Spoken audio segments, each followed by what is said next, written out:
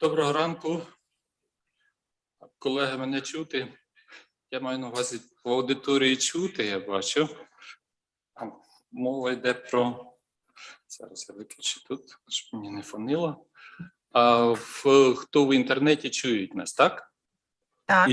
І чуємо, і бачимо. Дякую. І чуємо, Володимир Станіславович, дякуємо за підказку.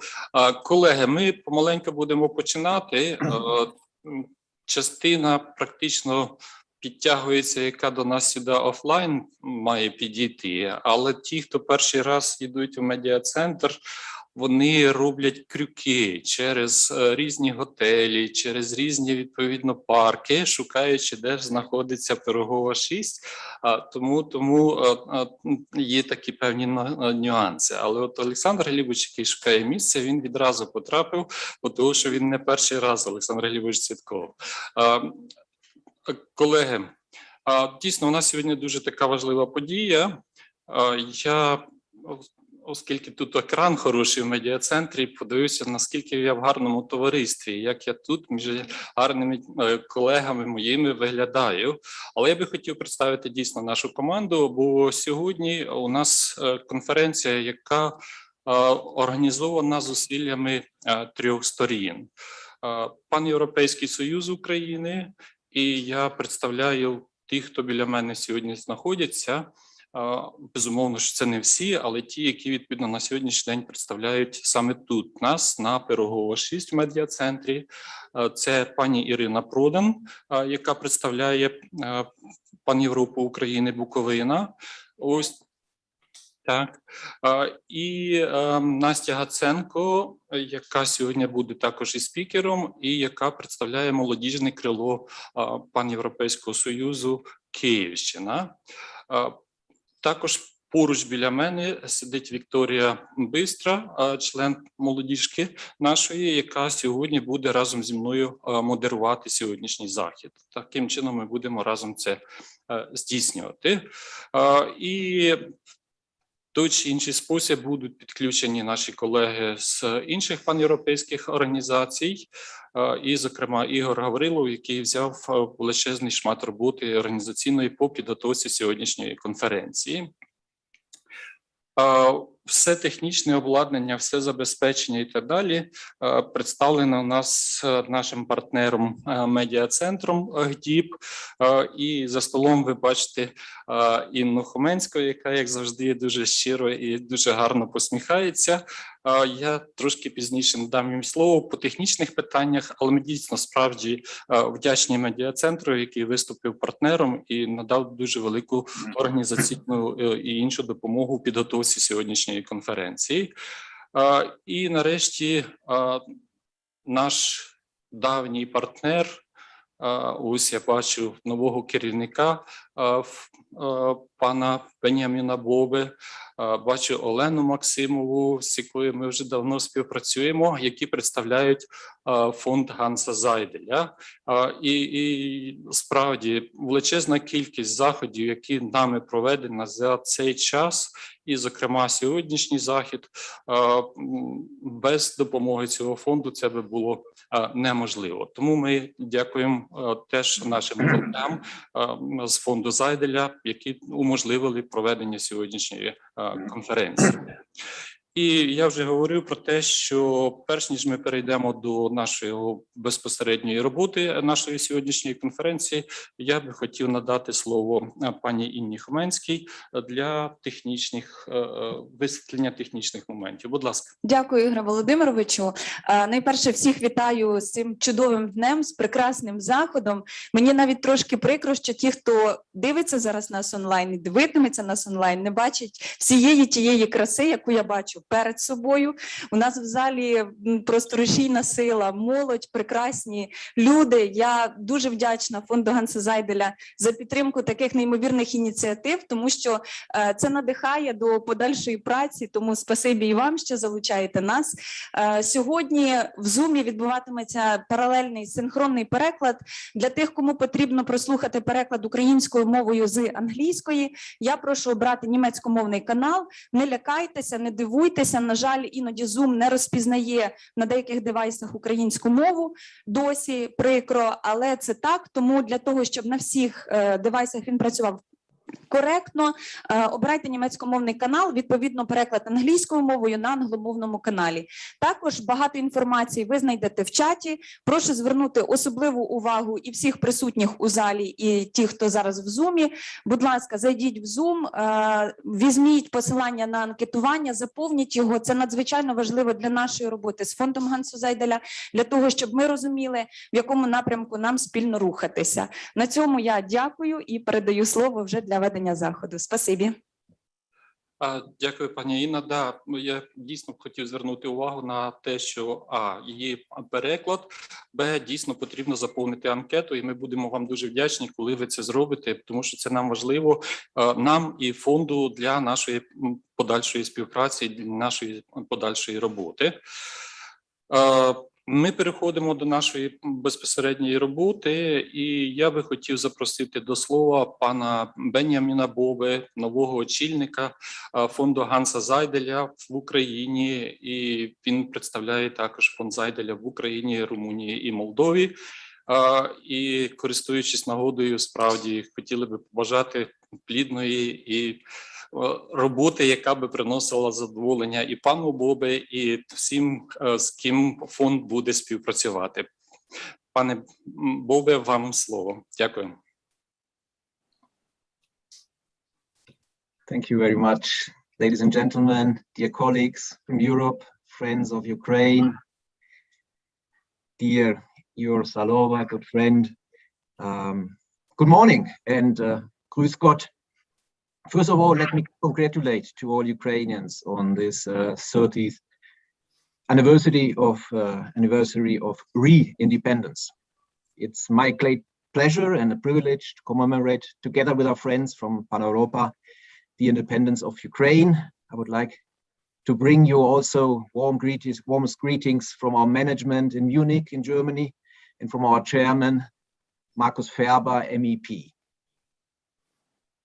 Hans Seidel Foundation, as you might know, has strong ties to Ukraine. Since 1992, we have our office here in the capital, Kyiv, and work with our Ukrainian partners on projects to promote democracy, civic education, decentralization, and to promote peace and stability. Ukraine matters. The relevance of Ukraine is not only reflected by a close bond, by intense dialogue between Ukraine, Munich, Berlin, Brussels, but also by the fact that our project in Ukraine is our best funded project all over Europe. This shows clearly our priorities and our trust in Ukraine's future. But all this is only a reflection of the fact that Ukraine matters on a far bigger scale. It is important to Bavaria, to Germany, to Europe as a whole. You see it as a brickstone in our common European house. Ladies and gentlemen, on 24th of August 1991, the Ukrainian parliament proclaimed the independence of the former Soviet Union. The decision at that time was certainly influenced by the failed coup in August 19th in Moscow, where officials of the Communist Party tried unsuccessfully to turn back the wheel of time. The decision of the Ukrainian parliament was impressively confirmed in a nationwide referendum on December 1st of the same year with over 92% approval. Since that special day in August 1991, independent Ukraine has seen a very colorful and very dynamic history. The separation from the Soviet Union presented the nation with an enormous economic and social challenge. With the Orange Revolution of 2004, the public in the West also became much more aware of the Ukraine and its situation. It became much more obvious that the people of the country wanted to live in freedom, to stick to the rule of law, to pluralism and democracy, and that Ukraine should be a central part of Europe. Ukraine is not the periphery of Europe. It's not in the periphery. It's in the middle of continental Europe. The revolution of dignity, the Euromaidan, was further evidence in my eyes of the strong will of the Ukrainian civil society to move on towards the West. The events of 2013 and 2014 also showed clearly that Ukrainians have long since adapted the values of democratic Europe. I don't need to tell you anything about the illegal annexation of Crimea and by Russia and the situation in Donbass. But I would like to mention one more thing. There are some voices questioning the democratic and constitutional character of Ukraine. We all know from which direction this misinformation and propaganda mostly comes from. Of course, Ukraine's transformation has not yet been completed. But the democracy test, if I may call it like this, Ukraine, in my eyes, has successfully passed in many occasions. Besides the Baltic states, I do not know of any other country in the so-called post-Soviet area that has shown such democratic stability and repeatedly removed incumbent presidents, incumbent governments, and re-elected new ones to office by democratic means, that is through free and fair elections, and with a power handover in the way required by the constitution. This is anything but a matter, of course, in transition countries. Ukrainian society and its people can be really proud of this. On the occasion of 30 years of re-independence, I wish Ukraine and the people of Ukraine the best for the future, a future in the heart of Europe. This is what the Ганнса Зайделя Foundation stands for with all its commitment. Thank you very much.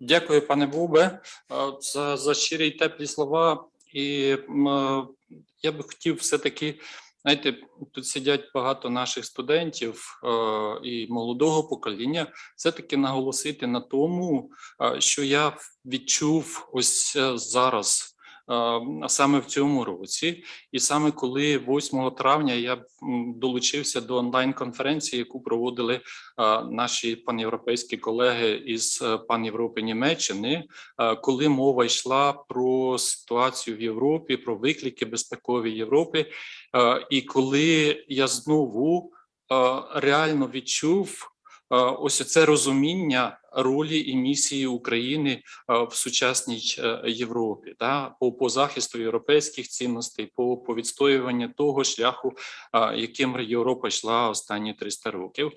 Тому дякую, дійсно, це важливі слова, які пан Боббе сказав і в черговий раз наголосив. І я просто хотів би, щоб всі зрозуміли, що мова йде не просто тому, що це так говориться, бо то вже 30-ліття.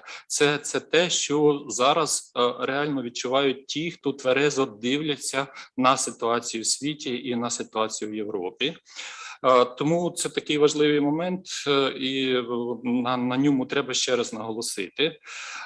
Я також радий вітати не тільки учасників, які знаходяться фізично офлайн у нас в залі, а й тих, хто підключився. В чаті ви бачите вже вказівки на технічні наші аспекти роботи, але в чаті також і є вітання від нашої колеги з кафедри міжнародних відносин з Грінченка Ірини Юріївни Слюсаренко, і також наші зарубіжні учасники вже під'єдналися і теж нам шлють вітання.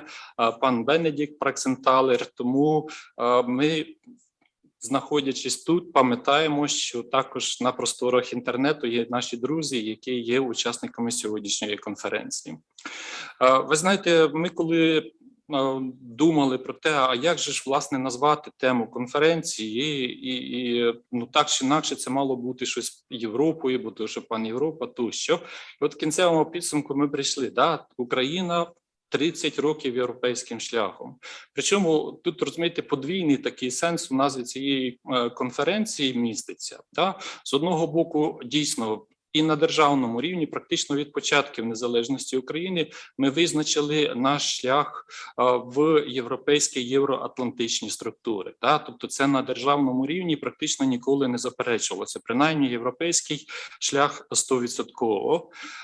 Але інший бік, який для мене вкрай є важливий і про який я постійно наголошую в своїх виступах, в своїх інтерв'ю чи спілкуванні з студентами, те, що Україна саме йшла європейським шляхом у своєму внутрішньому житті. Бо зрозуміло, що уявити собі, наприклад, в 91-му році, уявити собі навіть в 2001 році було ще складно, що ми будемо знаходитися в такому залі з таким технічним забезпеченням, з такою кількістю розумних, освічених молодих людей, які, на відміну від мене, не потребують наушників, вони чують англійську мову, і вони її розуміють, і вони розуміють процеси, які в світі відбуваються.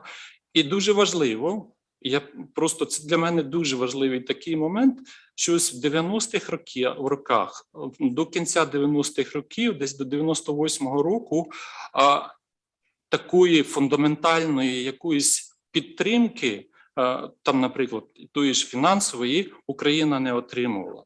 Тобто те, що ми зробили, здолали ось ці економічні, соціальні, політичні виклики, ми зробили самі. І зробили це в європейський спосіб.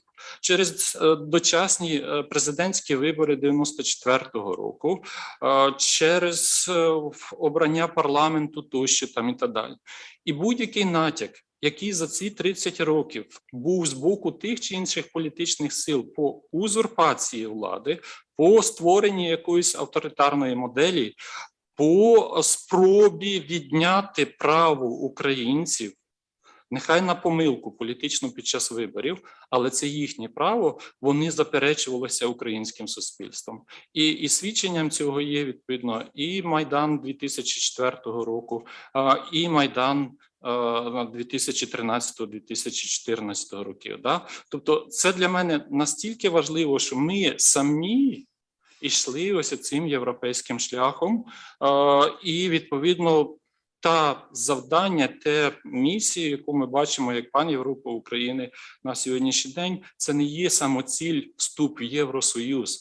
Наша мета – вибудування європейських принципів європейського простору в Україні з усіма елементами, які є важливими для європейських цінностей: субсидіарність, правова система, недоторканність приватної власності, вільна конкуренція, вільний вибір кожного громадянина тієї діяльності, яку він хоче.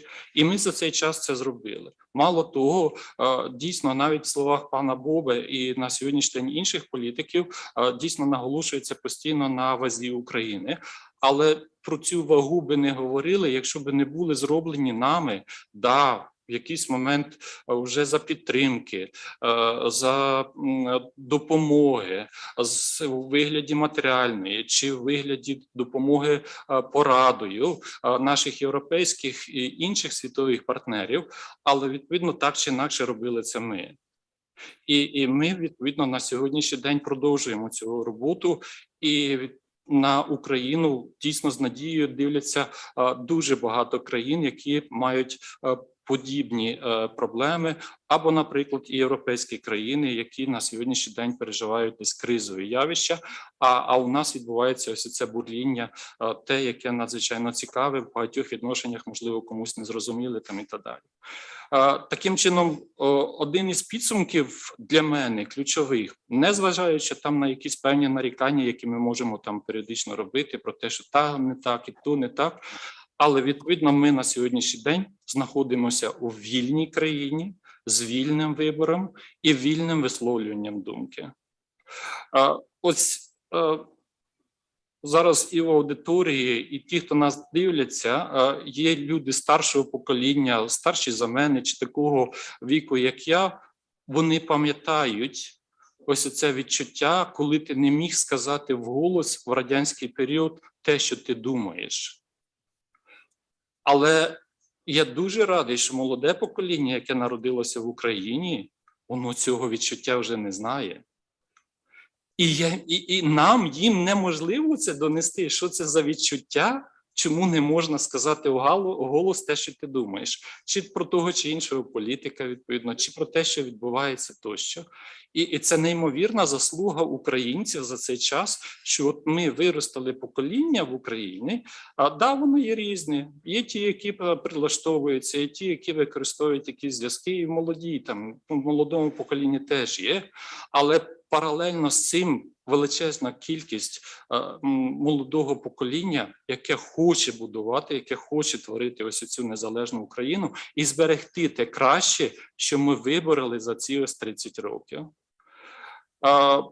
Для мене ще теж дуже важливо, це було в промові президента до незалежності, перед тим до 1033-ліття хрещення Росії, ось цей наголос. Тому що часто можна чути 24 серпня 91-го року нам впало. Ось просто так, да? Тобто ось там склалися такі розклади і відповідно відбулася незалежна Україна. Просто так нічого не падає. І зараз усвідомлення, щоб це впало ось так 24 серпня 91-го року, до цього мали бути покоління тих, хто сиділи по гулагах, тих, хто загинули в боротьбі з радянською чи нацистською системами, тих, хто боролися за незалежність України в 17-20 роках, тих, хто несли цю місію в 19-му, 18-му і попередніх століттях. Да? Тобто не відбулося це просто так. Воно відбулося через те, що за цим стояла ось ця історична тяглість. І оцей момент усвідомлення, який зараз відбувається в Україні, да, своїми крайнощами, там, ясна річ, з'являється те, що там українці перші у всьому були десь там і тому подібне. Да? Тобто це момент становлення будь-якої нації. Ось, але те, що це є, воно дуже важливе. І я в цьому плані хотів би звернутися, наприклад, до промови Карла фон Габсбурга, який на своє 60-ліття 11 січня 2021 року згадав слова свого батька Отто фон Габсбурга, який довгий час очолював міжнародний пан'європейський рух. Так от, Отто фон Габсбург говорив: той, хто не знає, звідки він іде, не знає, куди прямує, бо не знає, де знаходиться. Так от, ми на 30-й рік, в принципі, усвідомили той шлях і, відповідно, знаємо, куди ми рухаємося. Я не кажу, що ми до цього так це чітко не уявляли, але це зараз свідомий цілком вибір, і він представлений у свідомості українців.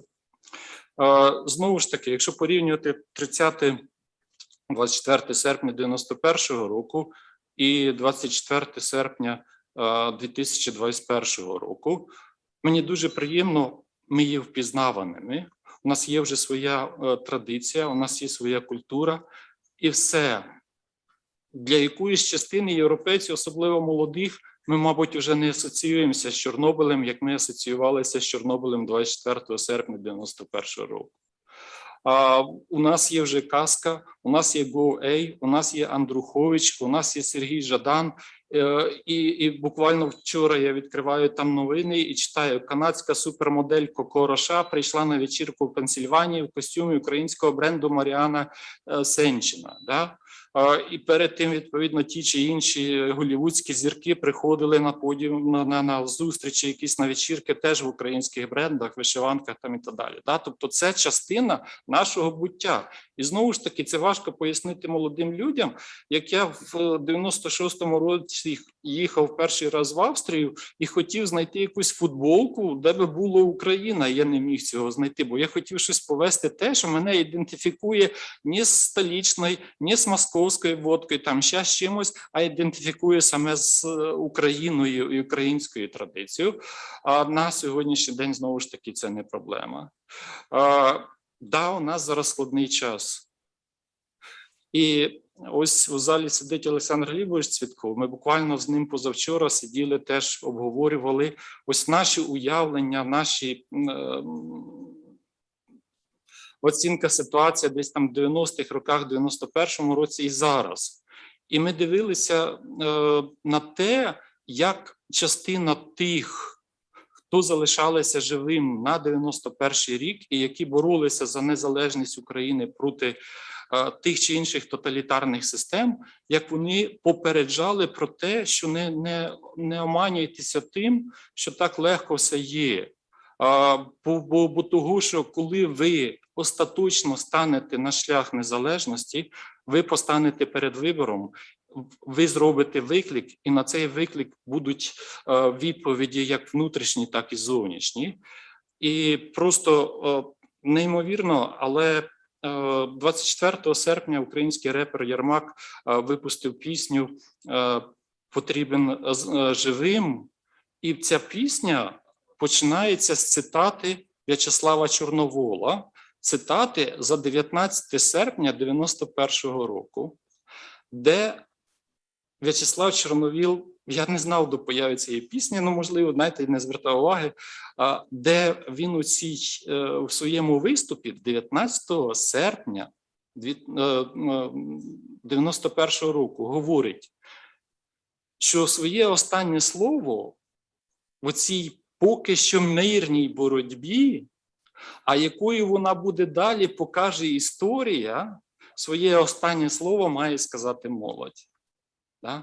Тобто весь його політичний досвід дисидентський, весь його політичний досвід табірний говорили йому про те, що якщо будуть реальні зміни, то це відповідно не буде просто так мирно, як оце тоді оцінювалося в 91-му році.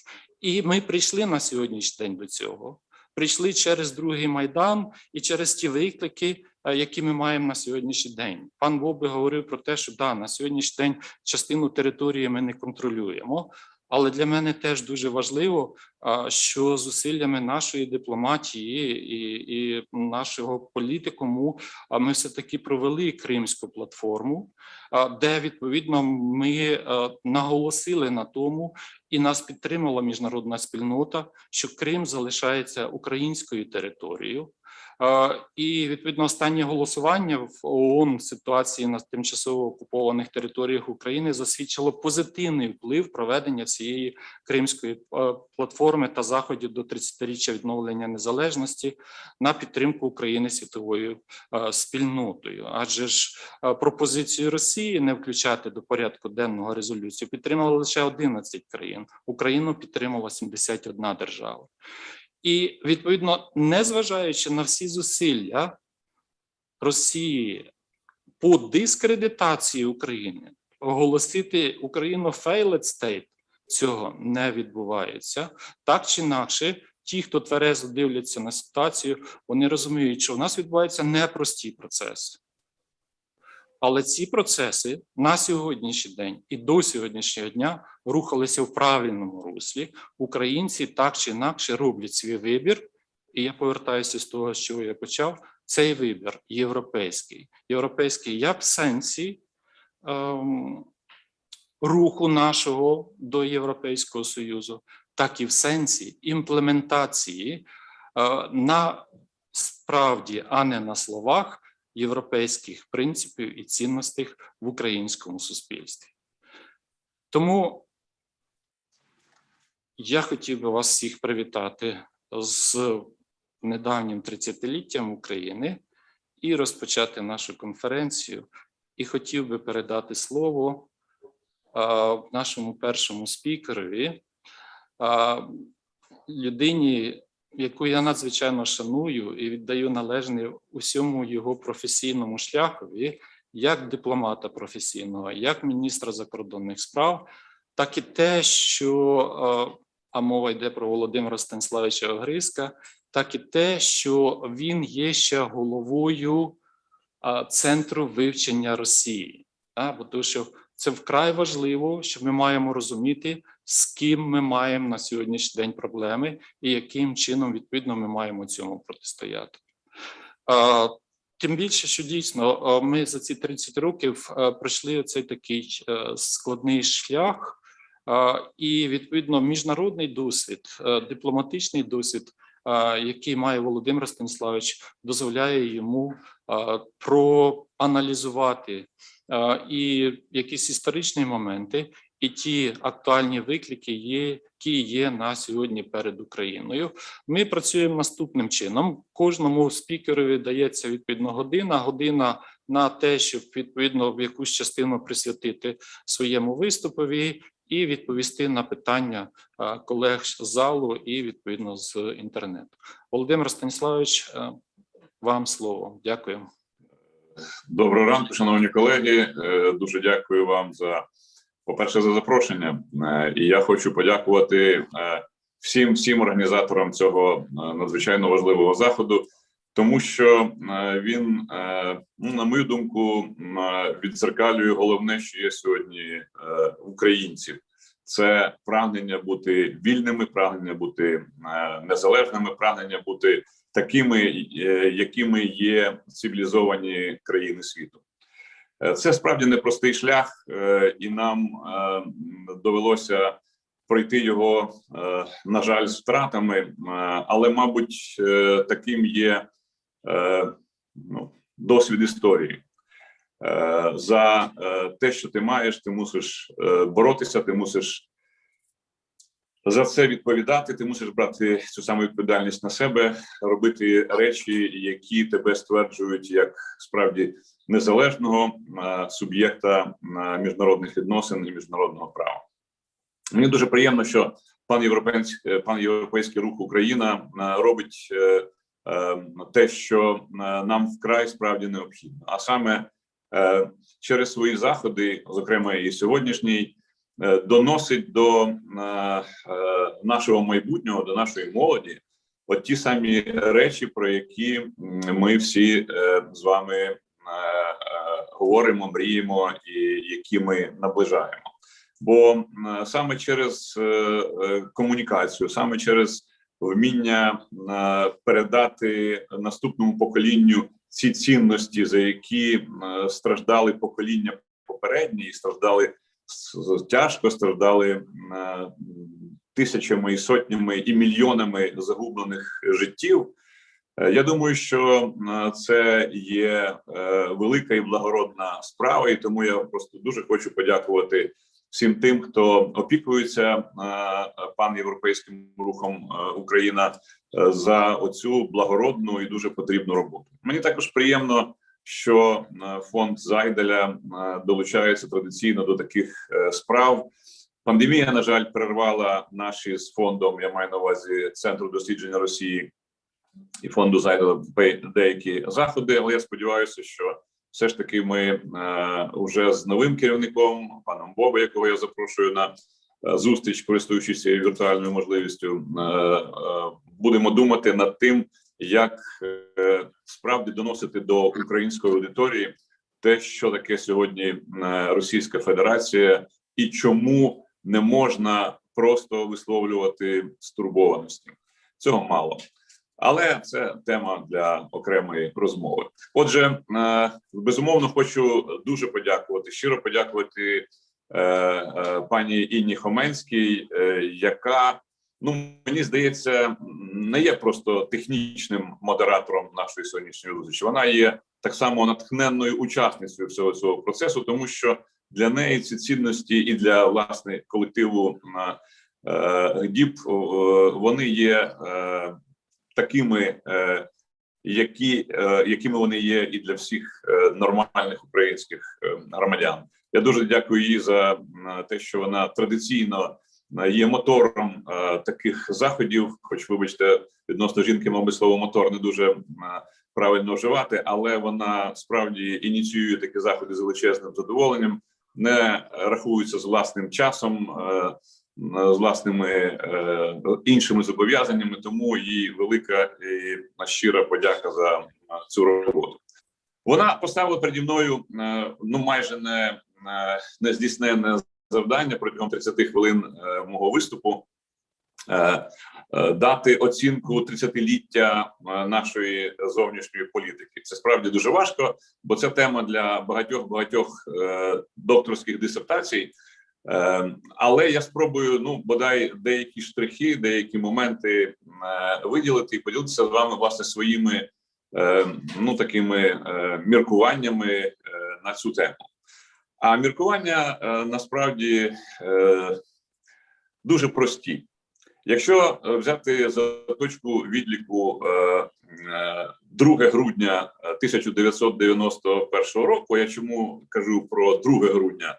Тому що 2 грудня Україна була визнана незалежною державою вперше. Тобто 2 грудня тодішній генеральний консул Польщі в Україні десь уже після 21-ї години дня, тобто був вже вечір, хоча все міністерство працювало і в цей час, передзвонив в приймальню до міністра Зленка, якого, на жаль, вже нема з нами, і терміново попросився на зустріч. Ну, ми були, чесно кажучи, дещо здивовані, тому що все-таки вже 21-ша там була з хвилинами.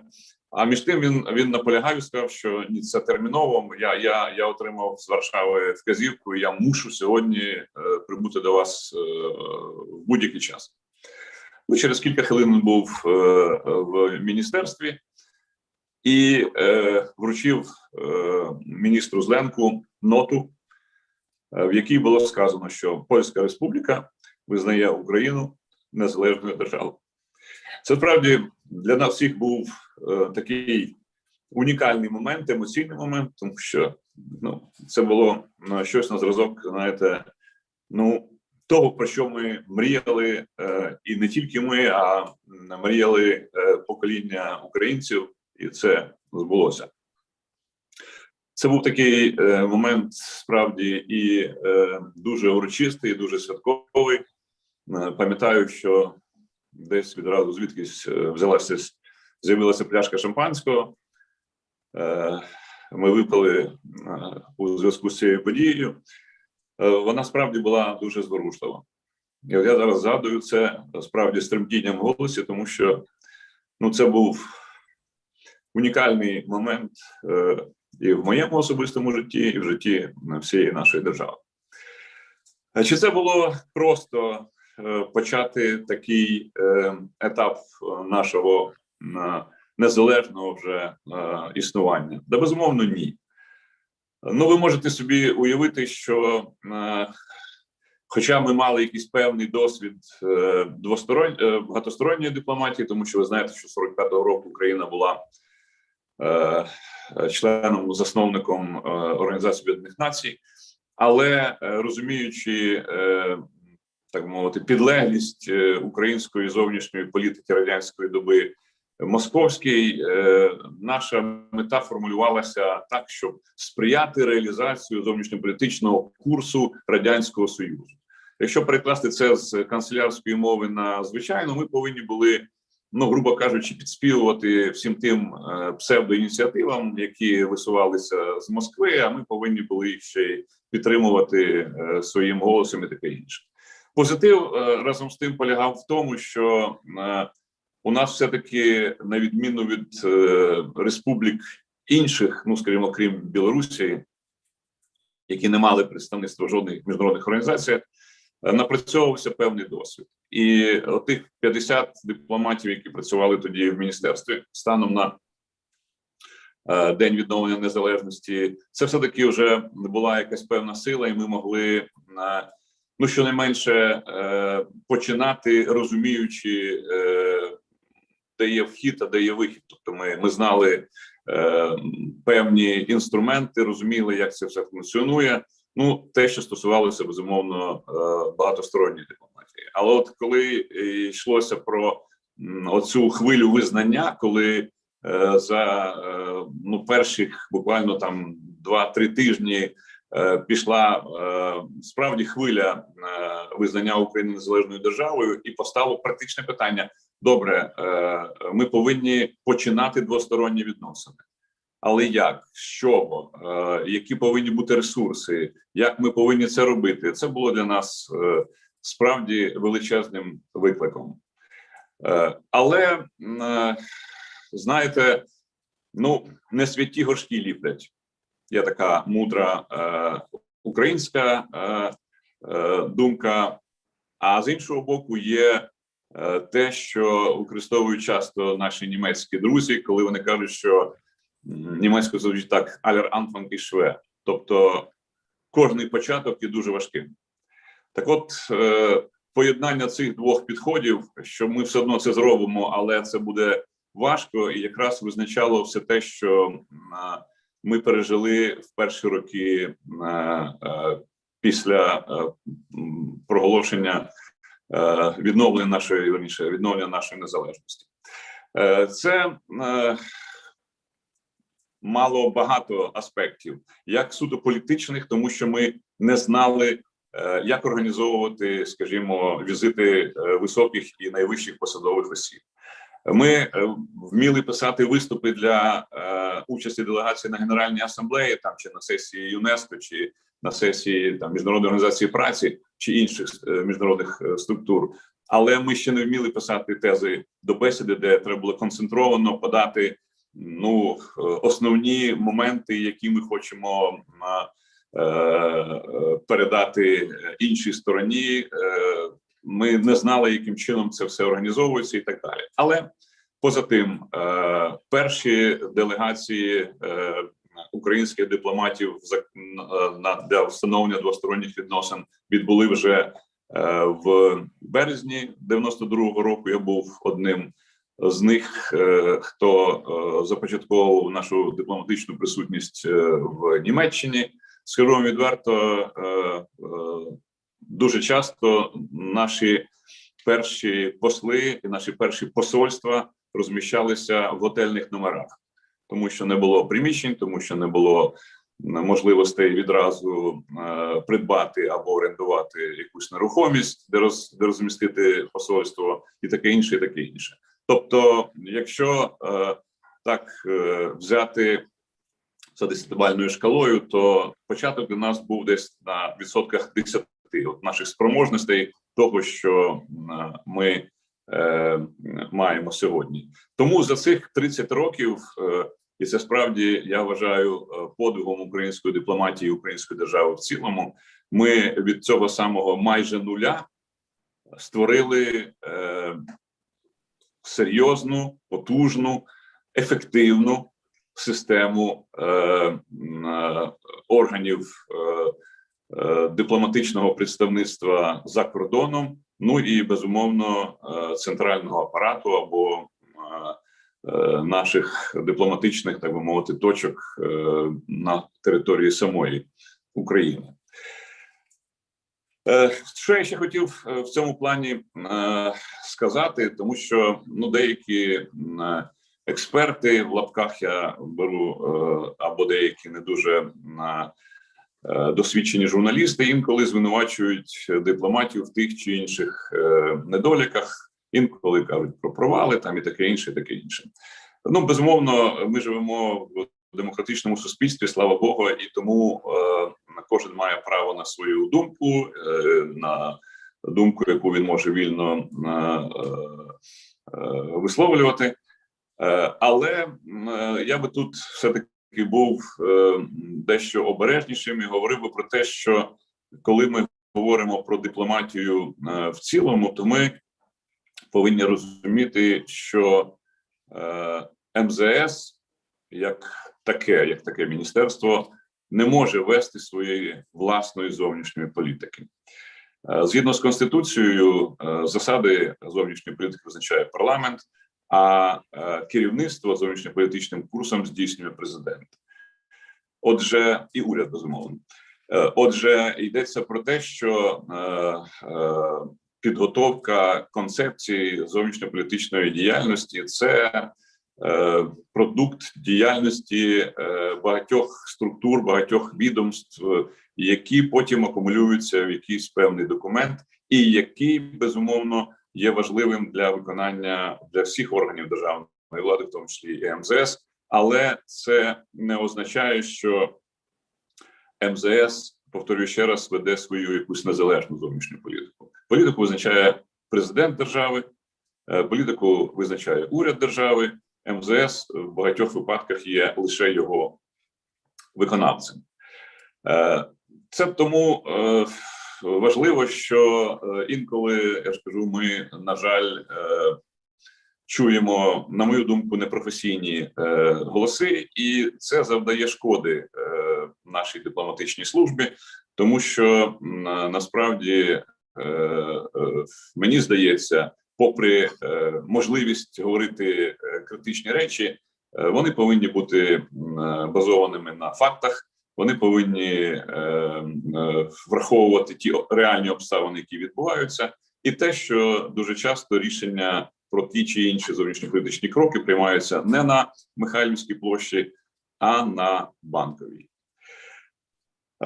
Що, на мою думку, можна вважати головними здобутками нашої зовнішньої політики за оці 30 років?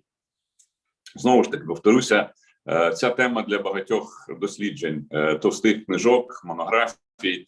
Але якщо відволіктися від певних деталей, я би виокремив головних кілька. Перша – це те, що ми остаточно, справді остаточно визначилися своїм зовнішньополітичним курсом. Згадайте етапи нашої зовнішньої політики, вони були різними. Так, ми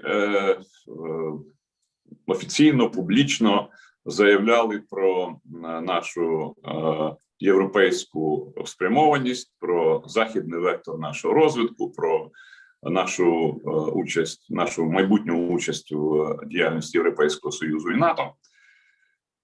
Але при цьому намагалися сидіти на двох стільцях.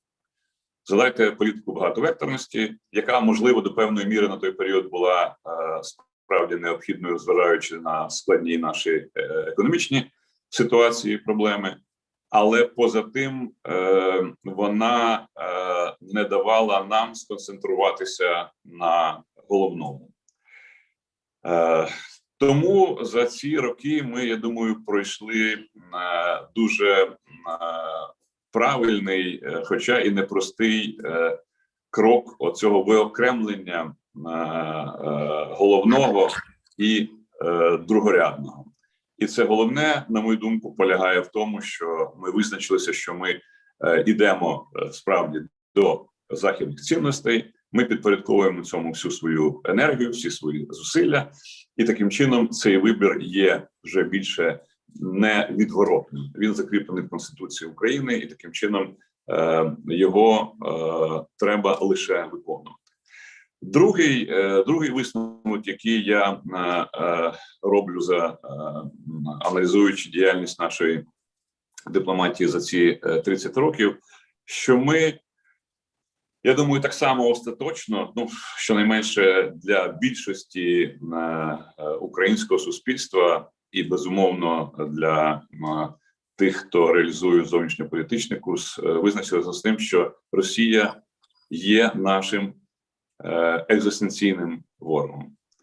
Мені важко говорити ці слова як дипломату, тому що дипломатія взагалі-то намагається не шукати ворогів, а шукати друзів, знаходити цих друзів і розвивати з партнерами за кордоном лише добросусідські взаємовигідні відносини.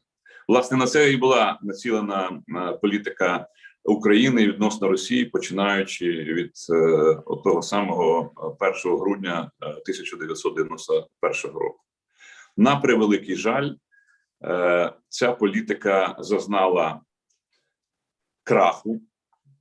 Це теж дуже складне і важке слово для дипломата, але ми про це повинні говорити, тому що наша російська політика зазнала краху через неправильні орієнтири, неправильні оцінки того, що відбувається в Російській Федерації. І от, до речі, той центр, який я маю честь очолювати, якраз і намагається вивчати всі ті процеси, які відбуваються в Російській Федерації, і не тільки її зовнішньої політики, але і внутрішньої. І ми дедалі більше розуміємо, що правильність тези про те, що зовнішня політика є політика, яка продовжує внутрішню.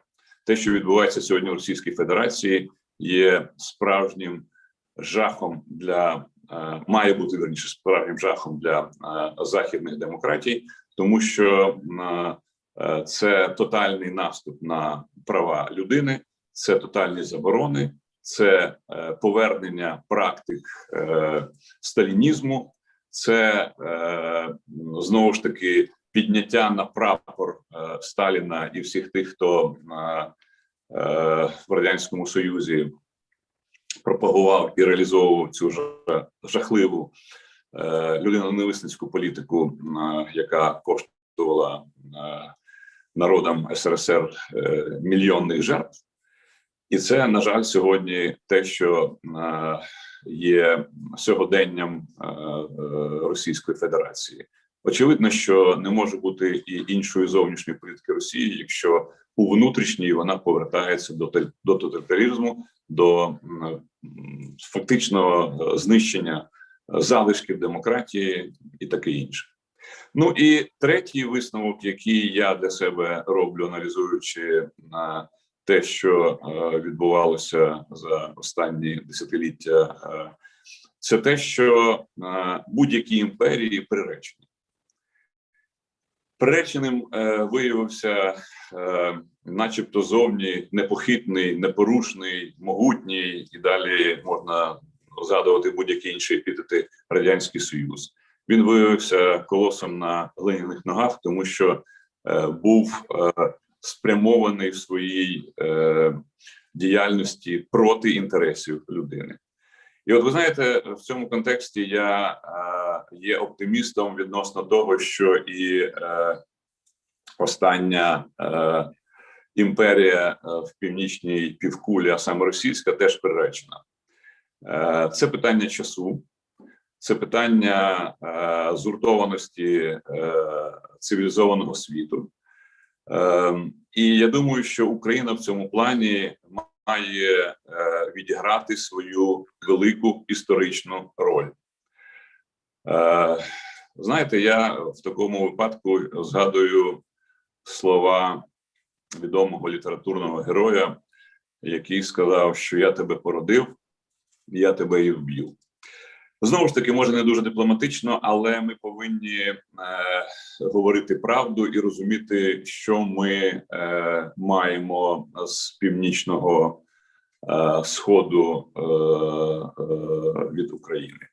Це тоталітарна система, яка є загрозою не лише для України, для нас вже безпосередньою, а для Заходу поки що теоретичною, хоча кібервійна, яка зараз ведеться Росією проти Заходу, це теж війна.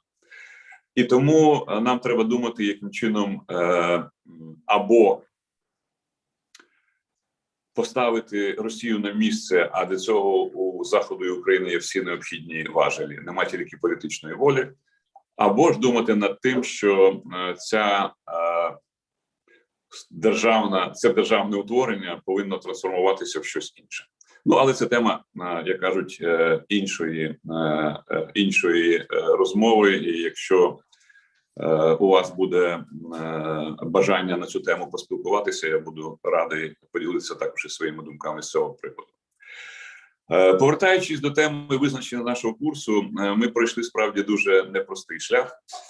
І я вам скажу чесно, от після цієї ейфорійної ночі з 1 на 2 грудня 91-го року на нас, як наче холодний душ на голови дипломатів, які працювали тоді в МЗС, деяких дипломатів, зокрема, прийшло повідомлення про те, що в Біловезькій пущі підписано угоду про створення СНД, цієї співдружності незалежних держав. І коли ми почитали текст цієї угоди, у тих людей, які реально прагнули незалежності України, волосся стало дибки, і ми зрозуміли, що якщо таку угоду ратифікує Верховна Рада України, то тоді просто відбудеться зміна вивіски. СРСР буде замінено на СНД, тому що Документи передбачали, що в Москві будуть вирішувати, що таке оборонна політика, в Москві будуть вирішувати, що таке зовнішня політика, в Москві будуть вирішувати, що таке безпекова політика і так далі, і так далі. Тобто фактично йшла мова про перейменування, але не про злам системи по суті. І от тоді, я вважаю, це був перший крупний успіх української дипломатії. Група дипломатів, до якої я мав честь належати також, але дуже невелика група, зібралася, і ми написали застереження до цієї угоди, яка була підписана в Біловежській пущі, і змогли переконати депутатів проукраїнського спрямування в тому, щоб вони провели роботу серед своїх колег, і ці застереження були прийняті. Власне, це, на мою думку, врятувало Україну від того, що ми не пішли шляхом відновлення СРСР, але під іншим соусом. Відносно Росії я вже сказав, що ми пройшли шлях від договору про дружбу 97-го року до кривавої війни 2014 року. І скажу вам відверто, я знаю, що насправді і президент Єльцин, якого у нас чомусь видають за великого друга України, посилаючись в основному на його відому фразу про те, що коли він був тут в Україні з візитом, і він звернувся до своєї делегації з риторичним питанням: а що ви зробили сьогодні для України? Це була позірна позиція, до певної міри цинізм. І на підтвердження цього я вам наведу просто один факт, який наводить в своїх спогадах наш перший посол в Росії, пан Володимир Крижанівський. У нього склалися гарні стосунки з такою тоді активною діячкою проєльцинського руху пані Галиною Старовойтовою. Так от, вона розповідала, ну так, в довірливій формі нашому послу, що мала розмову десь перед нашим референдумом з Єльциним і сказала йому, що Борис Ніколайович, я так бачу, що Україна від нас відходить. На що він сказав: нам треба зараз оцього Міченого прибрати, маючи на увазі Горбачова. У нього просто було на чолі таке, ну і зараз є така відмітина, вони його називали Міченим. Так от нам треба спочатку Міченого прибрати, а потім ми українцям швидко шию скрутимо. Тобто, я до чого? Великодержавний шовінізм в Росії був, є і, на превеликий жаль, залишається і сьогодні.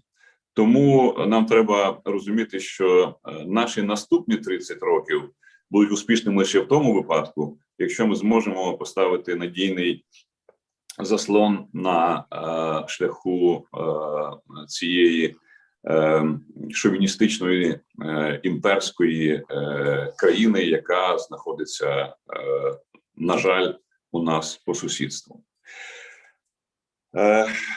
Питання про помилки – це теж тема, яку дехто воліє обходити. А мені здається, ми повинні про це говорити абсолютно щиро, тому що якщо ми не розуміємо, що ми робили помилки, якщо ми не хочемо зробити з них висновків, то тоді, на жаль, ми не зможемо правильно розвиватися далі. Чи були у нас помилки? На жаль, так. І, на жаль, їх було немало. І я вам скажу своє особисте враження, можливо, під впливом того, що я, вже працюючи першим заступником міністра, курував напрямок Росії і безпосередньо вів переговори про Чорноморський флот Російської Федерації на території України. Так от, на мою думку, першою грубою помилкою яка нам,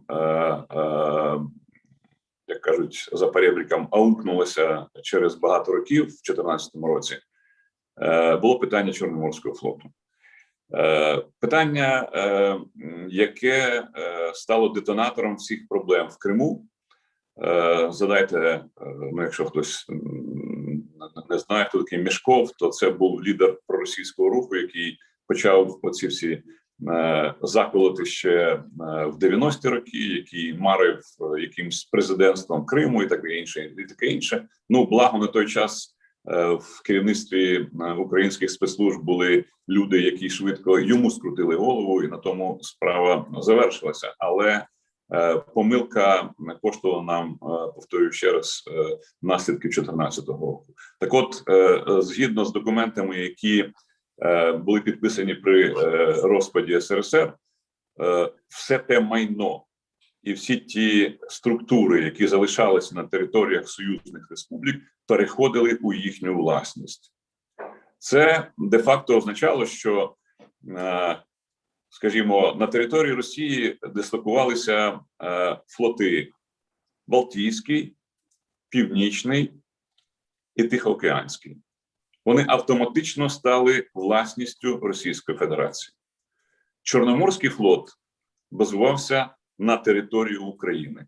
Він мав автоматично стати власністю української держави. На превеликий жаль, цього не сталося.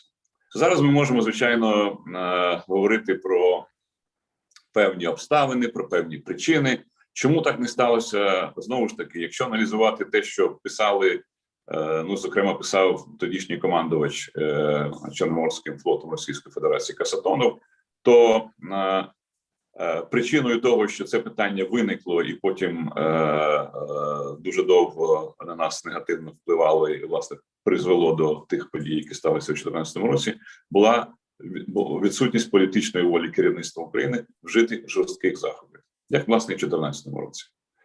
І от з цього часу ця заноза в тілі України почала гнити і почала використовуватися Російською Федерацією в своїх цілях. Якщо брати іншу помилку, на мою думку, це було те, що ми спільно з іншими країнами, які утворилися після розпаду Радянського Союзу, дали безумовне право Російської Федерації на місце в Раді безпеки ООН. Розумієте, просто віддали. Ну от, зібралися президенти всіх цих країн і без будь-яких умов, без будь-якої, так би мовити, політичної компенсації і так далі сказали: так, будь ласка, Російська Федерація, продовжуй місце Радянського Союзу в Раді безпеки ООН і роби там, що хочеш. Вибачте за, знову ж таки, недипломатичну прямоту, але це було так. Я вважаю, це так само було помилкою. Не меншою помилкою був Будапештський меморандум з точки зору відсутності в ньому реальних гарантій забезпечення нашої територіальної цілісності і незалежності. Тобто документ сам по собі прекрасний, слова там дуже правильні, підписи там дуже правильні, підписали керівники ядерних держав, але там не було головного. А що робити в разі, якщо ситуація піде так, як вона пішла в 2014 році? Тому, на превеликий жаль, ми мусимо, ну і таких, на жаль, було ще багато, я просто дивлюся на час, у мене не так багато залишається часу, я хочу, щоб ми ще з вами поспілкувалися в режимі дискусії. Тому я думаю, що ми повинні на це дивитися спокійно, ми повинні аналізувати ці помилки і не тільки, і розуміти, що ми не маємо робити далі, щоб їх не повторювати. Але якщо взяти так грубо і дуже узагальнено, ми намагалися всидіти на двох стільцях. В Брюсселі ми говорили, що ми за НАТО, а в Москві ми говорили, що ми за Росію. Ну так не буває, тому що це антиподи. Якби і Брюссель, і Москва були на одній цивілізаційній хвилі, на одному рівні, ну тоді проблем немає. Оскільки це антиподи, тому що для Москви головне фактично знищити і Європейський Союз, і НАТО, європейську солідарність, знайти там своїх п'ятиколонників, що вони успішно роблять, експортувати туди не газ, а експортувати туди корупцію, що вони, власне, роблять зараз, і чим вони фактично підкорили Україну свого часу, бо експортували до нас, колеги, зовсім не газ, вірніше, зовсім не тільки газ, а експортували залежність, тому що на газовій корупції трималися не одні уряди в нашій незалежній Україні. І ми сьогодні маємо ті негативні результати саме через те, що корупція пройшла від самого верху до самого низу нашого суспільства. І допоки ми цю корупцію не подолаємо, поки ми не подолаємо остаточну залежність від Росії по енергоносіях, повірте, наш шлях на захід буде надзвичайно важким. Отже, повторюю ще раз, але нам треба бути справедливими відносно нас самих. Ми повинні бути об'єктивними, чесними і розуміти, що ми самі можемо самокритично дивитися на те, що було, і розуміючи це, рухатися вперед. Я не хотів би, щоб у вас склалося враження про те, що у нас були лише помилки, та ні. У нас насправді було надзвичайно багато прекрасних результатів. Ну, від кампанії про просування, скажімо, теми Голодомору, от до цієї останньої кримської платформи, яку я вважаю справді успіхом. Я вважаю, що наша українська дипломатія спрацювала блискуче і бездоганно, тому що зібрати за умов тиску Москви 46 іноземних представників – це справді величезний успіх. І я дуже дякую нашим колегам, які працювали відчайдушно і самовіддано і досягли результату. Тепер тільки от питання в головному, як цю оболонку наповнити конкретним змістом. І от тут буде не менше роботи, ніж для створення, власне, цієї форми. Отже, якщо у нас є на рівні керівництва держави політична воля досягати тих чи інших результатів, то, повірте, дипломатія зробить все і робила все, і успішно робила все для того, щоб ці настанови виконати. Якщо ж її нема, ну тоді ми будемо ходити по колу. Які, на мою думку, є три головні завдання української дипломатії сьогодні? Ну, насамперед, це забезпечення нашої безпеки. Бо це проблема і тема номер один для будь-якої держави. Ми повинні відновити територіальну цілісність. Ми повинні зробити все, щоб стати членами Європейського Союзу і НАТО. І ми повинні бути здатними протидіяти Російській Федерації, тобто в разі її нападу задати такої шкоди агресору, щоб для неї це було неприйнятно.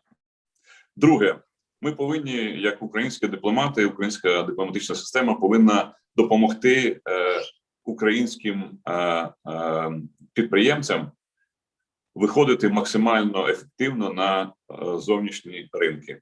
Це завдання кожної дипломатичної служби. І я думаю, що зараз, коли нарешті починаються певні рухи для того, щоб все-таки долати корупцію і допомагати реально українському товаровиробнику, це буде під силу і українській дипломатії. І наступний, мабуть, останній за ліком, але не останній за значенням момент – це наш гуманітарно-інформаційний наступ. Тобто дуже добре, що ми справді сьогодні вже ідентифікуємося не лише з Чорнобилем чи з футболістом Шевченком, а через те, що ми маємо свій міжнародний профіль, але все одно це лише початок шляху, який ми маємо пройти. Ви знаєте, я б його назвав так для певного гумору, щоб український борщ був на всіх континентах. Зараз, знаєте, ресторатор Клопотенко, такий модний молодий чоловік, він зараз започаткував дуже цікаву ініціативу щоб в світі знали, що таке українська кухня. Ну, як знають італійську, як знають там іспанську, французьку. А чому ні? А чому ми не повинні зробити так, щоб в світі знали, що таке українська кухня? Тобто Україна має стати впізнаваною. Впізнаваною через позитив, впізнаваною через ті речі, які у нас є і які ми повинні вміти представляти.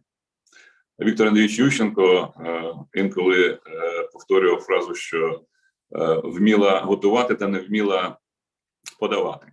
Так от, ми повинні навчитися подавати те, що у нас є, а в нас є справді дуже-дуже багато. І тому я, колеги, завершуючи, можу вам сказати, що я щасливий, що на мою долю випало оце 30-ліття, коли ми з нічого, з васалу і другосортного суб'єкту, як нас вважали в Москві, стали державою, яка пройшла доволі складний шлях, але шлях, який нам безумовно дає наснагу і силу, тому що ми знаємо, що ми базуємося на правді, що ми виступаємо за ті цінності, які є притаманними цивілізованим народам, а отже, так чи інакше, ми переможемо. Попри труднощі, попри зігзаги, по-іншому не буває. Але я дуже хочу, щоб ті наші слухачі і глядачі, яким, скажімо так, 20+, розуміли, що ми з свого боку зробили максимум для того, щоб ви підхопили ініціативу, щоб ви підхопили цю естафету, і щоб ви за життя вже вашого покоління відчували себе справді вільними, незалежними людьми, бо це найвища цінність. Дякую вам. Шановний Володимире Станіславовичу, дякую за ваш виступ. Це цікаво, тому що ви завершили дві речі, які мені цікаві, бо тому що я підготував собі, думав, що задам вам питання, коли ви мали би відповісти, так як відповідали наші студенти, коли, верніше, відповідав Андрій Іванович Веселовський. У нас у Гринченка в університеті була весняна дипломатична школа, і ми проводили там зустрічі. І, зокрема, одним із спікерів був Андрій Іванович Веселовський, і один із наших студентів, Женя Кацимон, поставив йому питання: 3 найбільші успіхи української дипломатії і 3 найбільші помилки чи провали десь української дипломатії. Ви так чи інакше щось з цього окреслили, мало того, ви перевершили, ви відповідно ще вказали 3 ключових завдання, які є. Але дуже важливий момент, емоційний для мене і такий теж індивідуальний, який я теж відчуваю, який ви говорили. І які ми з вами, мабуть, із тими, хто старшого покоління особливо відчуваємо, молодше покоління, мабуть, менше. Я маю на увазі, є знамените китайське прислів'я, що не дай Бог жити в часи змін. А я весь час своїм студентам говорю, що я радий, що я жив в ці часи змін. І от ви говорите про те, що складний був шлях, але ви гордий і щасливий, що ви долучилися до цього шляху, і що завдяки в тому числі вашим зусиллям і ваших колег Україна відбулася, це вже 100% як незалежна держава. Да? І ми можемо це передати. І я своїм студентам весь час говорю, да, ви маєте право обрати ваш дальший життєвий шлях. Ви можете на сьогоднішній день вільно подорожувати, і це теж заслуга нашої держави, наших дипломатів по Європі, в рамках безвізу. Це неймовірна заслуга. Ви можете обрати, відповідно, будь-який університет світу для навчання. Ви можете обрати собі, відповідно, себе реалізовувати в будь-якій країні світу, виїхати туди, там жити і так далі. Але в Україні ви творці. Там ви приїжджаєте на готове, там ви будете споживачами. І відповідно, да, ваше покоління, наше покоління зробили для цього все, щоб молоде покоління в Україні мало можливість себе реалізувати мало того, мало можливість побудувати таку державу, яку вони бачать, і відповідно гордитися цією державою. Тому, Володимир Станіславович, дякую вам щиро і звертаюся до колег в чаті, які нас споглядають в інтернеті, і до колег в аудиторії. Будь ласка, ми відкриті до питань. Ви можете поставити свої питання. Будь ласка, представлятися. Ось я вже бачу, у нас в аудиторії звернулися. І, будь ласка, ставте своє питання. Так, доброго дня. Мене звуть Павло Берест. Питання до пана Володимира. Вірніше, два уточнюючих таких питання до його чудової доповіді чи розмови. Перше, ви казали, що Росія, ну, як уламок імперії, ще існує і діє як імперія. Тому таке питання, як на вашу думку, чи достатньо для того, щоб Росія перестала бути імперією, скажімо так, завершення керівництва її нинішнім там керівником, очільником, тобто так, відхід його від влади, чи мають бути якісь ще інші передумови до цього, окрім зміни лідера? І друге таке уточнююче питання, все-таки наразі ваша професійне судження чи твердження: Україна ще досі залишається в СНД, чи все-таки вона вже вийшла, як заявляють наші очільники? Дякую. Дякую. Ну, я спочатку хочу подякувати пану Ігору за його слова і за його оцінки. Ми однодумці, ну, тому що справді маємо однакові цінності, і я дуже радий, що в наших вищих навчальних закладах справді є ті натхненні люди, я їх так можу назвати, які передають і через свій власний досвід, і через свої знання нашому молодому поколінню всі ті цінності, які є для нас важливими і які, безумовно, молодим поколінням будуть використовуватися. Так що, пане Ігоре, ще раз дякую вам і за організацію цієї конференції, і за те, що ви робите вже як людина, яка передає свої знання, свої цінності людям молодого покоління. Тепер відносно двох запитань нашого шановного слухача і глядача. Відносно СНД. Україна не є країною СНД. Ми не підписували статуту СНД, ми не підписували документів, які нас ідентифікують з цим об'єднанням. Україна була учасником в діяльності СНД. Тобто це означало, що ми брали участь в якихось певних заходах. Ну, на початку це були майже всі заходи, там Рада президентів, там саміти, підписання якихось документів. Але навіть при цьому все те, що Україна підписувала, вона чітко і ясно корелювала з тими засадничими документами, про які я вже згадував. Тобто, зазвичай, і навіть я вам скажу чесно, відкрию таку невеличку таємницю, інколи позиція МЗС викликала деяку, скажімо так, напругу і в Кабінеті міністрів, і в адміністрації президента, тому що, ну, коли політично було, скажімо так, вигідно підписати ту чи іншу якусь там угоду і так далі, але в МЗС, а МЗС в даному випадку був такою, знаєте, собакою на сіні, в гарному розумінні цього слова, казали, що ні, це суперечить нашим внутрішнім документам і нашій західній орієнтації, то тоді ми дані документи не підписували або підписували з такими застереженнями, які, власне, зводили на нівець саму суть цього документу. Тобто ми брали участь, але ми не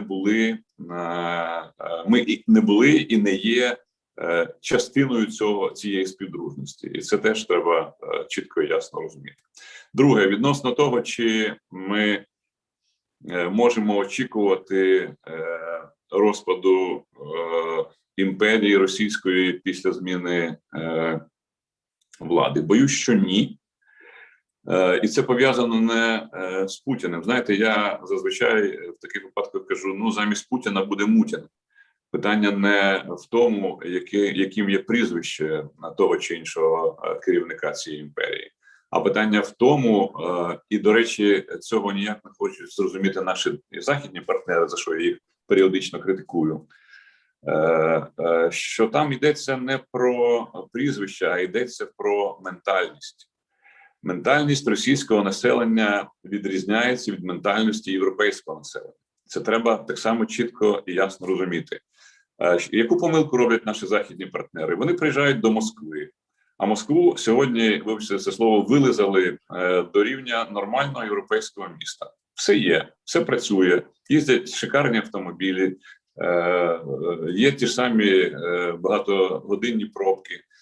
Тобто всі ті атрибути, працюють готелі, працюють ресторани, обслуга в них інколи навіть говорить англійською мовою. Тобто, зовні все складається так, що начебто це і є вся Росія. Ну, перше, це не є вся Росія. Росія складається з багатьох регіонів, де вже сьогодні говорять «хватить кормить Москву». От ми з паном Ігорем згадуємо роки 80-ті, так от тоді в усіх республіках казали «хватить кормить Москву». І це завершилося розвалом Радянського Союзу. Тобто Захід сприймає Росію виключно через вітрину Москви, не розуміючи, що питання в іншому. Питання в тому, що російське населення звикло до зовсім іншої парадигми життя. Якщо на Заході це вибори, свобода, незалежність і так далі, то в Москві це цар, бояри і холопи. Ось, так би мовити, вертикаль, яка працює вже століттями. Півтисячоліття працює ця вертикаль. І вона настільки впливає на свідомість населення, що воно не може зрозуміти, як можна бути вільним.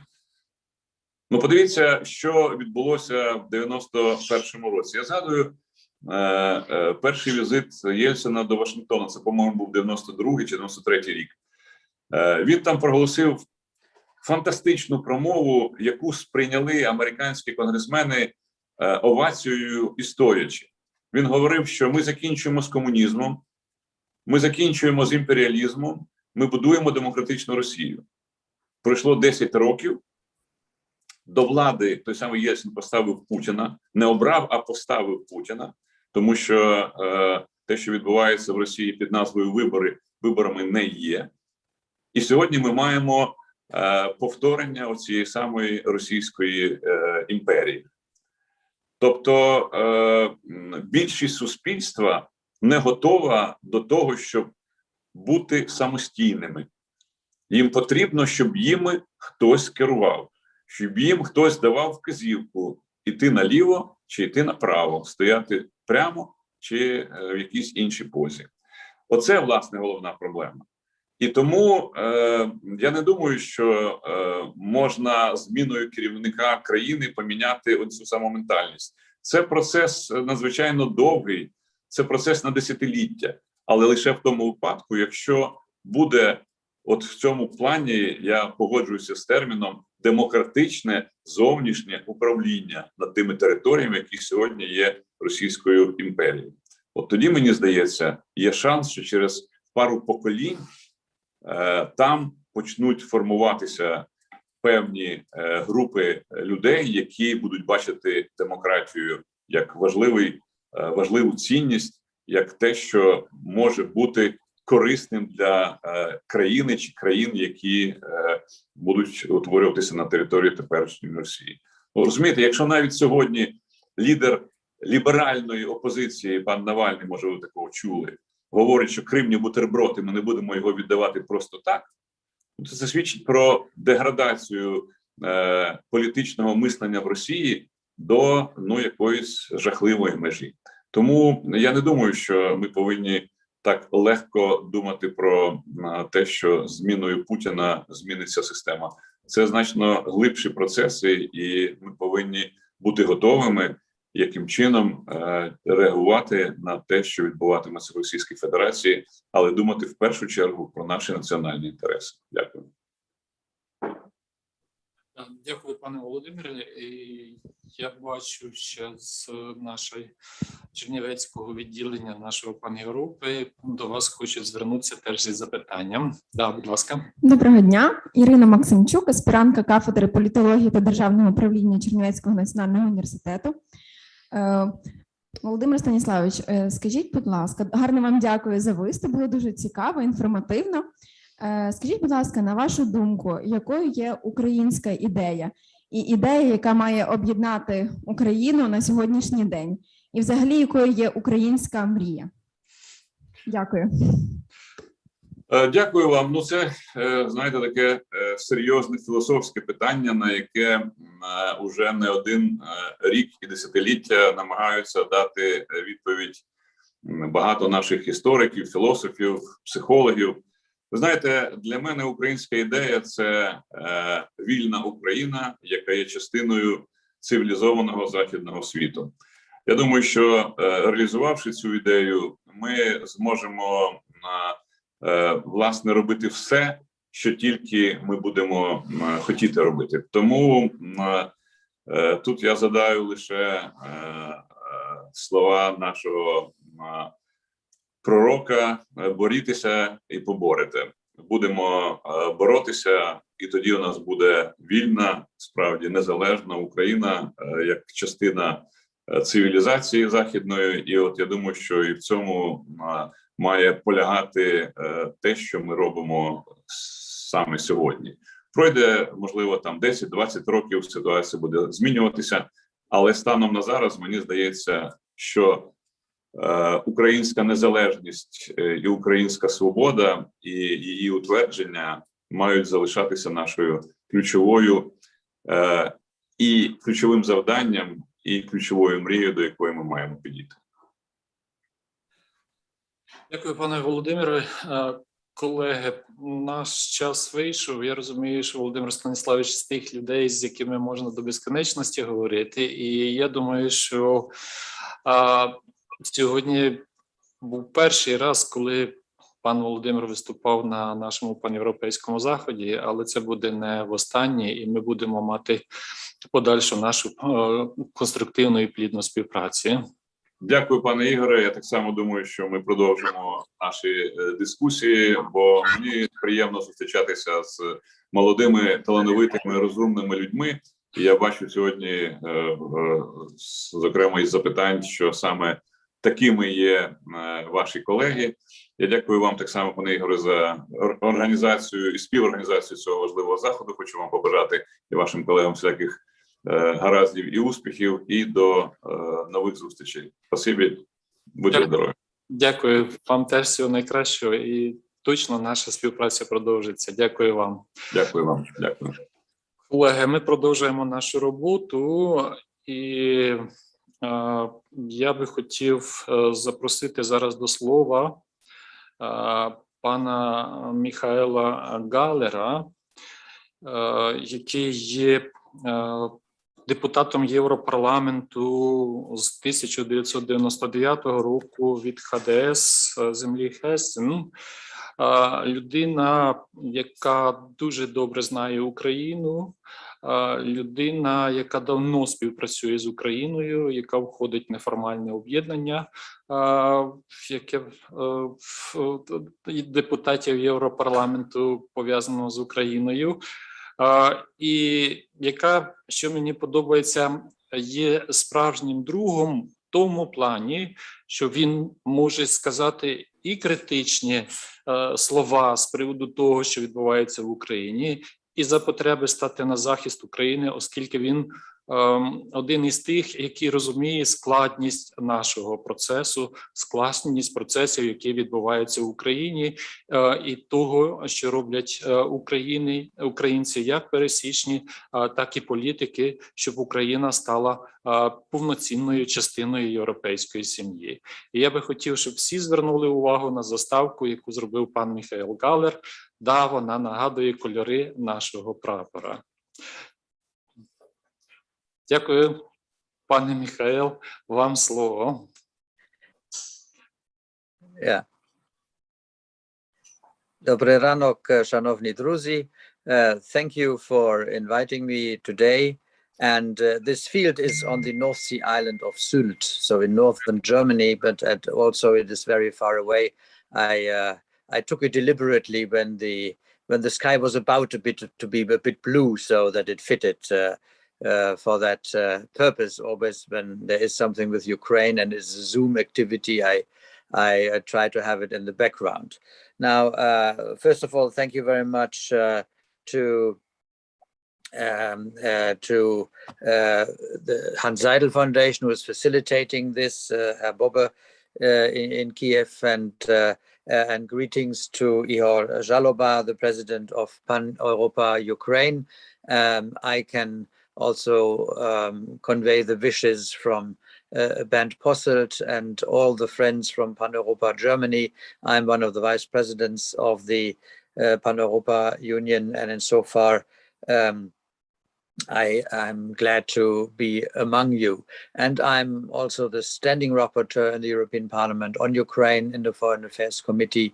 So we are, I'm dealing almost on a daily basis with Ukrainian issues. And I am happy to say that 2 weeks ago, I was also together with 6 other colleagues in Kiev for the 30th anniversary of the independence of Ukraine, or shall I say the rebirth of Ukraine as a independent nation. And we were also attending the launch of the Crimea platform, and afterwards visiting, apart from Kiev, also we had a stopover in Zaporizhia, and then continuing to Mariupol, and also going to Shirokine to demonstrate that we are aware of the continuous threat that comes from Russia and its well, how shall I put them? Its allies is too much of an honor. It's those people who work on their behalf to destabilize Ukraine. So that is the latest developments. And indeed, as you said in your introduction, I am among all those colleagues who are very staunch supporters not only of the independence of Ukraine, but also of the path that Ukraine has chosen to have a European track. And insofar, we support all those who are the real reformers in the need that is needed to transform the country to a functioning, I say sometimes, a boring, normal European democracy. When everything functions well, it may tend to become boring, but you are not yet in the phase that everything is boring. But it is exciting, and it is a continuous challenge to get this country further to functioning in a way that the citizens perceive it as their home, regardless what their political and linguistic background is. This Ukraine must develop and will develop. We are quite confident towards becoming this strong and stable and large European country to which at some point, and we in the parliament, we would support it, at some point really gets the concrete accession perspective. We are by no means there yet, but you know what needs to be done.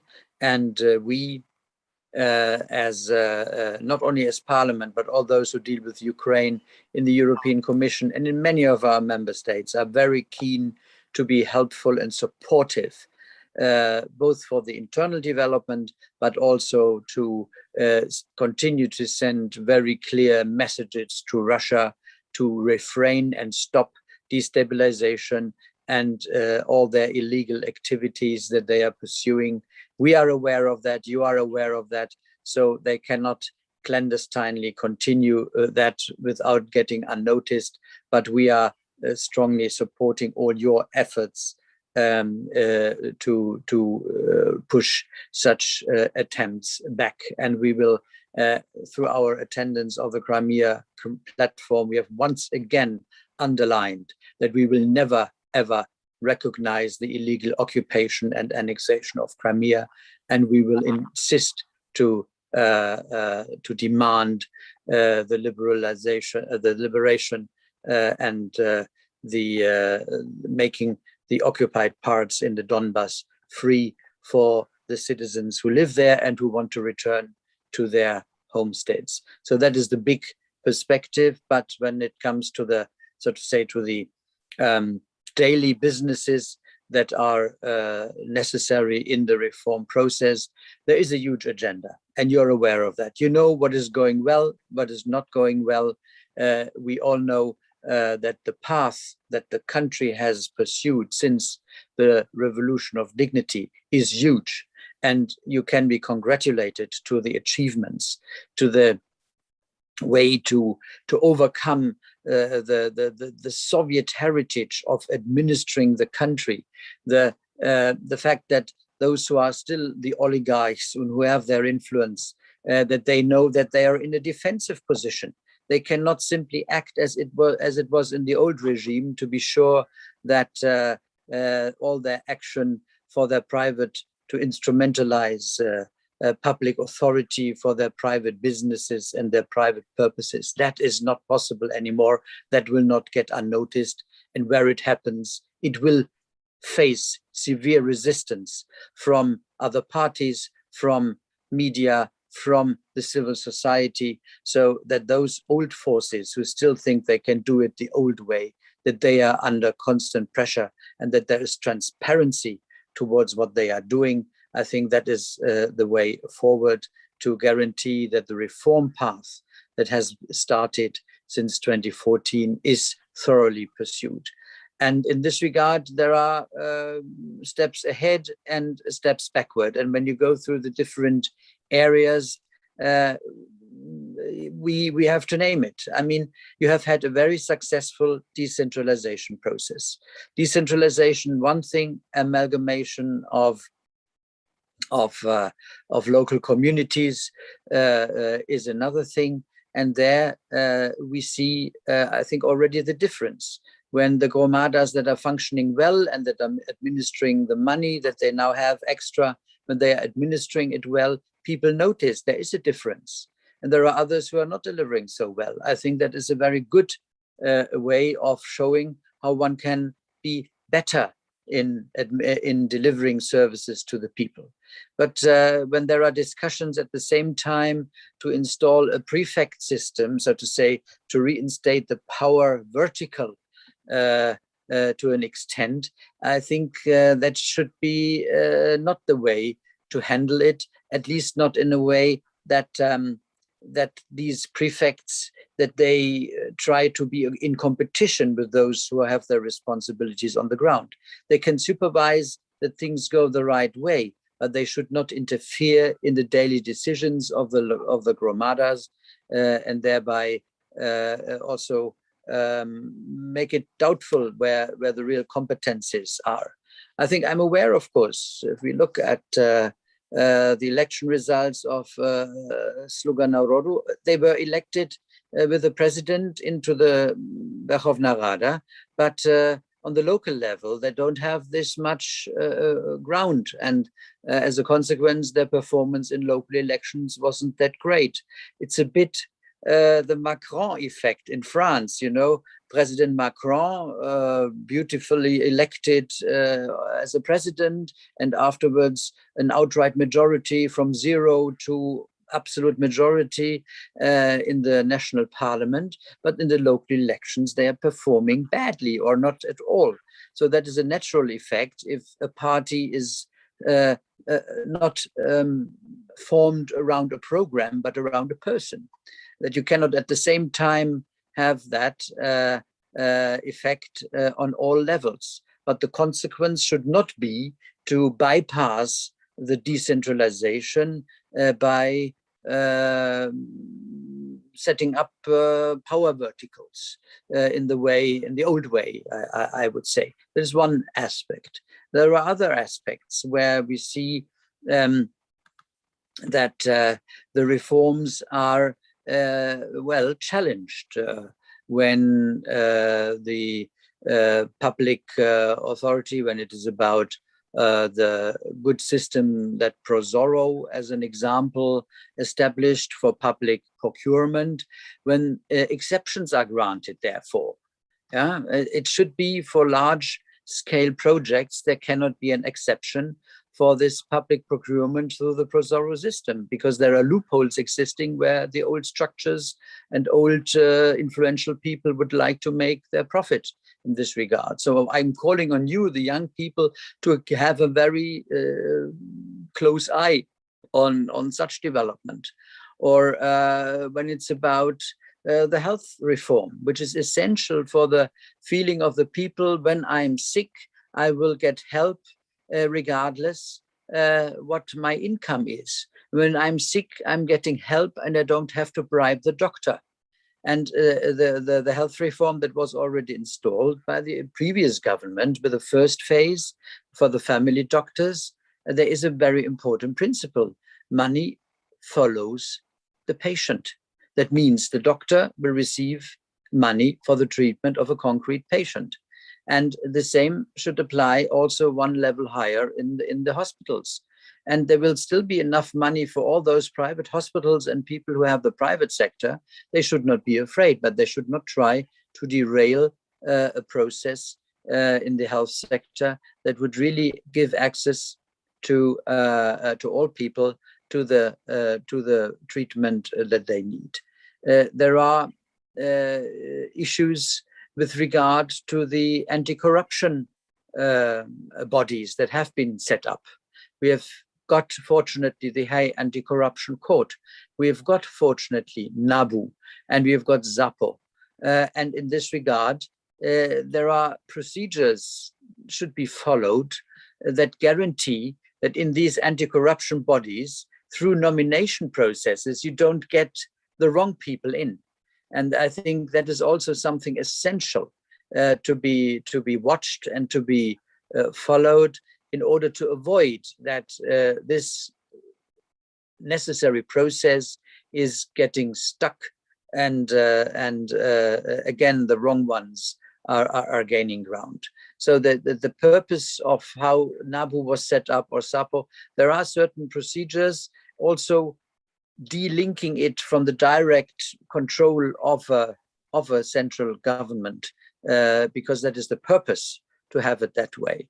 And insofar, we are very vigilant from our side, and I invite you to be very vigilant in this regard also, not that things go in the wrong direction. There are many other areas that are of importance. For instance, the land reform, we have welcomed that. And as you are a huge country, you can definitely, there is space for the bigger ones and for the smaller ones. But for the smaller farmers, they also need to be in a position to get cheap credits. And there is a program from the European, a recommendation from the European Union to do it in a way that also the small farmers get access to cheap credit, and not only the big ones. The purpose of the land reform should not be to make the rich ones even richer, but to give a broader size of farmers, also the smaller ones and medium size, a chance in a market. So these are issues, and I could continue. I mean, now you are on the process of customs reform, very necessary, and you will see the effect when on the income side for the budget, once the customs is really reformed and all these old structures who gained their profits there are eliminated because it functions well, you will see on the income side of the state budget a huge increase. And there in the customs area, you can really measure whether you are successful. There is the environmental sector. What we see, there are needs definitely to preserve the old forests in the Carpathian Mountains. There is a lot of illegal logging taking place. And the National Forest Administration, I would say, and especially their local branches, I would say some of them are part of the problem. And insofar to preserve it on the one hand, and on the other hand, to have sustainable use of that, and also to have sustainable tourism, but not these huge projects that are planned there. I think that is not sustainable. And also to dream of a Winter Olympics at the height that you have there is no snow guarantee anymore with the climate change. So I would rather focus in this area on sustainable forest management and also sustainable tourism, which will profit also many local hotels and providers of facilities, and not only some big companies, international companies, and certainly not those who are financed by Mr. Kolomoisky and consorts. I think I could go on and on through many areas of whether it's light and whether it's shadow, but overall I would like to say, rest assured that we remain faithful and engaged with your reform process, because you will be, I'm pretty sure you are already a shining example how to deliver better than what citizens in Russia see from their governance. And that is why Mr. Putin is so afraid of a successful Ukraine. We are supporting a successful Ukraine to really be a shining example for a neighboring Russia, because also the Russian citizens deserve better than what this kleptocratic caste in the Kremlin and around are delivering to their people. So all the best on a good track for Ukraine, and we are looking forward to intensify our cooperation. And yeah, as I always say at the end, Slava Ukraini. Героям слава.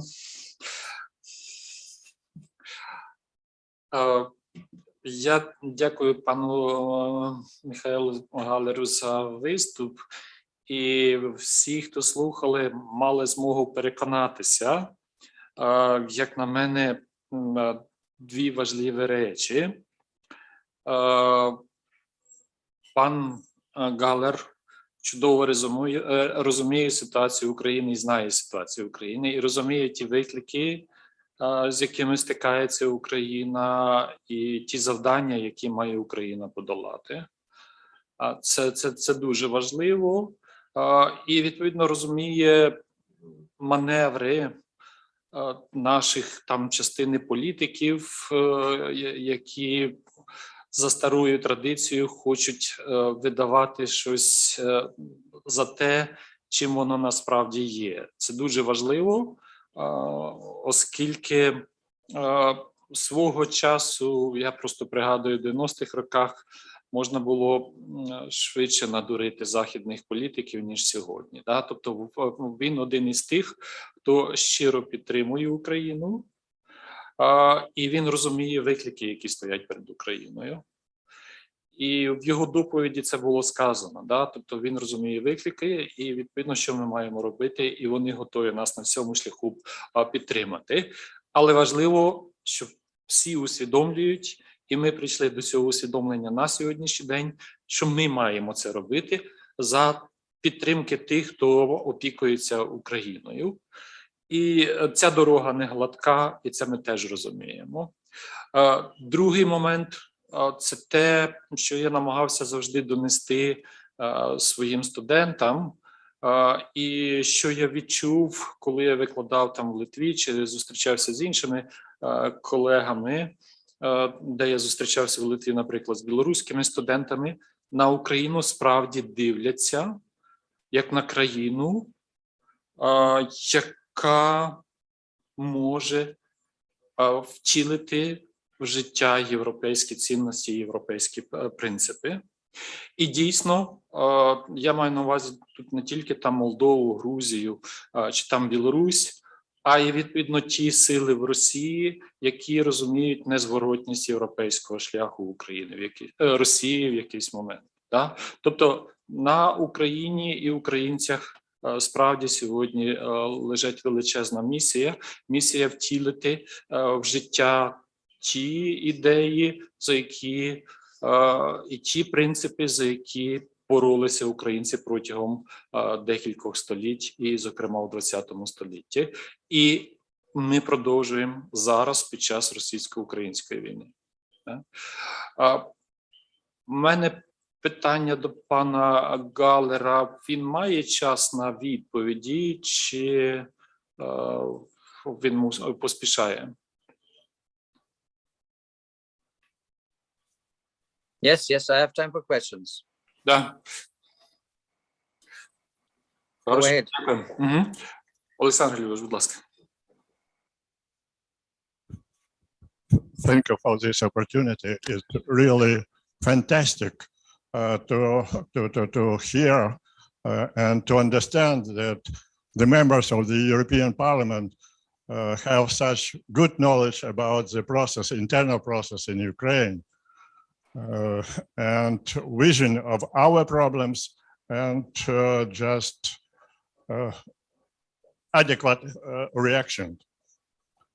And my question is, or probably just, could you share, please, with us, because we have in Ukraine some expectations for more close cooperation with, in particular, European structures, European Parliament, in combination with our internal political and economical efforts to move forward.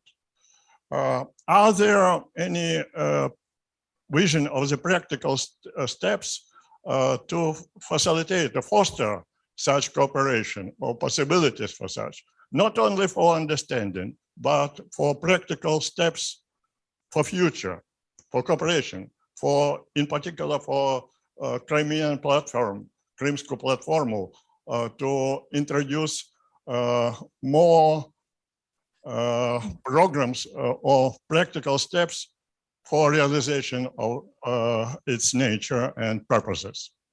Thank you. Yes, thank you for the question. Well, first of all, our current agenda, and that is the implementation of the association and deep and comprehensive free trade agreement, that is already a huge agenda, and we are far from achieving the complete implementation. That is why we are, as we speak, we have, apart from the huge amount of projects, we have also this European Union administrative, this assistance or advisory mission, where we have altogether, we have hundreds of experts in the country in various reform areas. So that is already ongoing. We are also, of course, seeing when you look to the Crimea platform, we can of course not physically go there and have any activities. For the time being, I think it is good to support the international attention to the situation as such. Also to support, I mean, there are also from Crimea, not only from Donetsk and Lugansk, but also from Crimea, there are internally displaced people inside government-controlled areas, so we are supportive of these people as well.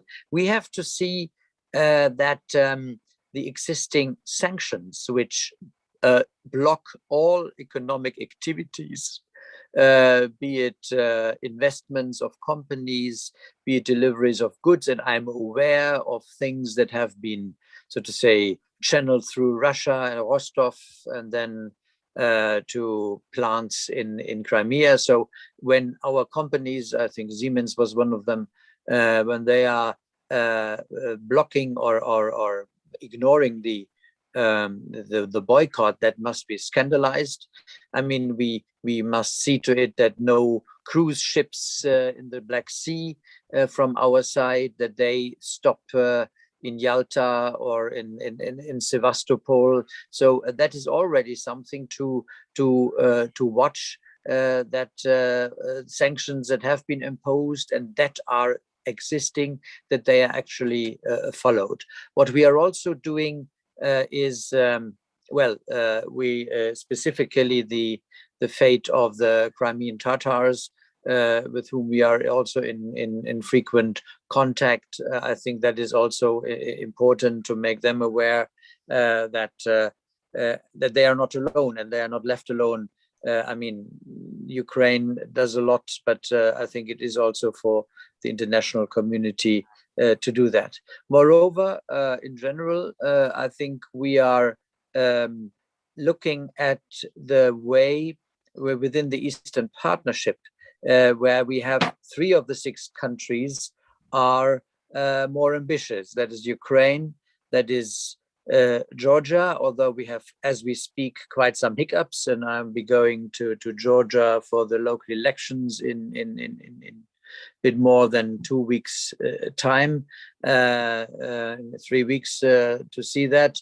There are some hiccups, but in Moldova we have now a pro-European president and a pro-European parliament. I think we should undertake huge efforts to help this country. But overall, the three associated countries who have this bigger, more ambitious agenda, we must and we will develop further areas of cooperation. I'm thinking of infrastructure, especially cross-border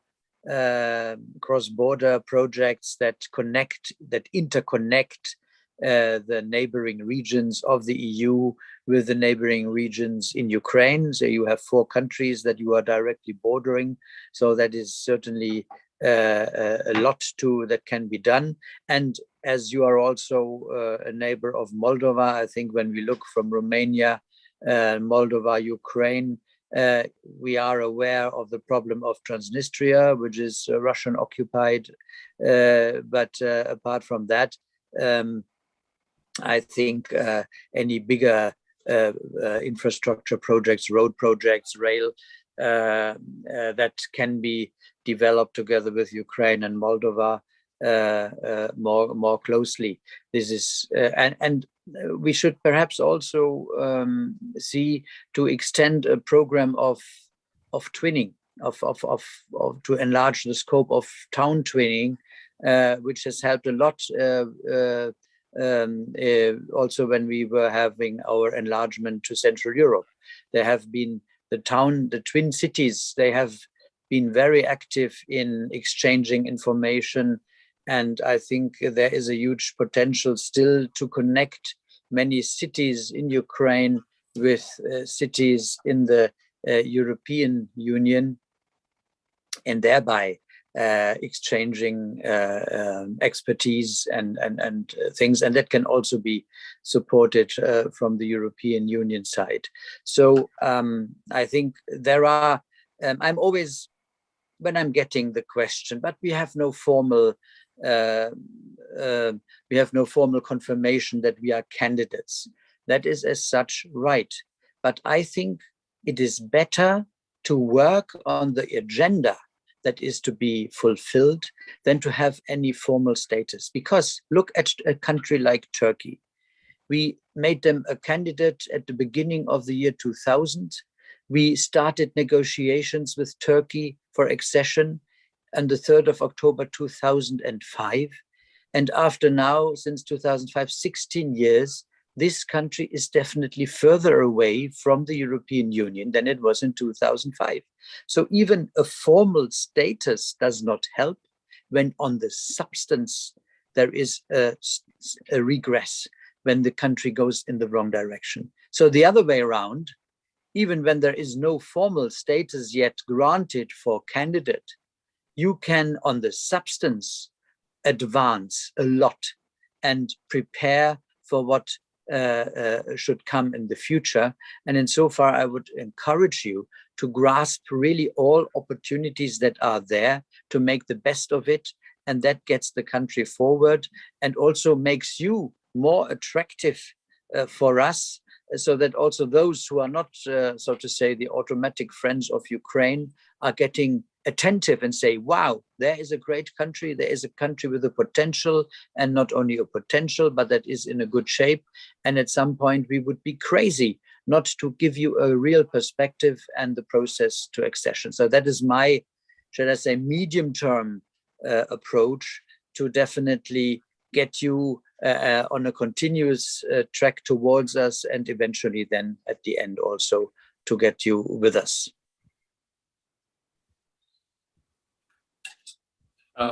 Дякую, пане Галер. Це дуже важливе зауваження. І це те, що я намагаюся весь час донести до українців. Ті перетворення, які ми маємо їх зробити. Ми їх робимо не для когось, ми їх робимо для себе. І відповідно, цей європейський шлях, він має бути усвідомлений, але і усвідомлення європейського шляху передбачає усвідомлення власної відповідальності і власної діяльності. Тобто це надзвичайно цікаво і надзвичайно важливо. Тому ми вам дякуємо і зокрема по питанні інфраструктури, те, що ви говорили, оскільки дійсно це питання стоїть на сьогоднішній день дуже гостро. Ви маєте ще час?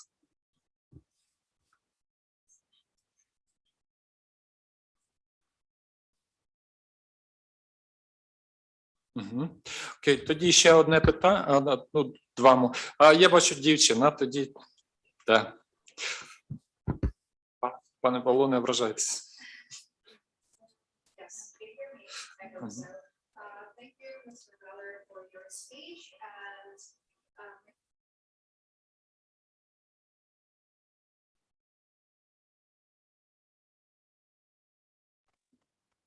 I don't hear any question now. Somebody has to unmute his mic or her mic. Hello, do you hear me now? Yes. Good. So thank you, Mr. Galer, for your speech. My name is Katerina Solotka. I'm doing bachelor's in National University of Life and Environmental Sciences in International Relations. And my question is, as we all know, Ukraine seeks support from Europe for many years now.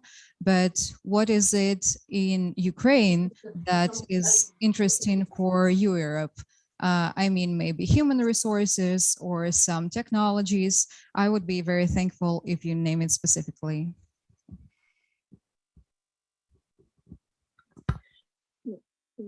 Well, within the scope, sorry, it is about the university cooperation. That was the question, or? My question is, what can be interesting for Europe in Ukraine? Maybe human resources, maybe youth, maybe some technologies. Yes, yeah. No, definitely. I think human resources are already interesting in Europe. My Polish colleagues tell me there are almost, well, I don't know how many, but between 1 and 2 million Ukrainians are already apparently working in Poland and other countries as well. So that is something that is in our advantage. On the other hand, of course, for those concerned as well. But that is not yet, so to say, the normal free workers possibilities that we enjoy in the European Union. It's the human resources, indeed, already something profitable for us. Sometimes we fear that, especially experts, when it's doctors or engineers that are leaving, that is an advantage for us, but not so much for you. What is of interest is definitely also, I think, the IT sector and also the arms production. I mean, you have a huge armaments sector with real experts, excellent people, be it for aviation, be it for missiles. And I think we should step up our cooperation there before your experts are emigrating, be it to Russia or to China, to share their expertise. So I would very much welcome if our companies and also state bodies would embrace this arms sector in Ukraine in a way that we could profit also from your expertise in this sector. Then I think I already referred to the agricultural sector, where my approach, well, as I said earlier, you are so huge and you have such marvelous soil.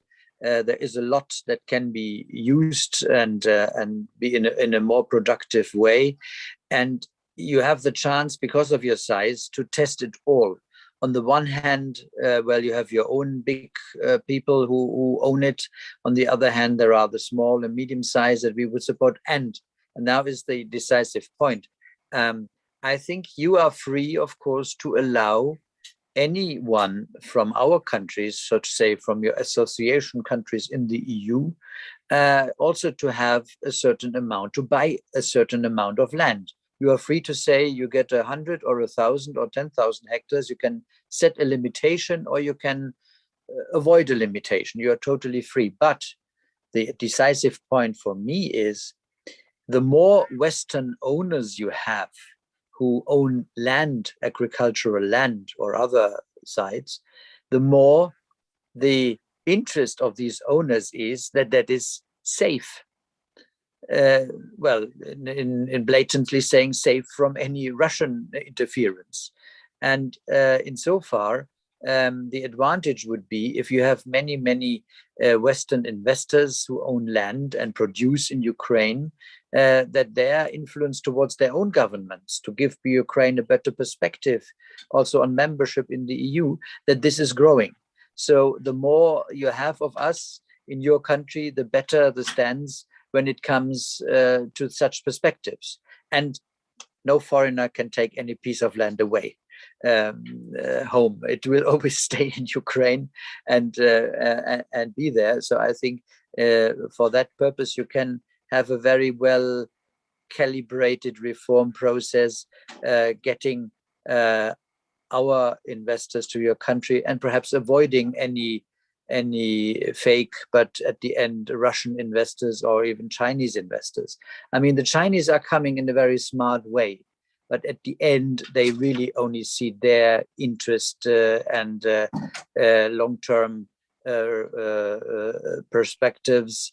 And China is not one that is consolidating democracy or has an agenda of that, by far, just the opposite. So I think the agricultural sector is a huge potential to get you closer to us when you arrange it wisely and diversify the ownership with many Western owners as well. And I think also a huge potential of cooperation is in the tourism area. I already indirectly referred to that.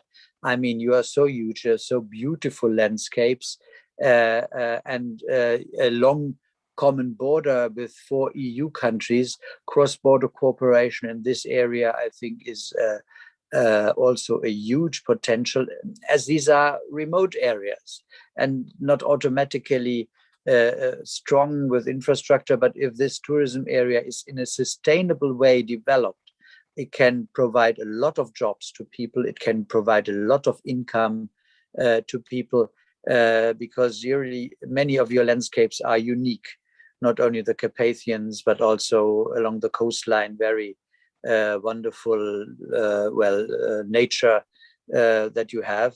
So there is really a broad scope of things where you are and can be of interest to us as well, and that should be thoroughly developed.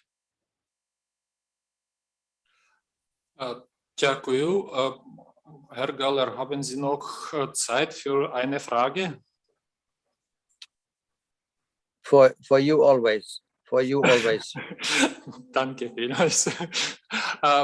Просто до нас долучилася членкиня молодіжки Київської Анна Главак з Вільнюса. Вона якраз є підтвердженням того, що Україна частина Європи, зокрема європейського освітнього простору. і вона хоче теж поставити своє питання. Будь ласка, Аня. Hello, everyone. Hello, dear colleagues. Also, Mr. Galer, thank you a lot for your interesting speech and your personal view of Ukrainian perspectives. And also, I have a question. As far as I know, the leaving of Angela Merkel from the post of the chancellor going to be soon. And what do you think personally? Will Ukraine get the same support or the same friendly intentions from the German government after leaving? Yes, thank you. I definitely think, the European orientation of Germany and the policies that the EU does, in the German case, it does not make a difference. Certainly not a substantial difference. I mean, to be honest, the German government has had problems not only with Ukraine, but also with Poland and the Baltic states over this infamous Nord Stream 2 pipeline, which has soured the relationship. And I'm one of those who is a staunch opponent, and together with the European Parliament, we have always been with a large majority against this project, and we are now looking that even when it is technically ready, that it cannot get started because it doesn't fulfill the requirements of the EU gas directive. There is no unbundling. So it is, and the German authorizing authority that authorized this pipeline to be run gave it within the limits of the existing EU gas directive. Gazprom is opposing that and they are struggling, but I think they will not succeed. So they will have to find a way to unbundle the ownership of the gas and the pipeline. I think that will be independent of which German government. I would even say, in case the Greens would be part of a new coalition, I think they would even be harder on this, on the one hand, because they are, shall I say, a bit even tougher on Russia than the current German government, but they are also for environmental reasons very critical of this project. I mean, it has, it is built now, but it has disturbed the eco-life in the Baltic Sea a lot, but also the gas that is coming there. The question is whether it is really needed for a long time, because it's also at best a transitional technology or energy source on the way to carbon-free energy supply. So overall, I think Ukraine has nothing to fear from a new German government, whatever the composition is. We are part of the European Union and the policy, and I would hope that, so to say, even the attention would become a bit bigger. Дякую. Я бачу, Аня, дякую теж. І я бачу, в залі у нас теж хотіли задати питання. Будь ласка, пане Павло. Так, доброго дня, Павло Берест, журналіст. Ви і в своїй доповіді, і в вже відповіді на питання наголосили на важливості розвитку в Україні туризму, в тому числі і якісь місцевих ініціатив.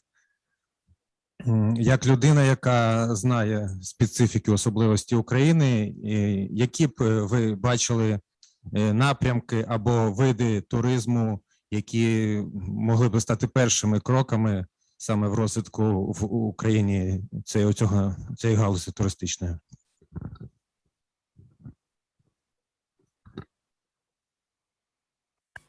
Well, when I'm looking to the region that is closest to the EU, the Carpathian Mountains, I think such huge projects as they exist in Bukovel or where they are planned in Svidovec, I think this is the opposite of sustainable tourism. I think what is important is to provide the facilities for small hotel owners or others who provide tourist facilities, that they get access to cheap credits so that they can make a start.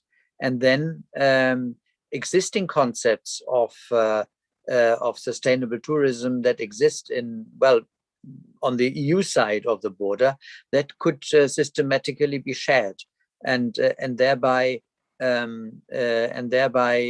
sort of serve as good and functioning examples. And as in your part of the Carpathians, there is so much to be discovered, and so much. So I think there is a lot that can be done. Other areas are, I think, riverside cruises. You have the Dnieper as a long river where people can make tours. You have the Black Sea coast where with some very original sites. I mean, if you look at the Danube Delta, which is largely Romanian, but I mean, you have a part of that as well. There could be common projects be developed so that on both sides the tourists would have a look. And also what is west of Crimea, this area along the coastline is very original and I think breathtaking for many people who discover unspoiled land. I think there are enough hyper modern, huge centers of tourism existing all over the south of Europe. For that purpose, you need not come to Ukraine, but the specificities in that you have got in the landscape, in the mountains, could be hiking, and in the winter, that sustainable skiing, but not so to say logging huge parts of ancient forest and then having for a month or two some ski slopes where you can go down, and the rest of the year it's empty but the trees are gone. That is not the perspective that I see in large scale, but it is about providing income and work and for those who are living there, and also to provide really for many Europeans who have still to discover this area, to provide really positive surprises in a landscape that is largely untouched, but still providing on a small scale all the services that a normal tourist in Europe requires. But insofar, I would say small is beautiful, and then very diverse in the different villages and so on. I think there I can really imagine that this is a perspective for such an area like the Carpathians. Дякую, пане Галер. Надзвичайно цікаво було і дуже важливо, що ви справді розумієтеся і на викликах, які стоять перед Україною. Ви цінуєте той шлях, який зробила Україна за ці 30 років. І ви, відповідно, розумієте, де ви можете підтримати, яким чином надати допомогу Україні. Ми за це вам надзвичайно вдячні. Ну і ясна річ, ми, як пан-європейці України, дуже дякуємо, що ви теж представляєте пан-Європу Німеччини і є нашими добрими колегами і партнерами. Окей. Дякую. All the best and до побачення. До побачення. Я би хотів продовжити нашу роботу і надати слово також Бенедикту Праксенталеру, ось колегу, якого я дуже добре знаю ще з тих часів, коли я не підозрював про існування пан-Європи. Ось, і який справді, так само як пан Міхаель ГАЛЕР, є справжнім другом України, і який дійсно і доброю підказкою, і фаховою критикою підтримує Україну і українців. Бенедикт Праксенталер, член пан-Європи Німеччини, і ми надаємо йому слово теж.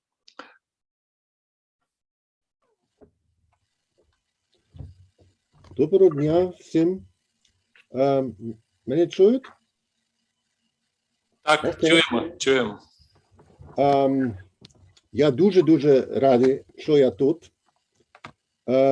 Це, я думаю, перший раз, що я беру участь в заході Пан-Європи України. Пан Ігор правильно вже сказав, що ми познайомилися вже давно, я знаю, в 95-му році. На жаль, через корону ми не змогли святкувати нашу ювілей останній рік, але я тепер бачу, ми Пан-Європи декілька разів спробували побудувати пан-європейську організацію в Україні, підтримувати такий процес. Декілька разів ми починали і потім ми бачили, що краще не йти таким шляхом. А тепер я бачу, що правильні люди знайшлись на Україні і ще знаходяться. І це дуже важливо. Це тепер такий самостійний процес. Це не так, що приходять такі інструктори і говорять, як це правильно зробити. Це самостійний процес. Хочу також подякувати Фонду Ганнса Зайделя за співорганізацію нашого сьогоднішнього заходу. Якщо я правильно пам'ятаю, Фонд Ганнса Зайделя була перша політична організація німецька, яка починала свою роботу на Україні в 90-х роках. І це є такий корінь, що відомий, видатніший баварський політик Франц Йозеф Штраус, він в 80-х роках поставив на порядок дня українське питання. І внаслідок такої політики заснувало Генеральне консульство у Києві в 89-му році. І тому Німеччина була перша з європейських країн, які змогли відкрити своє посольство у Києві. Дуже швидко вони це зробили. Я також дуже дякую панові Галеру. Я думаю, що дуже гарно, що він сьогодні прав. Я знаю, є конкурентний захід сьогодні, і він вирішив краще бути у Пан-Європі України, і він залишив такий захід тільки за те. Внаслідок цього у мене тепер, звичайно, дуже мало часу, і я не хочу стати конкурентом Карлом фон Габсбургом. Тому дозвольте мене, що я тепер не читаю мій доповідь. Я думаю, якщо обставини дозволяють, коли обставини дозволяють мою присутність, я задоволенням буду в Києві з вами на заході, а не тільки через чат, а особисто. Я вважаю, що це краще. Як порівняти ситуацію в Україні 30 років тому і сьогодні? По-перше, я хотів тепер Україна змінилась, звичайно. Коли я в 90-х був на Україні, крім Галичини, в українських містах майже не чутно було українська мова. Всі говорили іншою мовою. Як така мова називається, я не пам'ятаю. Але вони говорили деякою іншою мовою. Сьогодні, це моє враження, я майже кожен рік один раз на Україні, ситуація змінилась. Ситуація така, що молодь говорить між собою українською мовою. Це у Києві можна це чути. Другий короткий аспект. на відміну від ситуації в 90-х, сьогодні в Німеччині є солідна україністика. Тоді, в принципі, всі такі спеціалісти, які були спеціалізовані на Росію, вони, між іншим, займалися і Україною. А Україна не була,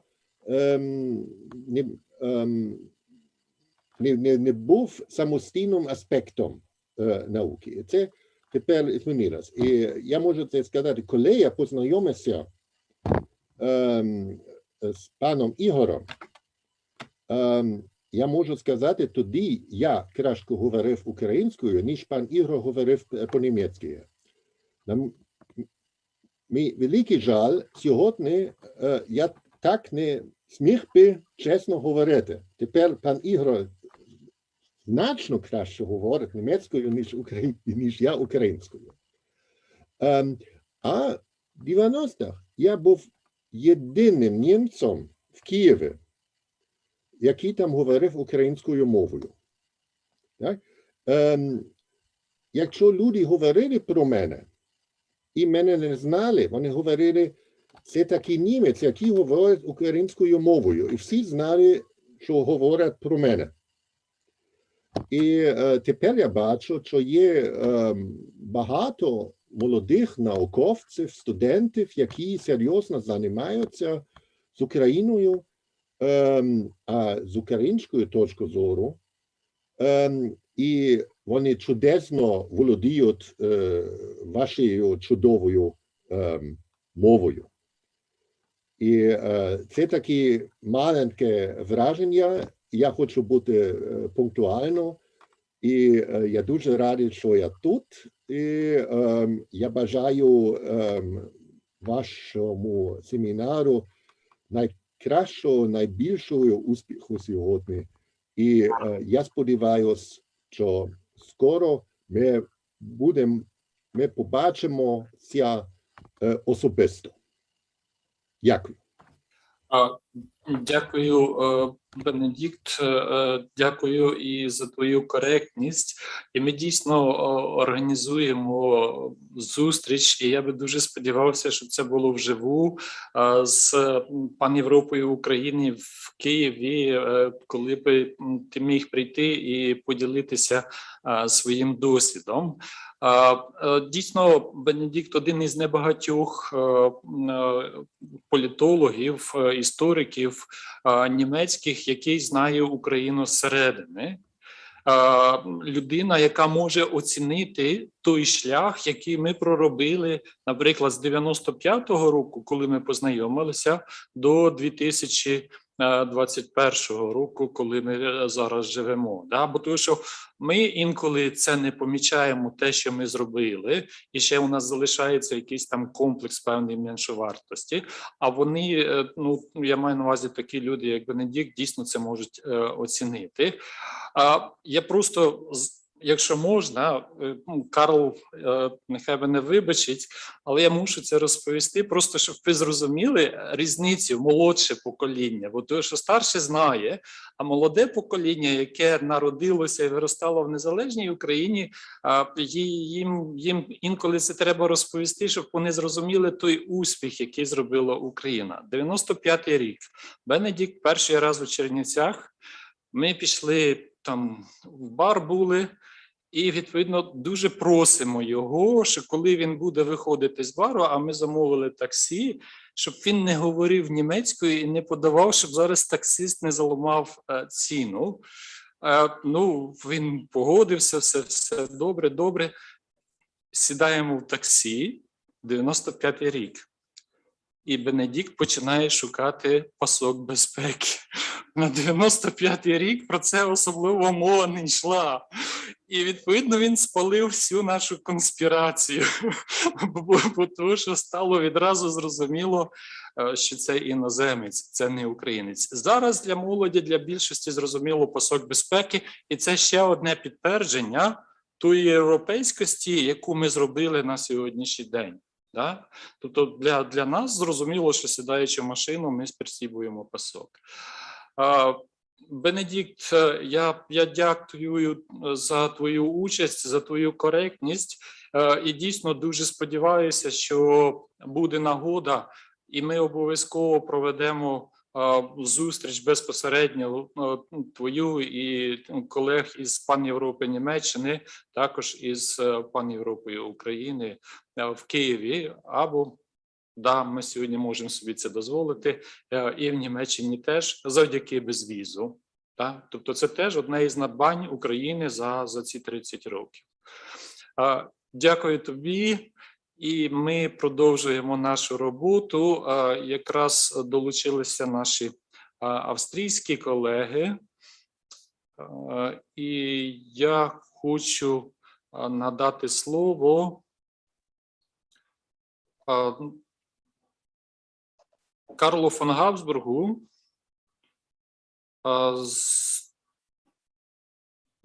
Well, Igor, thank you very much. Thank you very much for inviting me. I think I'm connected. Should I speak English or German? That's one question I have to ask you because that I couldn't see from the beginning. English. English. Auf English. In English. Okay, perfect. Yeah. Okay, absolutely, with pleasure. So once again, thank you very much for the invitation to speak on this very important day. I'm very glad to know that the Pan-European friends and the friends from Hans Seidel Stiftung and everybody else are participating in highlighting the importance of that meeting, and just in this way also highlighting the importance of Ukraine and the Ukrainian situation. I mean, when I saw the program and I saw that the title that was given to my lecture is "Without Ukraine, Europe is not complete," I was going like, well, yes, that's pretty obvious. I mean, that's completely clear to anybody who knows Ukraine, to anybody who knows how to appreciate that important part of Europe. That's something which is quite obvious. But of course, it also begs the question on it: how big is Europe actually? Where are European borders? How does that work? What is the historic dimension of Europe and the actual dimension of Europe? And of course, for that, there is an incredible amount of answers. I mean, when you go about the geographic positioning of Europe, it is fairly simple to see the borders to the west, and because it's a big water, and the borders to the north where there's a lot of ice. But in all other directions, it's a bit more difficult to kind of say where are actually the European borders, because it depends on the standards that you're applying to it. I mean, if you go to let's say historic standards and go back to the Roman times, you know that the Mediterranean has been an interior lake of Europe, and Europe was happening around the Mediterranean.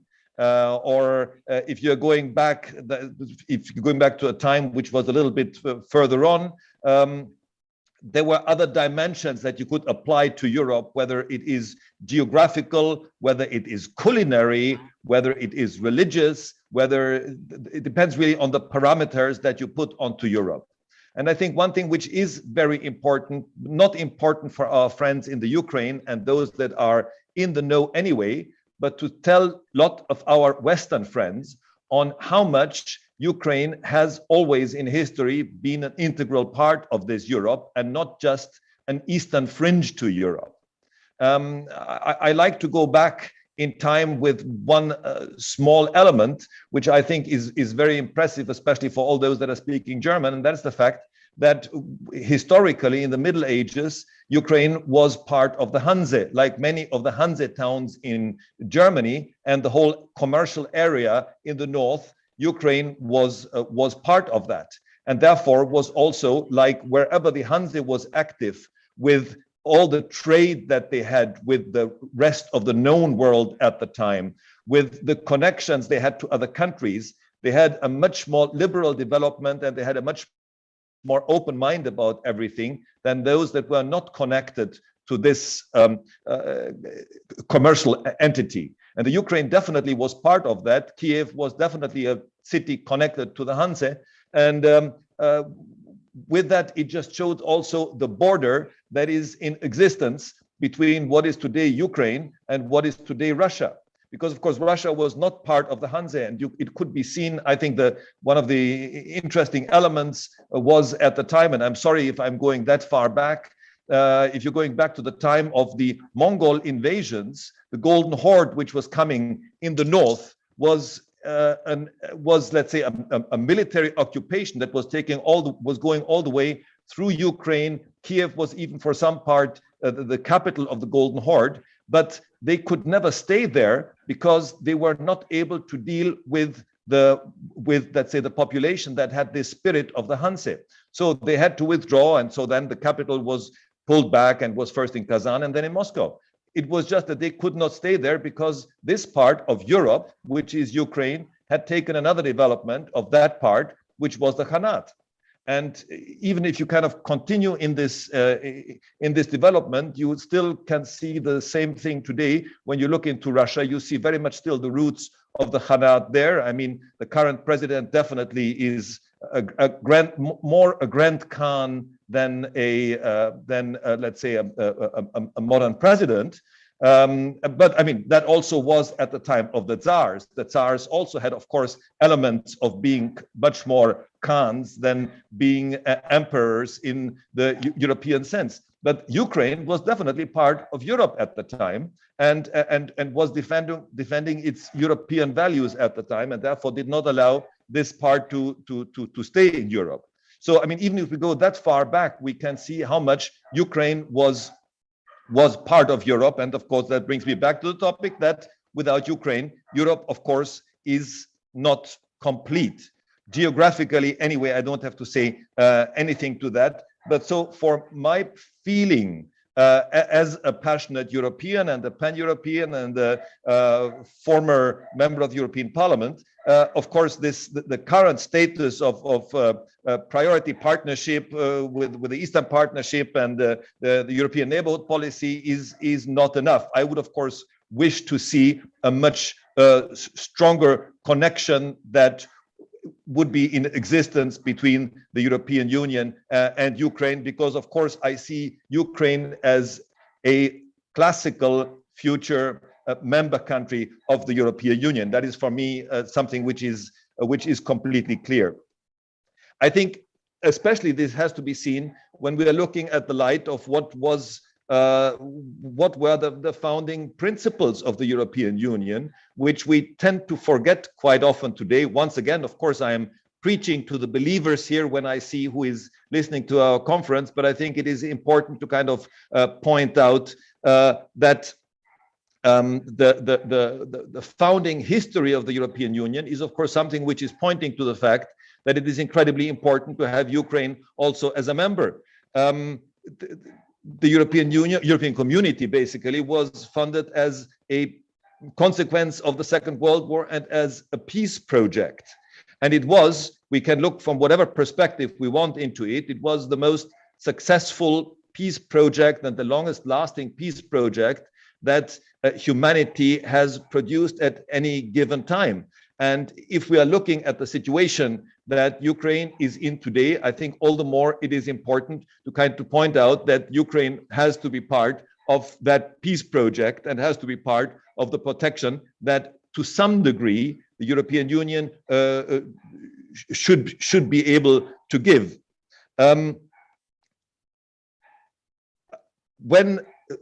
Of course, when the European Community was created, it was not possible to talk about those countries, or talk, yes, about them, but not see them as members which were behind the Iron Curtain. But we have now passed quite a couple of decades since the Iron Curtain finally has fell, and most of the countries behind the Iron Curtain, European countries behind the Iron Curtain, have been able to join. And I can see in discussions with many friends in European institutions that, of course, they are saying Ukraine being the second biggest European country, it's a huge element to integrate. It's very difficult, but I think that can and should not really be an argument.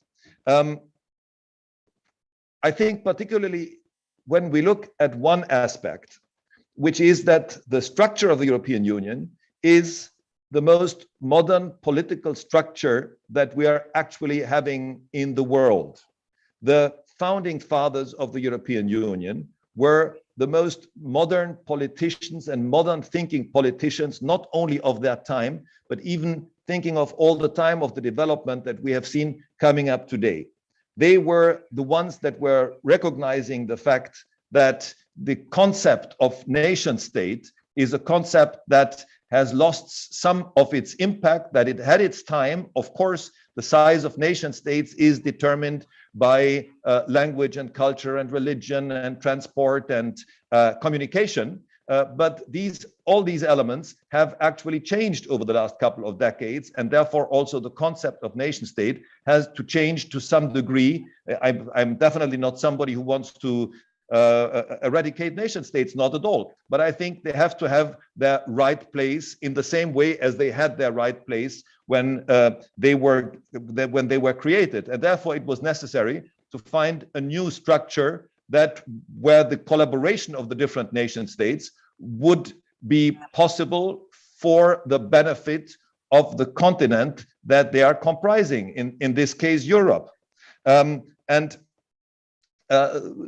This had to be put into a system, and it's a system that, amongst other things, is also described in the Maastricht Treaty, which is the principle of subsidiarity. And I think it is always incredibly important to kind of point out that the basic structural principle on how the European Union can actually work is the principle of subsidiarity. And it's the principle of subsidiarity how it was seen and developed in its origin, and not necessarily how it is interpreted today. Principle of subsidiarity today is very often seen only as something that is describing the relationship between the European Union and between its member states. But that's not the case. The principle of subsidiarity is the only true bottom-up political system that we know, which has to comprise all parts of society and administration within the European Union. It cannot only describe the relationship between the institutions of the Union and the member countries. And of course, this principle of subsidiarity also would allow the growth of the European Union, and therefore it is something which logically also comprises those countries that should also in the future be part of this European Union, which is an entity that is not complete without quite an amount of countries still being part of that. What I think is always very interesting is I have the possibility to travel quite a bit outside the European Union and outside of Europe. And whenever I'm frustrated about institutions not working in the European Union and faults of the European Union and the problems, I just have to talk and listen to what, let's say, the political representatives of other areas, of other communities where states are working together are actually, how they are pointing out how they are seeing the European Union and how they are seeing Europe.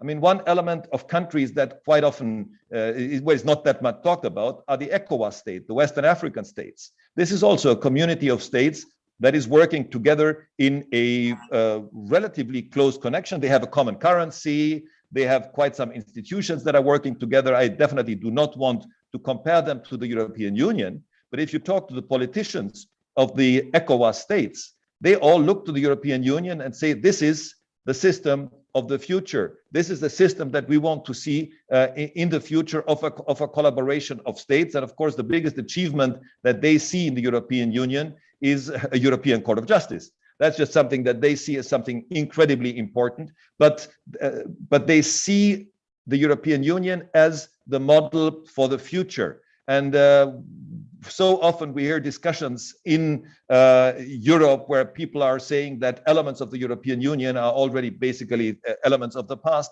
which I think is complete nonsense. It is definitely the most modern political structure that we can possibly think of in states working together.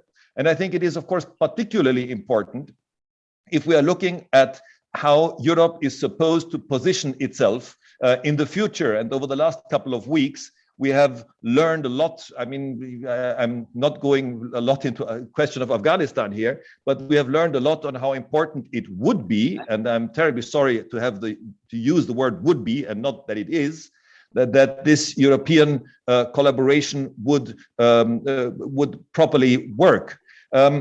We have seen a tremendous development over the last couple of decades on who are the powers and the powers to be in the framework of, let's say, the world society, because we have done in our lifetime this incredible move from a bipolar world to a monopolar, pure American world, to a multipolar world where a lot of regional powers are showing their power, where they're positioning themselves. Some of them only really regional, some of them reaching out much further. I mean, if I'm just talking about, I'm not talking about China in this case, but think about countries like Turkey or like Iran, which are definitely showing how much they are active trans-border and how much they want to become regional powers.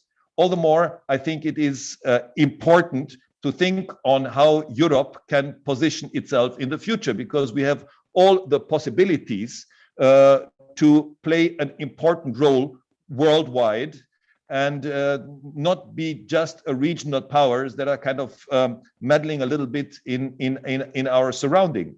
But for that, one thing that it definitely needs, and which is of absolute greatest importance, is the fact that the European Union is coming up with a working concept of a foreign and security policy. And I think we have just seen this in the last couple of weeks, that this is something that does not really work currently. We have seen that Europe is definitely not taken serious as one of the powers to be, and that is something that has to change, because we definitely have the necessary political and economic background to be actually a serious a world power which has to be taken seriously. So I'm just reminding you of one thing which was for me an absolute shocking element, which was when the whole case with the poisoning of Mr. Navalny happened, and Mr. Navalny was brought into Germany. And against the suggestion of all member countries, the High Representative of the European Union, Mr. Borrell, decided to visit Russia. And he was treated by his counterpart, Mr. Lavrov, in a way which was, I don't know what else to say. It was just embarrassing. I mean, he was basically slapping him in the face during a press conference where he said that he would expel quite an amount of European diplomats, which happened as an information during a press conference. If Borrell would have had just the slightest bit of self-respect at that stage, he would have probably gotten up and said, I'm not talking to this man anymore when I'm getting treated as the representative of Europe like this in Russia at all. This is just not acceptable. Well, he didn't do it, and that just shows some of the flaws that we are having in our concept of foreign and security policy. And I'm particularly emphasizing this because, of course, it is, if we're talking about the Ukraine, it is one of those countries where we as Europeans have to show quite some strength about the values that we are representing. And when I mentioned before for Europe only as the values, let's say the economic values and the political values, I think the European responsibility goes quite a bit beyond that, because there are so many values that we are taking for granted in the European Union or in Europe, in most countries of Europe, but they are there. I don't think they should be taken for granted, and that starting with very basic things like freedom, like liberty that the state has to organize so that we can live our freedom, like the freedom of the press. These are like democracy. These are all elements that are not automatically given to us, but that have to be actually defended every day of the year and every hour of the day if we want to keep this also for future generations. And it is definitely under a threat from many of our neighboring countries, and it is definitely under threat on the borders and partly on the occupied territory of Ukraine. So I think Europe has, in this respect, really to speak with one voice and demand the European principles and values being also adhered there in this specific case when it comes to the Ukraine. It is, of course, completely unacceptable on what is happening with Russia, what is happening in Europe, especially by when you have a power that has guaranteed the borders of Ukraine. But I am absolutely sure that you have been talking already quite substantially today about the problem of the non-respect of the borders. I am every day looking at the list of violations of the Minsk agreement happening in the Donbas area. And I have to say, it's absolutely shocking that this is not really getting published, but we are just going past that. We're going to the, we're just moving on as to business as usual, while actually in one of those countries that we are so closely connected to, things like this are happening. What I found absolutely fascinating, I don't know who of you have watched yesterday the press conference by the Ukrainian government on the question of the Wagner of the mercenaries that have been the Russian mercenaries that have been active in the Donbas areas, that have been actively fighting against Ukraine, and where Ukraine made a move in whatever way it was to actually arrest as many of them. Just the fact that this is happening, I have not seen in the Western media any reaction to that so far. And I find this quite shocking, because I think also these statements have a great impact on lots of other elements which are happening. I'm thinking, for example, currently we are listening to that in Amsterdam, in the process that is happening regarding MH17. We are listening to the representative of the victims. And again, it is something which is not really represented. This is public knowledge. This is getting live streamed in different languages. And still, we are not pointing out that this is really reaching to the basic values that that we have to defend, and that we as Europeans have to defend. And we can only defend this if we see Ukraine and if we take Ukraine as an integral part of not only of Europe, which it is anyway, but also, of course, in the future of the European Union. So we have to overcome that problem. And of course, then we also will then be able to appreciate the incredible resources that the Ukraine has and that Ukraine would have for the entire European Union. I'm not talking about only, let's say, resources in the ground. I'm, of course, also talking about the incredible human resources that they have. So in this respect, there are a lot of problems that we have to solve within the European Union. But in the discussion between those that are saying the European Union has first to be solidified in its current contracts before it can enlarge anymore, we have to say, in the conflict between enlargement and deepening of the European Union, this is not a conflict. This is not a conflict that we artificially can see.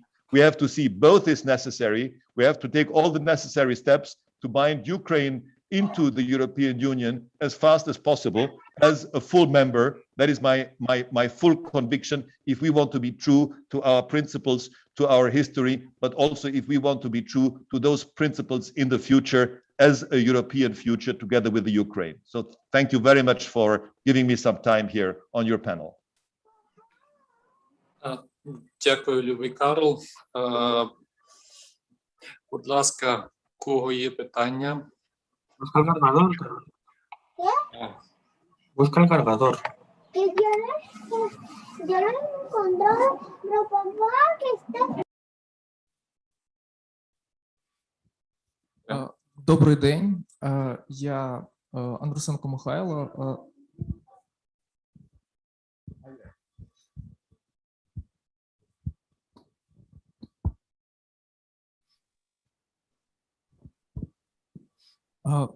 Добрий день, я Андрусенко Михайло, член пан'європейської молоді Київщини.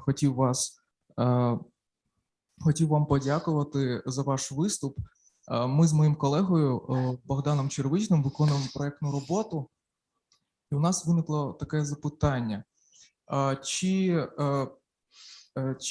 змінилося сприйняття України протягом останніх 5 років, тобто європейським співтовариством, тобто з 2017-16 року і до сьогодення, чи змінився якось образ України в очах європейського співтовариства, і чи змінилося саме європейське співтовариство?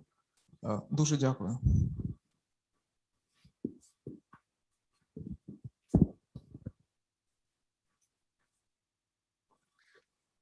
Well, I have to say, personally, I don't see enough change in the real perception, because where we would have to see it is in the actual agreements and in the actual, let's say, in the actual partnership work that is happening here. So, no, we're definitely not there where we would like to be. I mean, Ukraine has to be dealt with in a different way. Just with the European neighborhood policy is just something which is very nice, but it's just not enough, especially when you think again historically, the way that Ukraine has taken just recently in the last couple of decades by being a country that has approached Europe in an extremely positive way, was then temporarily drawn back by a communist president in a different direction who was breaking all former agreements. So then that the population had, with big victims, again get up and say, no, we are actual Europeans. That is something which I find absolutely amazing, because the statement of the people in Ukraine, and also, of course, particularly also the people in Kiev, is something which is absolutely fascinating and should be like a serious wake-up call to the European institutions to see how strong this European spirit is actually present. I mean, I can also say from the other way around, I don't know, some of you know that I work with some media in the Ukraine, and I work with the radio station. And for me, it is absolutely fascinating to see on how well European programs are actually received in the Ukraine, how important it is. We have for some time really played on a daily basis, presented a European country on a daily basis, a different European country on a daily basis, with all different aspects of that country, down to an extent that we were talking about the traffic problems and things like this. And just to see how important this was taken in the Ukraine and how positive this was received was something which was absolutely stunning to me. And again, for me, a clear symbol on how important it is to work very hard on that integration and do it as fast as possible.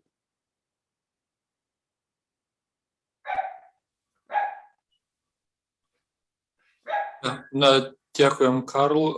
Будь ласка, бачу знову питання. Так, доброго дня.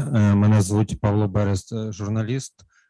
Ви дуже чудово зазначили, що історія взаємодії України і Європи є досить довгою, і нашу також зустріч можна було назвати не 30 років шлях України до Європи, а 330 років шлях України до Європи.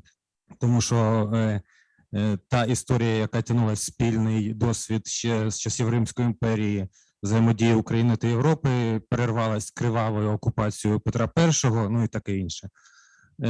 І зараз також, як ви сказали, незважаючи на те, що Росія робить дуже, скажімо так, кричущі порушення всіх міжнародних прав, про це дуже мало кажуть в Європі. І однією з цих, скажімо так, напрямків, які є, окрім там медійного, є також і культурний напрямок. Наприклад, скажімо так, ваш молодший колега Георгій Романов, він в Росії організував свій культурний фонд, який займається в тому числі і відбілюванням іміджу Росії за кордоном. То чи не збираєтесь ви або, можливо, представники вашої родини організувати в Україні Український королівський фонд культурний, який працював би на імідж України? І також ви згадали про співпрацю ваші з українськими медіа. Таке уточнююче питання. Чи продовжується ваша співпраця з колишнім Гала Радіо, чи ні? Дякую.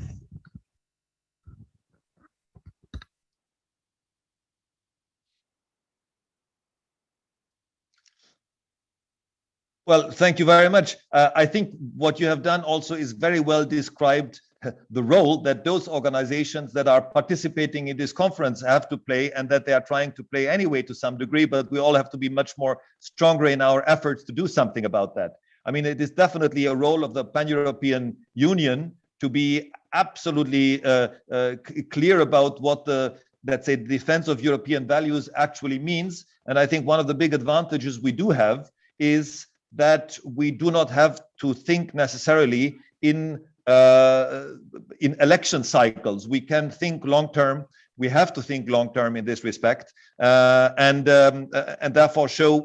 And I'm very glad that you were also pointing to long term, the long term history that the Ukraine has with Europe in collaboration, not in collaboration, but as part of Europe. So we can think long term, but of course we don't want to wait centuries or decades. We want to see it as soon as possible, and I think all our organizations here are really asked to be active and really promote the fact that Ukraine is an integral part of Europe and should be an integral part of the European Union, and we have to work on that. I mean, that is why we are here together. On the other side, when it comes to my engagement in the Ukraine, I mean, I have been there for now quite a couple of years. I think I started in 2007, actually.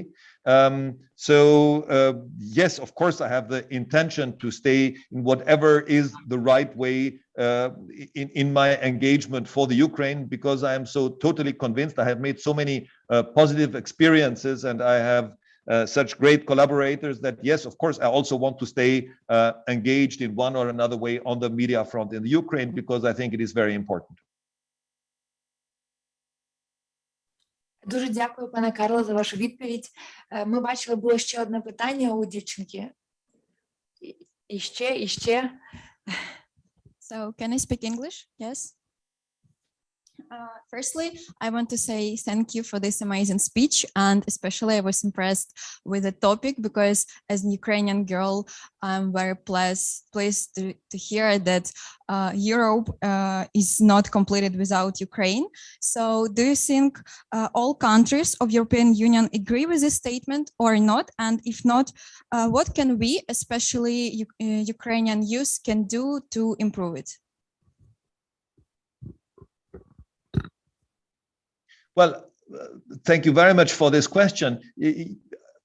I think what we are kind of, one of the biggest problems we're having is the fact that there is, of course, not enough information going around in the media or in general about the situation that the Ukraine is in. Of course, I don't hear enough. And I'm one person that is really following the media very intensely, obviously, not only professionally, because also as my passion, I'm following it.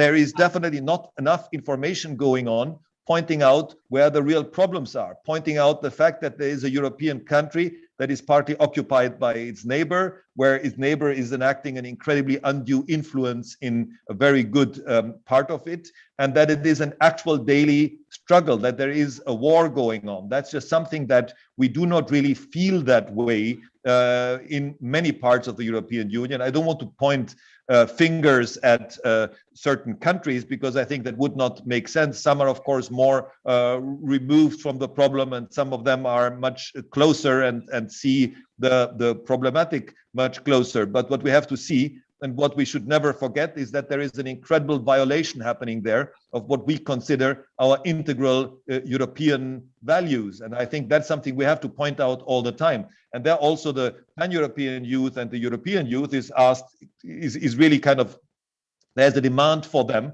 to kind of spread that news, because as we have seen on one side with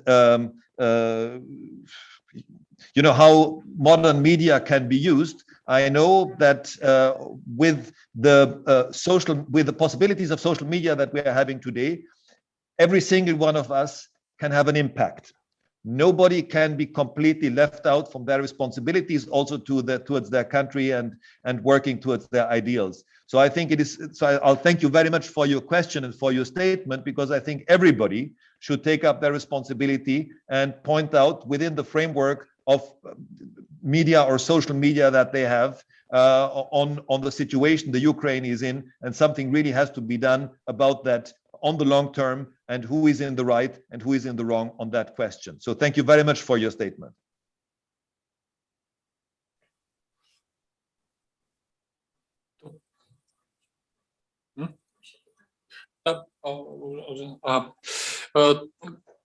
Ми продовжуємо нашу роботу. Любий Карле, наш один із попередніх дописувачів, виступаючих, назвав 3 головних успіхи України за 30 років незалежності, 3 головних упущення, які були зроблені, і 3 головних завдання, які стоять зараз перед Україною. Ти давно знаєш Україну, цікавишся Україною, бував неодноразово в Україні.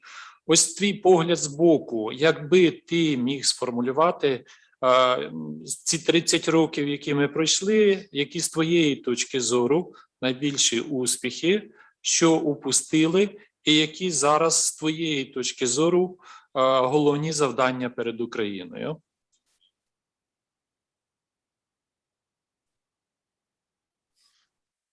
I mean, if I'm watching the long-term development that has happened over the last 30 years, of course, there is a development. There are certain developments in the Ukraine that are going a little bit too slow. There is no doubt about that. I mean, the general fight against corruption, which is happening here, is just something which needs a greater attention, a greater effort, because that is also something which gets argued immediately in the West, in looking into the Ukraine and going like on how many elements of the Ukraine are still having some rather encrusted and corrupt administrative elements in it. So that is definitely a problem that Ukraine can work on its more modern image. What I find absolutely fascinating, anybody going to Kiev sees that it is an absolute modern, classical European town. So when you go and visit Ukraine, or you also to those cities that I have the possibility to visit a little bit more often, which yes, are of course a little bit more the Western Ukrainian, when I go to Chernivtsi or when I go to Lviv, yes, these are modern, classical European towns, and that's not necessarily what people do expect. So I think it would be great to promote them as such, to promote the tourism also to those areas, because there's a huge amount of history, there's a huge amount of culture, and I'm very glad that culture was already mentioned here before as a very important element, showing that it is a classical European culture which is there, showing these sort of things. Yes, a lot of development is necessary, not only on the side of the European Union, but definitely also on the Ukrainian side, to promote the picture that they are actually that they actually have, that you can find when you come to the Ukraine. That's what people do not really expect, and that's one thing that I would just love to see changed as fast as possible.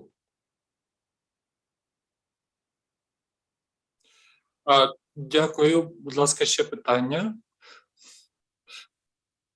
Аня, я бачу. Тут там. Тоді продовжуємо нашу роботу і, відповідно, ще в мене таке питання. Ми знаємо, що, наприклад, в Європі, в тому числі в Австрії і Німеччині, була велика кількість тих, кого називали Путін-ферштеєр. Тих, хто Путін розуміє. Ось з 2014 року по 2021 рік, за твоїм баченням, ця частка тих, хто розуміє Путіна в його діяльності на Україні, вона залишилася константою, вона зменшилася чи вона збільшилася?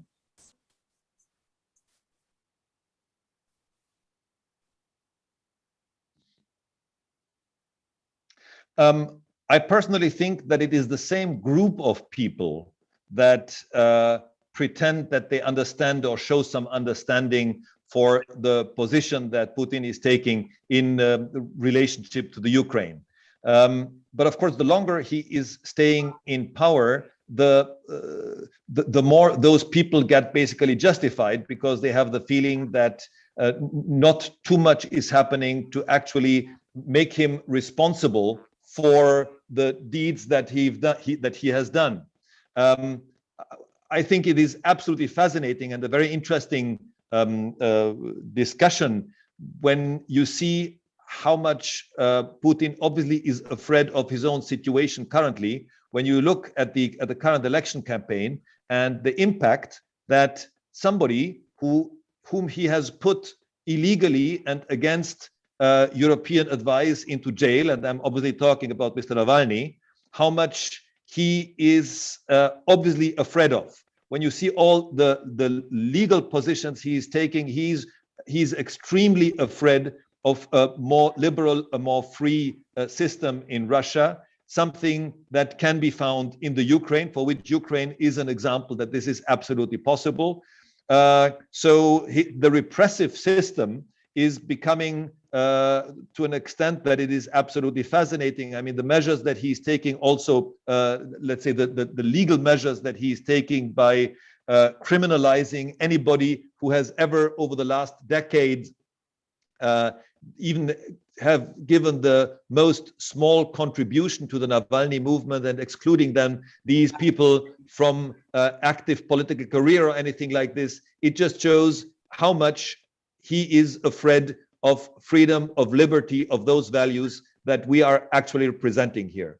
And those people that are Putin-Versteher, that were exactly put in this category, most of them, of course, have never been to Russia. They have never experienced the situation that people that want to be politically active, that want to play a role in public life, which is something which is completely normal for all of us, how this is absolutely impossible to do in Russia unless you are following 100% the party line and the whim and will of the current government.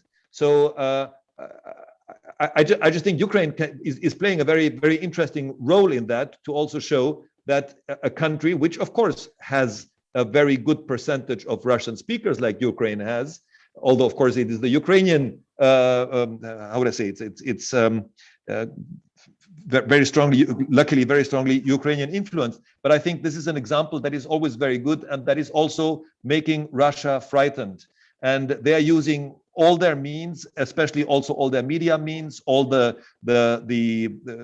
we're not only looking at RT as a propaganda, as a pure propaganda instrument, but also, let's say, the St. Petersburg troll factories and these sort of instruments that are used to kind of change his perception, and therefore support the Putin Verstehers and give them respective ammunition that they can try to explain why it is so important to not touch, not change anything in Russia.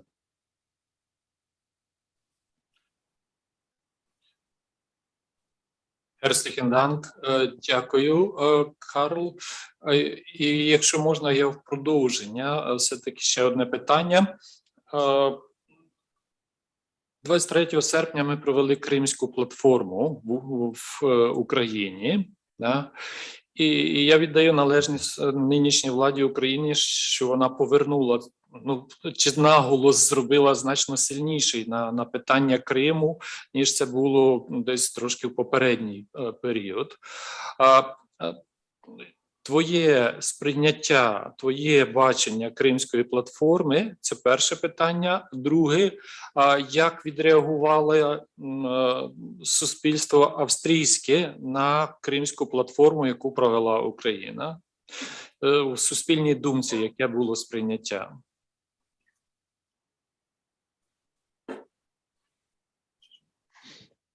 And how many people in Europe do know? I think that one of the profound problems of Crimea is the fact that, of course, anything happening there, or the fact that it is an occupied territory, has been completely overshadowed by what is happening in the Donbass. So the general perception in the West, and that comprises also many, let's say, parts of Austrian society, is that Crimea is more or less fait accompli, and let's deal, if we are dealing with anything, let's deal with what's happening in the Donbass, and therefore the Crimea problem has been completely pushed aside, and that's a very dangerous perception. I think it is. I was very glad about Crimea at least being pushed a little bit more in the forefront of the media through the summit, just to show that it is not just a fait accompli, but it is something which is definitely not dissolved. We are talking about borders that have been guaranteed, amongst others, by Russia and lots of other guarantors that were making it absolutely clear that Crimea is an integral part of the Ukraine and has to stay so in the future, and cannot just be taken as the price that has to be paid for probably keeping more calm in eastern Ukraine. That is absolutely not possible. Frankly, I probably do not spend enough time in Austria itself to report on the Austrian perception on this specifically, but I can see overall that it is just incredibly important to keep Crimea also on the table, keep it in the discussion, only because it is not as violent as what is happening in the Donbass that we cannot forget about it. It has to be part and parcel of re-establishing the rightful territory of Ukraine.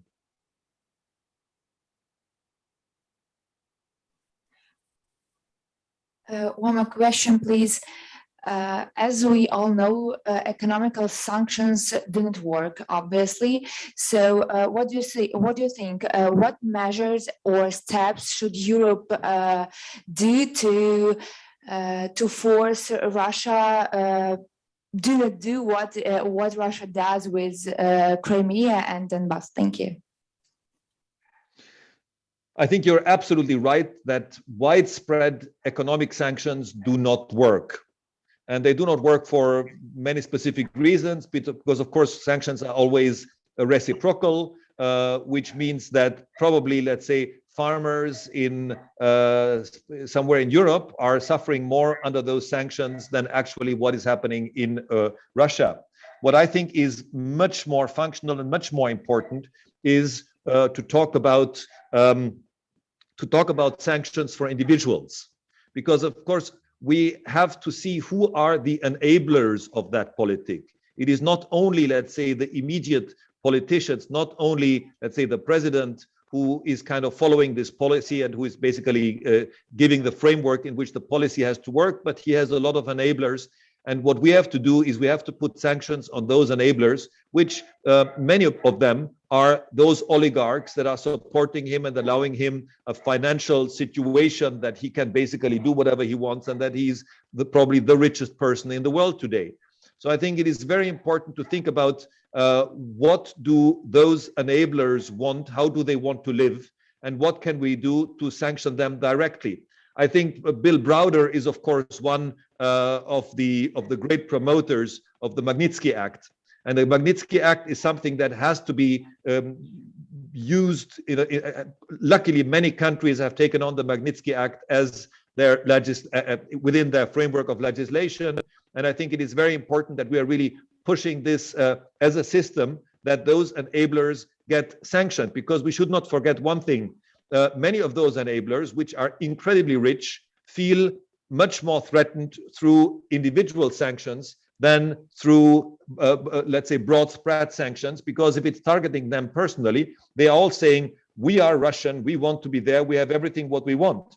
But what they all want at the same time is they want to have a little house on the Côte d'Azur. They want to send their children either to British or to Swiss schools. They want to go shopping to Paris and New York. They want to do all these sort of things, which suddenly, if these individual sanctions would work, would be out of the questions, including the bank accounts in many of those countries that they are still using today.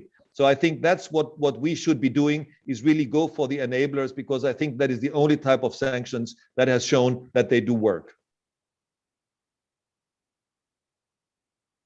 Дякую, Карл. Тут у нас надійшло запитання від наших онлайн-учасників. І вони говорять про те, що Кримська платформа – це вже більш така новий шлях, да? Більш молодіжний шлях, коли, відповідно, ми все-таки нагадуємо про те, що питання Криму не закрито.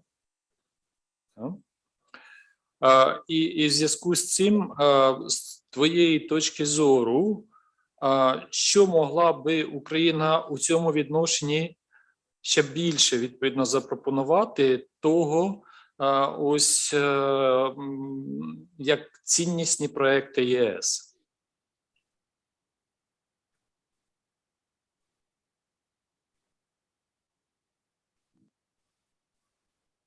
Well, I think the answer is a little bit in the question.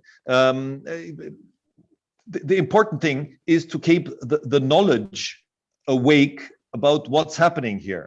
We are kind of, you know, one of the general problems we're having also from the point of view of media and point of view of perception is that always one catastrophe is overruling the next catastrophe. We have unsolved problems, but then we only have the problem unsolved until the next problem shows up, which is more important, and then the old unsolved problem just gets forgotten. And that is a little bit what has happened to Crimea. Other more relevant and more violent elements have come up, and therefore this is a problem that has been forgotten. So anything that keeps this problem in the forefront of our mind, saying this is an unsolved problem that needs, this is an unsolved element that needs a solution, and it needs a solution based on the rule of law, that needs a solution that actually does fulfill those guarantees that guarantors, which include Russia, that's something we have to point out again and again and again, about the integrity of the Ukrainian borders, that this is getting respected and that is getting re-established. I think anything that keeps this in mind, whatever platform, whatever media, all of this is, I think, really of the great importance. And I think we also have to keep our, let's say, and I'm now talking as a member of the European Union, keep our representatives within their responsibility and push them that whenever they are dealing with Russia, whenever they are dealing with oppression, like the way it's happening there, that these are the problems that get also mentioned and get put into the package of problems that have to be solved. Дякую, Карл. Я би хотів тобі, якщо Бенедикт теж слухає, Бенедикту питання, можливо, ви вдвох відповіли. Ось 30 років незалежності України. Твоє перше враження від поїздки в Україну і твоє враження про Україну сьогоднішню. І якщо Бенедикт може, Бенедикт теж міг би відповісти на це питання.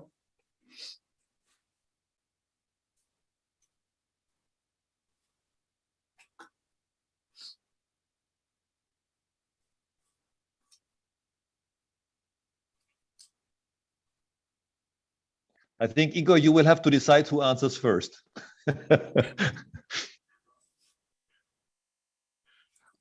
You may start. Carol. Yeah. As you are already here. Yeah. No, I mean, I think there is absolutely no comparison. When I had the possibility for the first time to get to the Ukraine, at that time I was only visiting the western part of Ukraine, the part to which, of course, obviously we have a very historic relationship to. So yes, the development that you can see also how cities represent themselves, how the infrastructure is developing, that is something which is absolutely tremendous. I mean, you see an incredible move forwards. What one has to say also, but is the further you go east within the Ukraine, the less of the progress you actually see. So for me, to some degree, it's of course also an element where I have to say that, yes, those parts of Ukraine that are closer on the border with a free society, with a free market economy, of course, can profit more from that. And I think it is in all our interest to see that all of Ukraine will be able to profit from that type of overall European free market economy. But I mean, the progress is absolutely tremendous.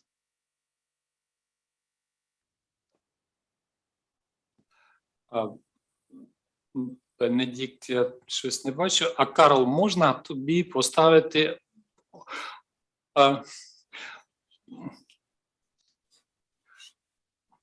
останнє особисто провокативне питання?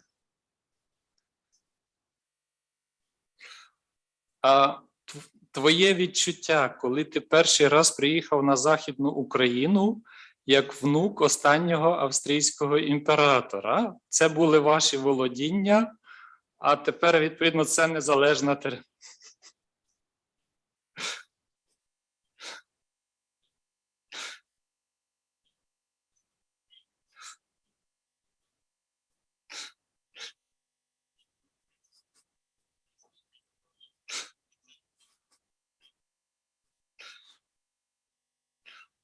I mean,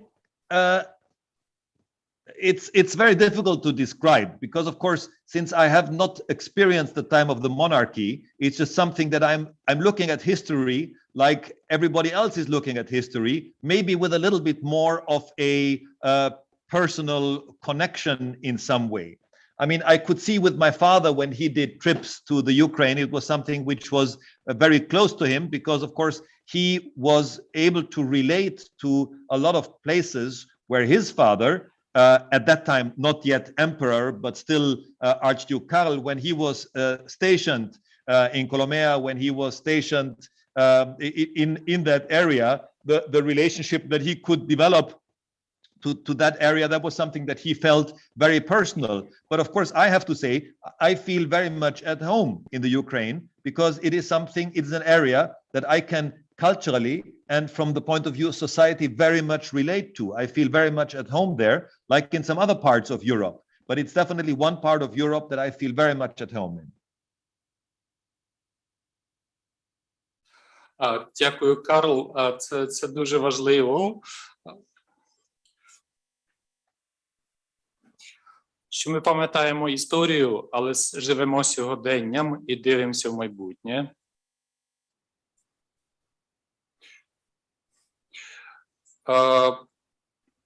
Я справді дякую всім учасникам першої нашої частини зустрічі. Дякую Карлові, дякую Бенедиктові, дякую пану Галеру, панові Володимиру ОГРИЗКО. Дякую всім учасникам, що не були байдужими, ставили питання.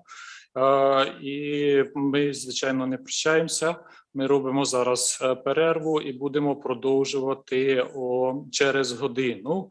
І я також, користуючись нагодою, хотів би привітати тих, хто долучився в процесі нашого спілкування, зокрема колег з Іспанії, Карлоса Уріарте Санчес, Раргна Ключика, також відповідно і Жана Поля Пікапе із французької ПАН'ЄВРОПЕ.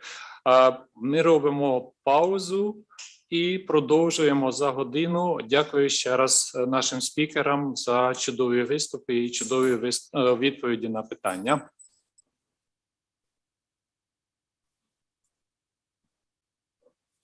Thank you.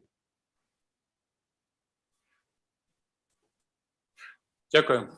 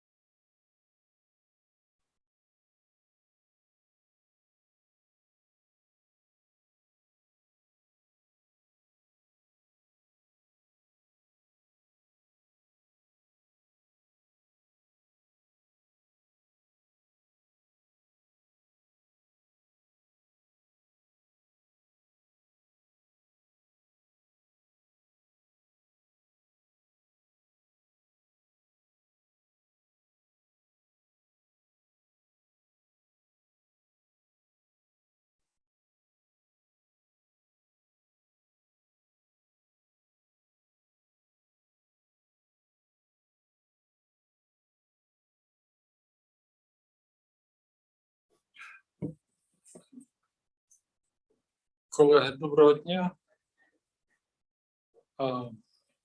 Ми продовжуємо нашу роботу. Доброго дня, це мається на увазі, що я не спав цей час і пробудився і вирішив, що це добрий день. Ось. А те, що ми зробили перерву і погуляли на вулиці, і там дійсно добрий день, і мені подобається, що хороша атмосфера і в нас в залі, і по ліпненому обличчі пані Олени. Я так розумію, що і по той бік комп'ютера теж непоганий настрій, то це мене радує. І ми дійсно переходимо до... Ви хотіли включити, пані Олена, а вам тут хлопці включають. Все зрозуміло. Да, ми тоді продовжуємо нашу роботу, і я з величезним задоволенням, не тому, що я видихну спокійно, а тому, що я це сприймаю як все-таки викладач. Да?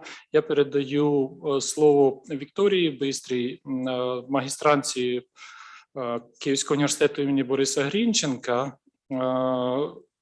і членом молодіжної нашої ПАН'ЄВРОПЕ Київщини, яка продовжить далі модерування, саме з тим, що я це розглядаю як частину моєї і викладацької діяльності, і частину моєї громадянської позиції. Молодь має вчитися, і, відповідно, має можливість, те, що вона здобула, наприклад, за ці 4 роки, має можливість реалізувати під час ось таких наших заходів, наших конференцій. Тому я не буду забирати більше часу, надаю слово Вікторії, вона далі буде модерувати. Будь ласка. Дякую за таку можливість модерувати другу частину нашої конференції. І я хочу запросити до слова почесного гостя Карлоса Уріати Санчеса, секретаря ПАН'ЄВРОПЕ Іспанії, з 2017 року члена Ради Європейського суспільства Комінхолі Кабергі, і з його думками щодо Іспанії та іспансько-українських відносин.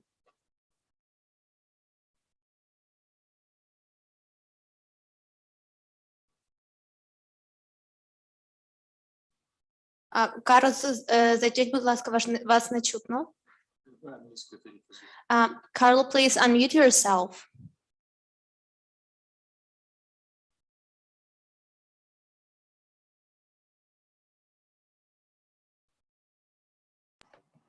Now. Okay. Now it's okay. Now it's okay. Yeah. Okay, perfect. Then thank you very much, first of all, for the invitation to take part in this third international conference in Ukraine with this hybrid format, presential and online format. And it is for me a great honor and pleasure because I had the opportunity to take part as a speaker in the first conference and in the second conference. Then I hope that I can continue next time in the fourth conference, but this time in presence to shake hands and to express all my support and solidarity to my friends, colleagues of PAN'ÉVROPA Ukraine, and to the whole Ukrainian people, where I have so good friends, and I like visiting Kiev and other cities, which is a marvelous European country. Well, I must speak about Spain and Ukraine relations. Well, I have forgotten also to say the best regards from PAN'ÉVROPA Spain to Professor Ігор ЖАЛОБА, President of PAN'ÉVROPA Ukraine, and also to Igor Gavrilov, Secretary General. And I would like also now to express my congratulations for the organizing of this hybrid conference, to the whole team of young pan-European people, because I know that in PAN'ÉVROPA Ukraine there are especially young people very well involved in the pan-European project in the Ukraine. And also for the support, of course, of the Hans Zajdelya Stiftung, which support always the activities of Pan-Europa, Ukraine, but not only there, but also in other Pan-European countries. In all European countries where Pan-Europe is involved, also to develop the Pan-European ideas. Well, I must speak about Spain. Well, all of you know Spain is situated in Western Europe. We celebrate this year 35th anniversary of our membership to the European Union. We joined the European Union 35 years ago in 1986, together with Portugal. And since there, we are part of the European Union family, because Europe is more than the European Union, of course.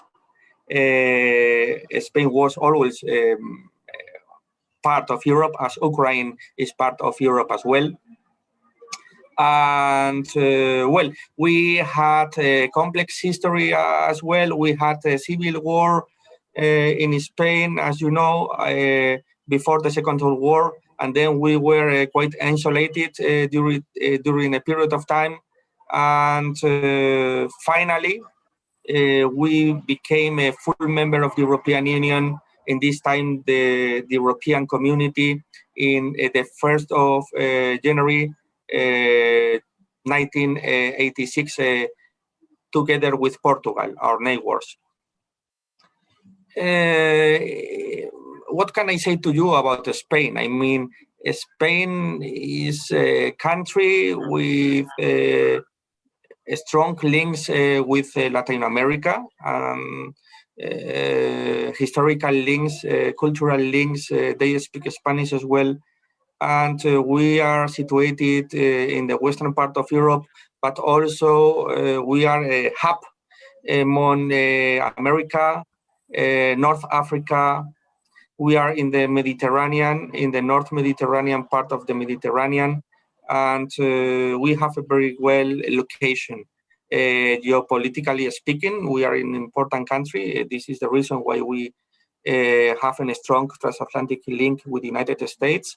And we have good weather. Many tourists, they visit Spain. We are in number of tourists, we are the third or two country in the world in terms of tourist figures, jointly with France and Italy. We have a lot of cities which are World Heritage, UNESCO World Heritage, and we have a good weather, good food, and we are a nice country to be visited. Also economically, we are top country in renewables energies, in for example, in sun energy, in renewable energies in general, and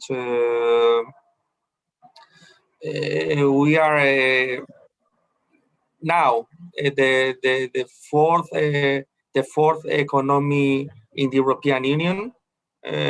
Strongest one after the Brexit.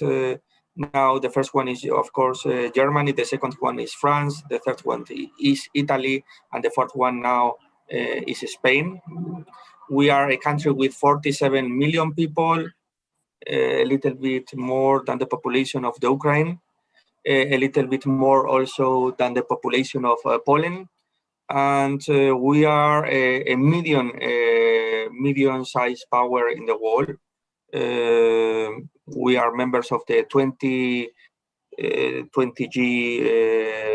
economical powers in the world, but we are a medium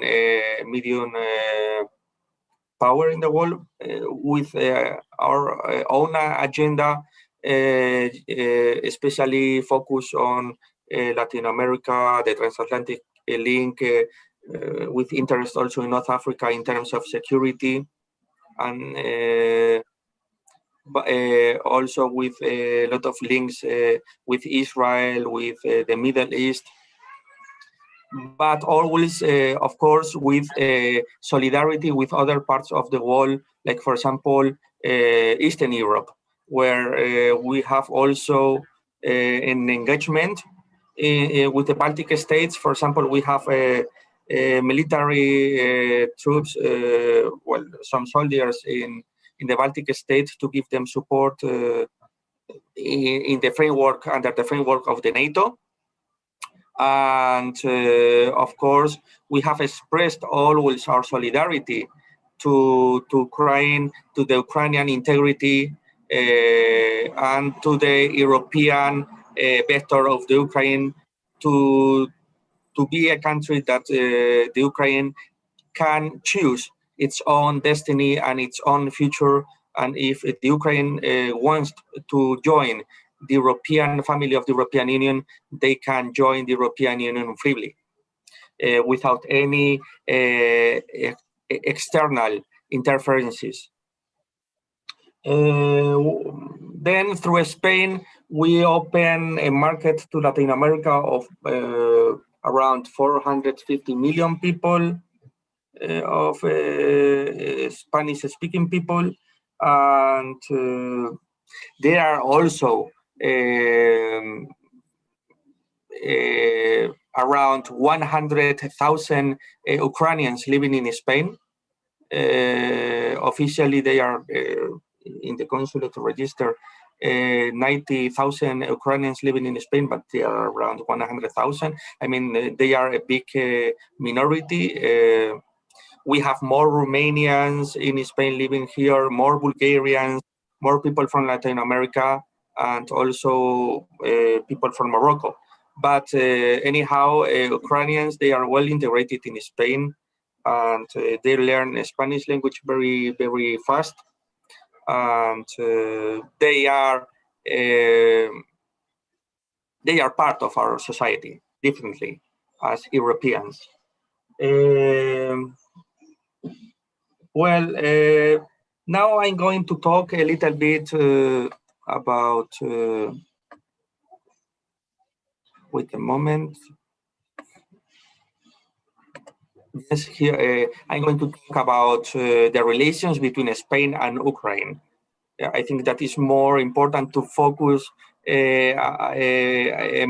on our relations than talk just what is Spain and what marvelous we are, because only just what I can to say to you is come to Spain, visit Spain, and feel the country freely.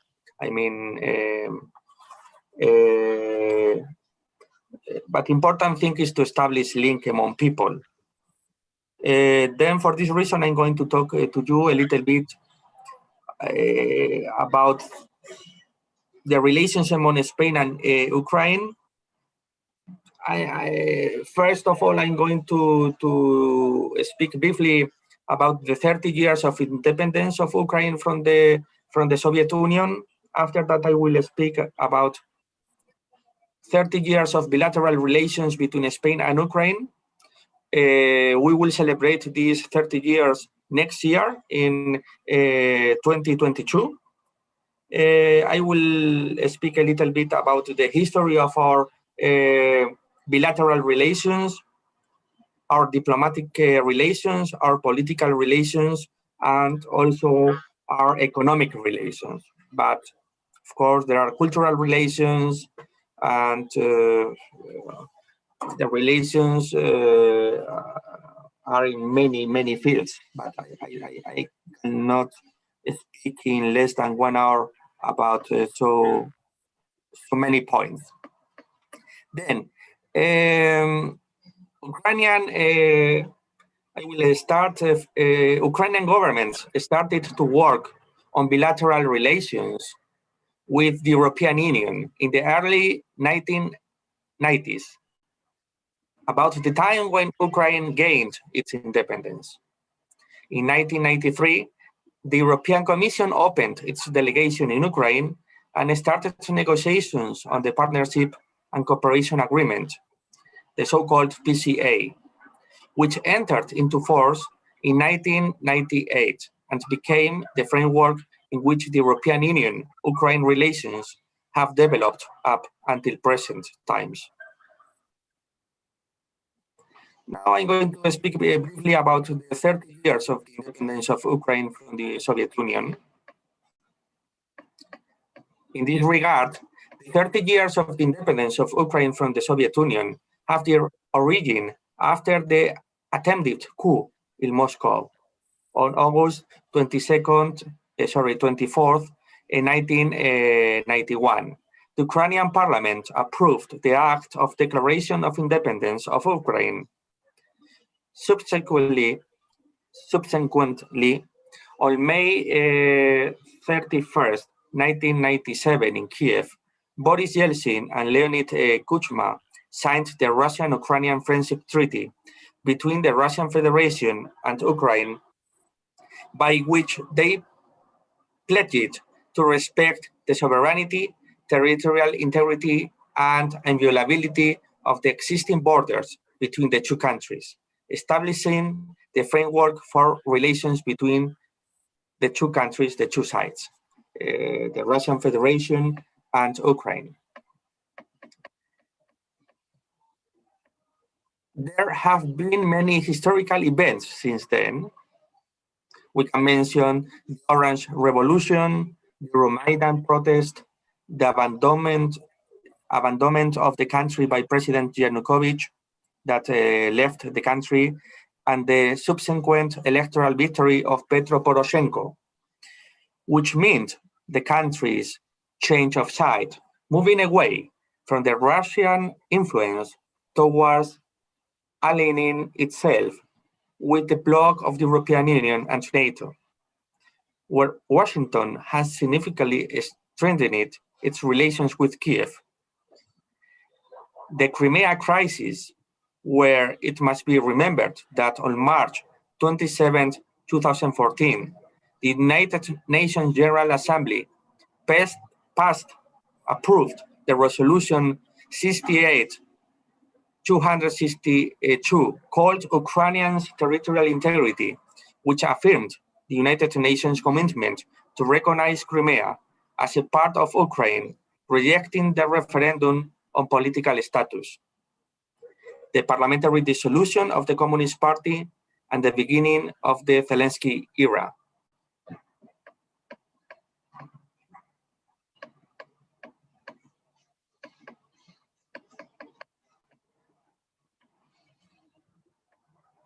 Wait a moment. I'm going to continue. Despite the important support provided by the international community, instability persists, the Russian occupation of Crimea continues, and the conflict in Donbass remains open. Secondly, I will speak about the 30 years of bilateral relations between Spain and Ukraine, but I wanted to make these important remarks. How it was these 30 years of independence of Ukraine in this anniversary that we are celebrating this year, and how it was the relations established between the Russian Federation and Ukraine. And these agreements, they were not respected, as we know nowadays.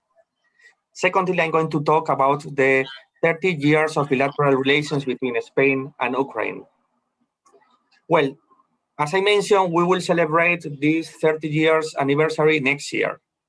On January 30th, 1992, the Minister of Foreign Affairs of Ukraine, Anatoly Tsenko, signed with his Spanish counterpart, Francisco Fernández Ordóñez, a joint statement on the establishment of diplomatic relations between Ukraine and the Kingdom of Spain. Particularly emblematic to remember today are the words of the Spanish minister, Fernández Ordóñez, pronounced during his visit to Kiev in April 1992. Spain considers its country key for the stability of Europe, and that with it, we want to maintain first-rate relations. We see with the almost sympathy the return of Ukraine to Europe, which has the full right to follow its own path. I want to assure you of the cooperation, solidarity, and support of Spain in these difficult and existing tasks of recovery of the Ukrainian identity. Ideas that are currently maintained. I mean, these words were pronounced by our former minister, socialist former minister in this time, Fernández Ordóñez. Governments of Ukraine began working on bilateral relations with the European Union in the early 1990s, when Ukraine gained its independence. In 1993, the Commission opened its delegation in Ukraine. The European Commission opened its delegation in Ukraine. It was year 1993, and began negotiations on the Association and Cooperation Agreement, the so-called ACC, which entered into force in 1998 and became the framework within which the European Union-Ukraine relations have developed until the present. In recent years, Spain has become one of Ukraine's main trading partners. For example, it's world's third largest importer of Ukrainian cereals. Although it would be advisable to maintain and increase contact with chambers of commerce and business organizations, since Spanish investments is still scarce. One avenue of cooperation still to be exploited is that related to the countries of Latin America, where Spain can plays a key role through the continuation of the creation of joint ventures between the two countries, between Spain and Ukraine, to try to invest and working together, great joint ventures to invest in Latin America. Likewise, Spanish is the most important foreign language after English. It's the high demand in Ukraine and could precisely help to open those communication channels between Ukraine and Latin America. Ukraine is also an attractive and little known tourist destination among Spaniards. As a curiosity, Odessa was founded by a Spaniard, José de Ribas. Its name, José de Ribas, the founder of Odessa, one Spaniard, gives its name to one of the main avenues dominated by a monument in his honor. Similarly, the Ukrainian presence in the Spanish cultural and academic world should be strengthened. This work has been initiated, for example, by the University of Valencia, where there is a group of students dedicated to disseminating the relations between the two countries, beginning with the dissemination of the figure of Ivan Franco, a writer, poet, and philosopher who even translated to Cervantes. Ivan Franco translated El Quijote, for example, to the Ukrainian language. Spain and Ukraine are two important European countries with very similar population numbers and territory. Bilateral relations are becoming more and more intense in all spheres, and especially in the cultural and economic sphere. There are a significant number of Ukrainians living and working in our country that fuel the growth of these relationships. On the other hand, Ukraine is advancing in its process of approaching to the European institutional structures, an option that Ukraine has adopted and that Spain firmly welcomes and supports, as can be seen with the creation of the European Union-Ukraine Free Trade Area Agreement on January the 1st, 2016, the beginning of the liberation of the visa regime between Ukraine and the Schengen area, as it was happened 11th June 2017, and the full entry into force of the European Union-Ukraine Association Agreement on September the 1st, 2017. As a result of all previously, as of 2018, the country began to experience a clear economic improvement, now truncated by the COVID crisis. I'm going to talk a little bit now about history in terms of our relations. During the 30 Years' War, 1618 to 1648, the Ukrainian Cossacks participated on the side of the Spanish-Portuguese Catholic Alliance against the Protestant coalition, supported by the Tsardom of Russia and the Ottoman Empire. Already in this time, Spain and Ukraine, we were allies.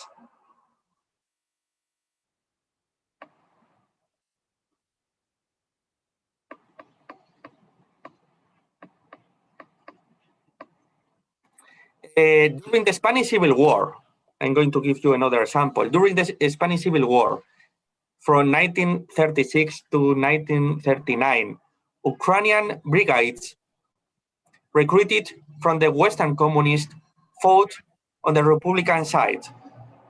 The Spanish nationalists, led by Franco, supported the former Ukrainian People's Republic, which lost the Soviet-Ukrainian War. After the Soviet Union, the 29 years that have passed since the establishment of diplomatic relations between Ukraine and the Kingdom of Spain, celebrated on January 30, 1992, have convincingly demonstrated that our countries are reliable politically, commercial, and economic partners. We are solid friends. We have solid friendship relations, and we have developed between Ukraine and the Kingdom of Spain based on mutual respect, trust, harmony, and are enshrined in the Treaty of Friendship and Cooperation, the so-called Tratado de Amistad y Cooperación, in force among Spain and Ukraine since August 1997. In terms of diplomatic relations, I would like to remark that the years of Petro Poroshenko's presidency since 2014 to 2019 began in the difficult context of the recent illegal annexation of Crimea by the Russian Federation in March 2014, and the conflict in the Donbass, also fueled by the Russian Federation and initiated in April 2014. Domestically, Poroshenko's presidency was characterized by a clear and definitive commitment to work closely with the European Union and NATO, distancing and confrontation with Russia, as well as the intensification of the construction process of the Ukrainian national identity, placing emphasis on the language, the army, and independence of the Orthodox Church of Ukraine. In June 2020, Ukraine entered the program of NATO Enhanced Opportunities. Despite the important support provided by the international community, instability, however, persists, unfortunately. The Russian occupation of Crimea continues, and the conflict in the Donbass remains open. The east of the country is currently awaiting local elections with all democratic guarantees, a complex issue that is being the subject of the lengthy negotiations in the city of Minsk. The non-Ukrainian government-controlled parts of these regions remain controlled by the so-called Donetsk People's Republic and Lugansk People's Republic with the support of the Russian Federation. It should be noted that since shortly after the start of the conflict, the OSCE, the OSCE, and its Special Observation Mission, which has several Spanish observers, have been carrying out important work to control and to contain the Donbass conflict. The role of the other organizations, such as the Red Cross and the United Nations High Commissioner for Refugees, in addressing the serious humanitarian crisis, should also be highlighted. Spain and Ukraine have been developing their bilateral relationship since Ukrainians' independence in 1991.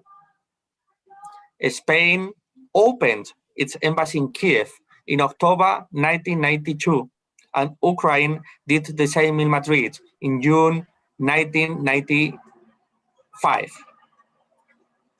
Nowadays, there is a fluid political dialogue between the two countries, and in January 2017, the 25th anniversary of the establishment of diplomatic relations between the two countries was celebrated.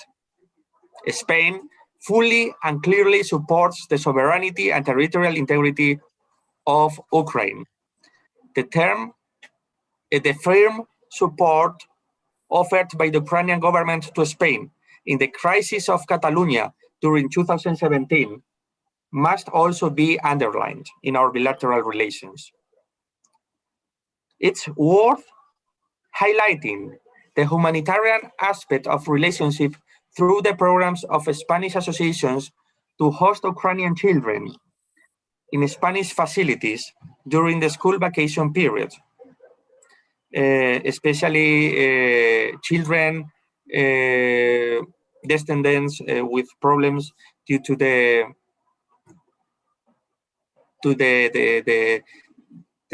accident of the nuclear central of Chernobyl.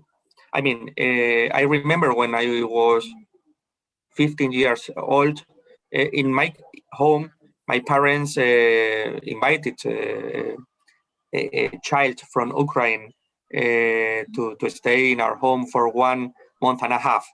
I mean, because in this time it was said that our vegetables, our fruit, it was very convenient for young people with these problems created by Chernobyl accident. Also, noteworthy is the presence of an important colony of Ukrainian citizens in Spain, which is fully integrated into our society and contributes to the development of our country. Ukraine is not a priority country in the master plan for the Spanish cooperation. However, there have been cooperation programs in different social spheres, as well as specific centralized cooperation projects. A project to strengthen the State Aviation Administration of Ukraine is currently underway, which is carried out through FIAP Foundation, one Spanish foundation, and in which two Spaniards from the Spanish Agency for Aviation Safety are participating. And in November 2019, Spain won the competition to carry out the delegated cooperation project, European Union Support for Electronic Administration and the Digital Economy in Ukraine. In January 2021, the official figure was 94,408 people with legal residence in Spain.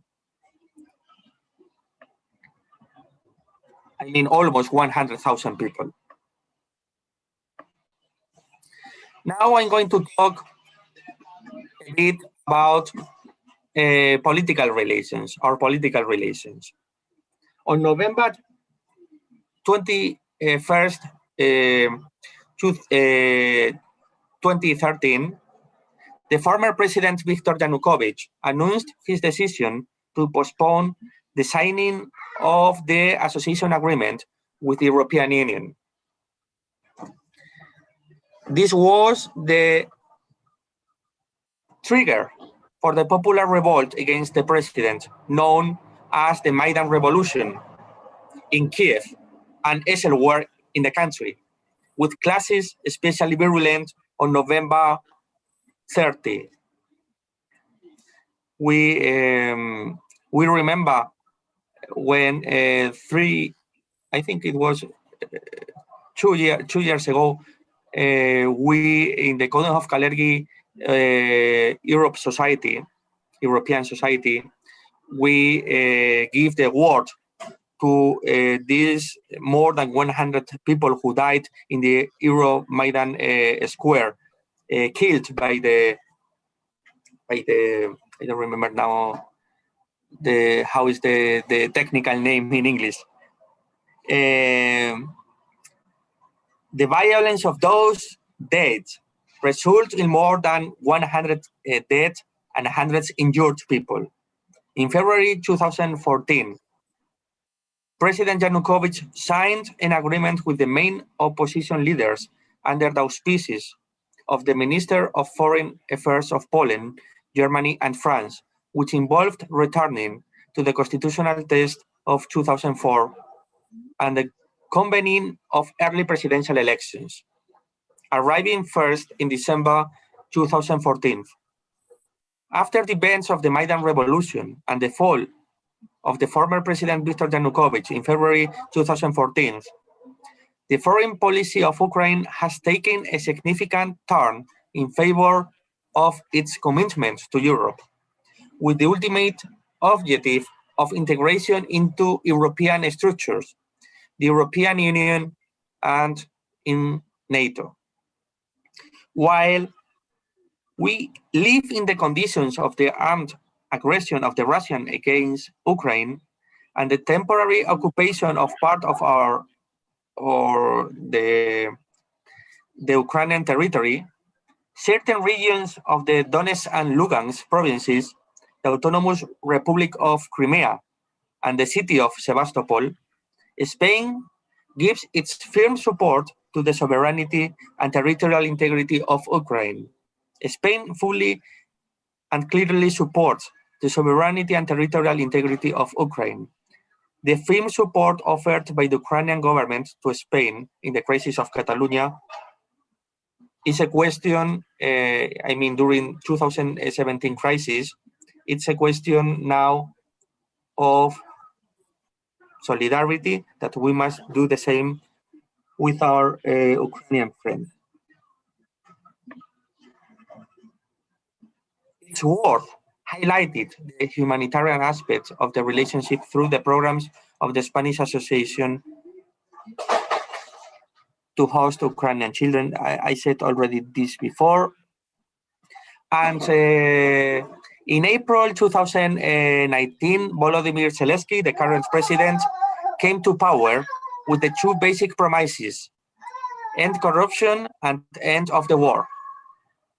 Both promises penetrated an electorate tired of decades of corruption and 5 years in a state of war. Since he came to power in April 2018, the new president, Volodymyr Zelensky, has modified the forms as regards the relationship with Russia and President Putin, while still stating that the goal is to restore Ukraine to its sovereignty and territorial integrity, as much in the case of the Donbass as in the attention to Crimea. And in this important effort,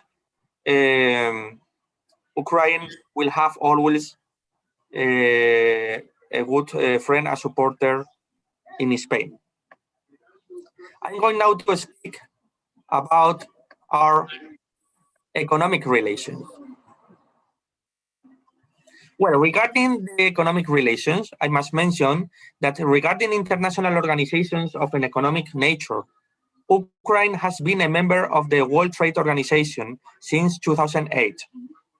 The figures for bilateral Ukraine-Spain trade increased from 2008 until the 2013-2014 Ukrainian crisis, which truncated the process of increased trade. The Spanish trade balance, Ukraine, has been in deficit, decreasing for more than a decade. In the first 10 months of 2019, it was 796 million euros. The Spanish exports to Ukraine are far from their potential, unfortunately, due to the economic crisis of recent years in the country, as well as the insecurity of investments and high corruption, which prevents a more intense economic relationship. Furthermore, Spain is a major importer of sunflower oil, corn, and to a lesser extent, wheat from Ukraine. In 2019, imports of these three products reached 1,000 million euros. As regards Spanish exports to Ukraine, they are concentrated. I mean, the Spanish exports to Ukraine are concentrated in vehicles, in cars, machinery, mechanical service devices, followed by textile products. The Spanish trade balance with Ukraine registers a traditional deficit. In 2014, the trade deficit stood at 888 million euros, somewhat higher than 2013, which was 687 million euros. This was mainly due to a 32% drop in Spanish exports to Ukraine due to the deep economic crisis that the country was going through. Both quantitatively reduced exports and imports represent a small percentage of the Spanish total foreign trade. In 2014, Ukraine was ranked 61 as a buyer in Spain and 45 as a seller to it. I mean, definitely we must to improve this situation, and we must to change these figures. From an economic point of view, I mean, what I can say, I mean, to sum up is that we are closer from our heart to Ukraine, more politically giving support than in terms of economic figures, unfortunately. And we must change the situation with the help of all of us. From an economic point of view, the first 2 years of Poroshenko, as a result of the Donbass conflict and the confrontation with the Russian Federation, were very difficult. GDP plummeted, inflation soared, and the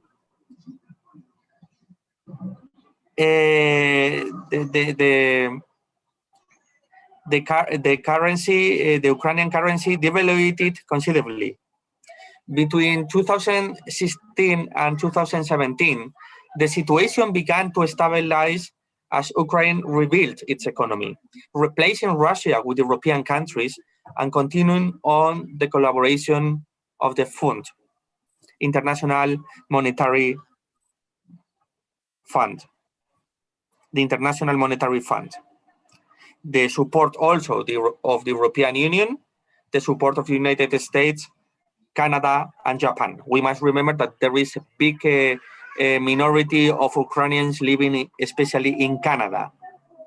In this process of rapprochement with the European Union, the most relevant events of these 2 years were the entry into force of the European Union Ukrainian Free Trade Area on January 1st, 2016, the beginning of the liberation of the visa regime between Ukraine and the Schengen area, 11th June 2017, and the fully entry into force of the European Union-Ukrainian Association Agreement on September 1st, 2017.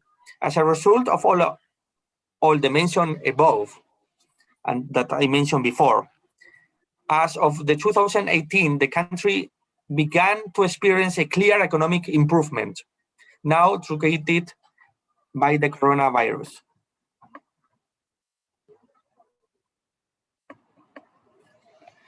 For the Spanish direct investment in Ukraine, the almost is limited. Investments have been made in the sectors of metallurgy, wood processing, construction, and infrastructure services.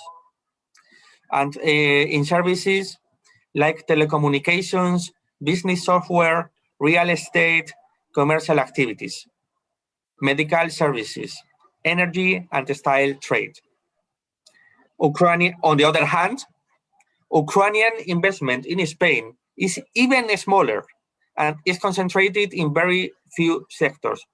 We can mention pharmaceuticals, IT, textiles, and steel.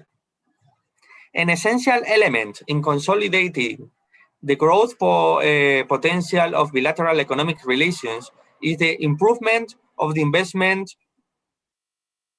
climate in Ukraine and the effective fight against corruption and in favor of legal certainty. The association agreement with the European Union that entered into force in 2017 should contribute to this and is expected to begin to work clear results in the coming years, also in the aspects mentioned above. Over the course of almost 3 decades, there have been many highly level bilateral meetings and visits that have resulted in raising the level of cooperation between the two countries, between Spain and Ukraine. In 2020, the official visit of the Minister of Foreign Affairs of Ukraine, Dmytro Kuleba, to Madrid in September last year, confirmed the common approaches of the two countries to face the challenges in the regional and global agenda. The legal framework of bilateral relations in priority areas of cooperation was significantly expanded through the signing of the agreement to avoid double taxation among two countries, the Memorandum of Understanding in the field of cybersecurity, the Memorandum of Understanding in the field of agriculture and the food industry, and also the Custom Cooperation Agreement. It was signed.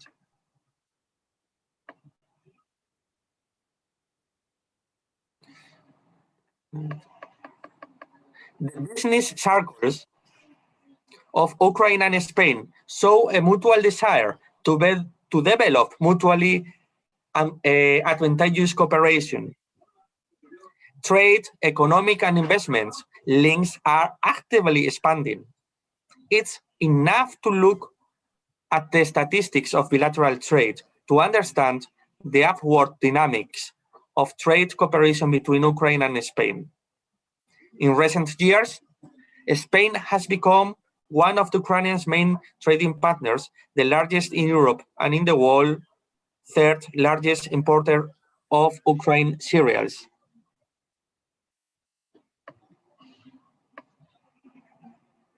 Spain ranks 6th among the European Union countries and 12th in the world in terms of imports of Ukrainian products. Since 2003, exports of goods from Ukraine to Spain have multiplied by 7 times. The dynamic of Ukrainian agricultural market in combination with a development infrastructure offers significant advantages for the Spanish investor. Co-manufacturing of organic and food products is promising, is a good field to be developed. The ambitious reform agenda implemented by the government of Ukraine creates new opportunities for cooperation with Spain in the field of financial services, renewable energy, the decarbonization of the economy, and digital technologies as well. Well, the time is running. I'm going to conclude my contribution, saying again, thank you very much for the invitation to participate again as a speaker in the third international conference organized by PANEVROPA Ukraine. Thanks for the invitation to participate. I hope that next year I can participate in presence in Kiev. I would like just to mention the full support of PANEVROPA Spain to the work of PANEVROPA Ukraine, which is working very well since it was founded almost 3 years ago. And the full support of PANEVROPA Spain to the full integrity of the territorial, the full territorial integrity of Ukraine, and that this hybrid war and this illegal occupation of Crimea, and also this hybrid war finished with its neighbor of the eastern part, Russia. Thank you very much for your attention, and thank you very much for your patience, and thank you for your understanding. Thank you, Carlo, for your speech and active participation in today's conference. Of course, we would like to see you in the next events of Pan-Europe Ukraine. And we would like, okay. And we would like to say, it was a great scope of history of bilateral relations between Ukraine and Spain in cultural, political, and economical ways. So we are welcome for questions. Чи є запитання тут?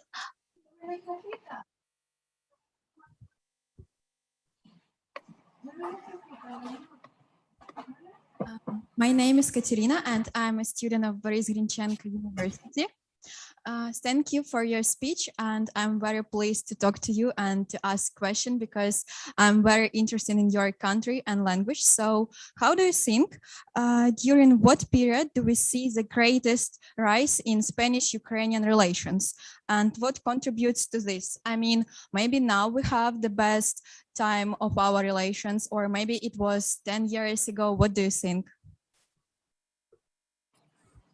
Now we are in a very good moment of relations. Of course, I mean, in the time of the Civil War, of course, there were different approaches to give different supports to the bands, the two bands in Spain, the Republicans and the Franco band. But I mean, this is only just a part of the history.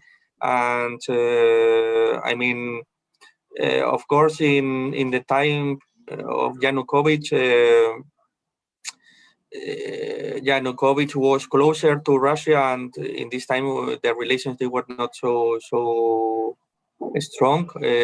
After we intensify our relations with President Poroshenko a lot, and we are continuing very well bilateral relations with President Zelensky. I mean, I don't see an special moment in the history where our relations, they were deteriorated, or I mean, we are far away, one country from another. We are not neighbors, and in this regard, we don't have a special points that they could create problems among our two countries and among our two societies. I mean, in this regard, everything is positive to continue with our good relations that we have nowadays. Дякуємо, Ларі, за вашу відповідь. І наступно дякуємо, Карло, за вашу відповідь. І наступно у нас є запитання Аня Главак хоче задати в онлайн режимі. Тому, Анно, починай. Thank you a lot. Thank you, Carlos, for your very interesting and deep perspectives of our bilateral relations. It was so interesting and I would say broad. And I have a question regarding the educational part of our bilateral relations. Are there some new maybe opportunities for Ukrainian students to get some grant or scholarship for studying in Spain, like a full-time student? Does it is it becoming so broader nowadays to we are deep in our bilateral relations?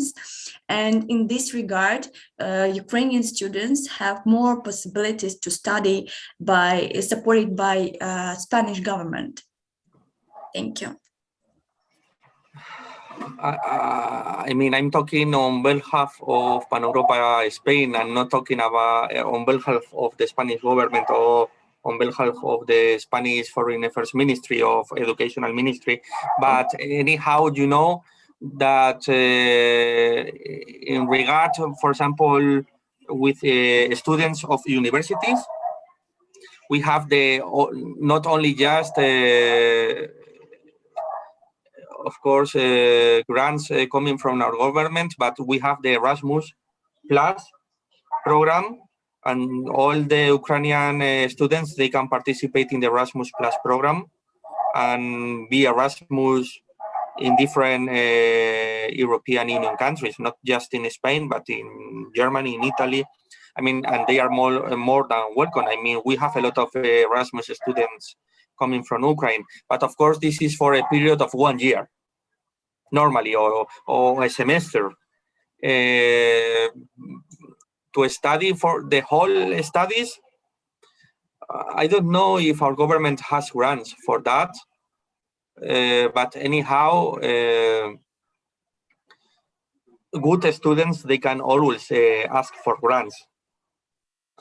I don't know if we have grants focus especially on different countries, or I don't know, but just visit the web pages of our education ministry, and there are grants. And of course, I mean, there are 100,000 Ukrainians living in Spain, and I mean, I have in my class at the university Ukrainian students that they are living in Spain and that they study in Spain the whole year. Well, I mean, not the whole year, the whole academic studies. I mean, they study international relations in Spain, but they are living in Spain, and normally parents, they are living also in Spain, and this is a big support. That only just coming to Spain to study for years without any support of the parents who are living here with the whole family and so on. But I mean, you can always try to find. Okay, I understand. About Erasmus Mundus, maybe a lot of students in Ukraine know this kind of opportunity for traveling in whole Europe and get education from European countries.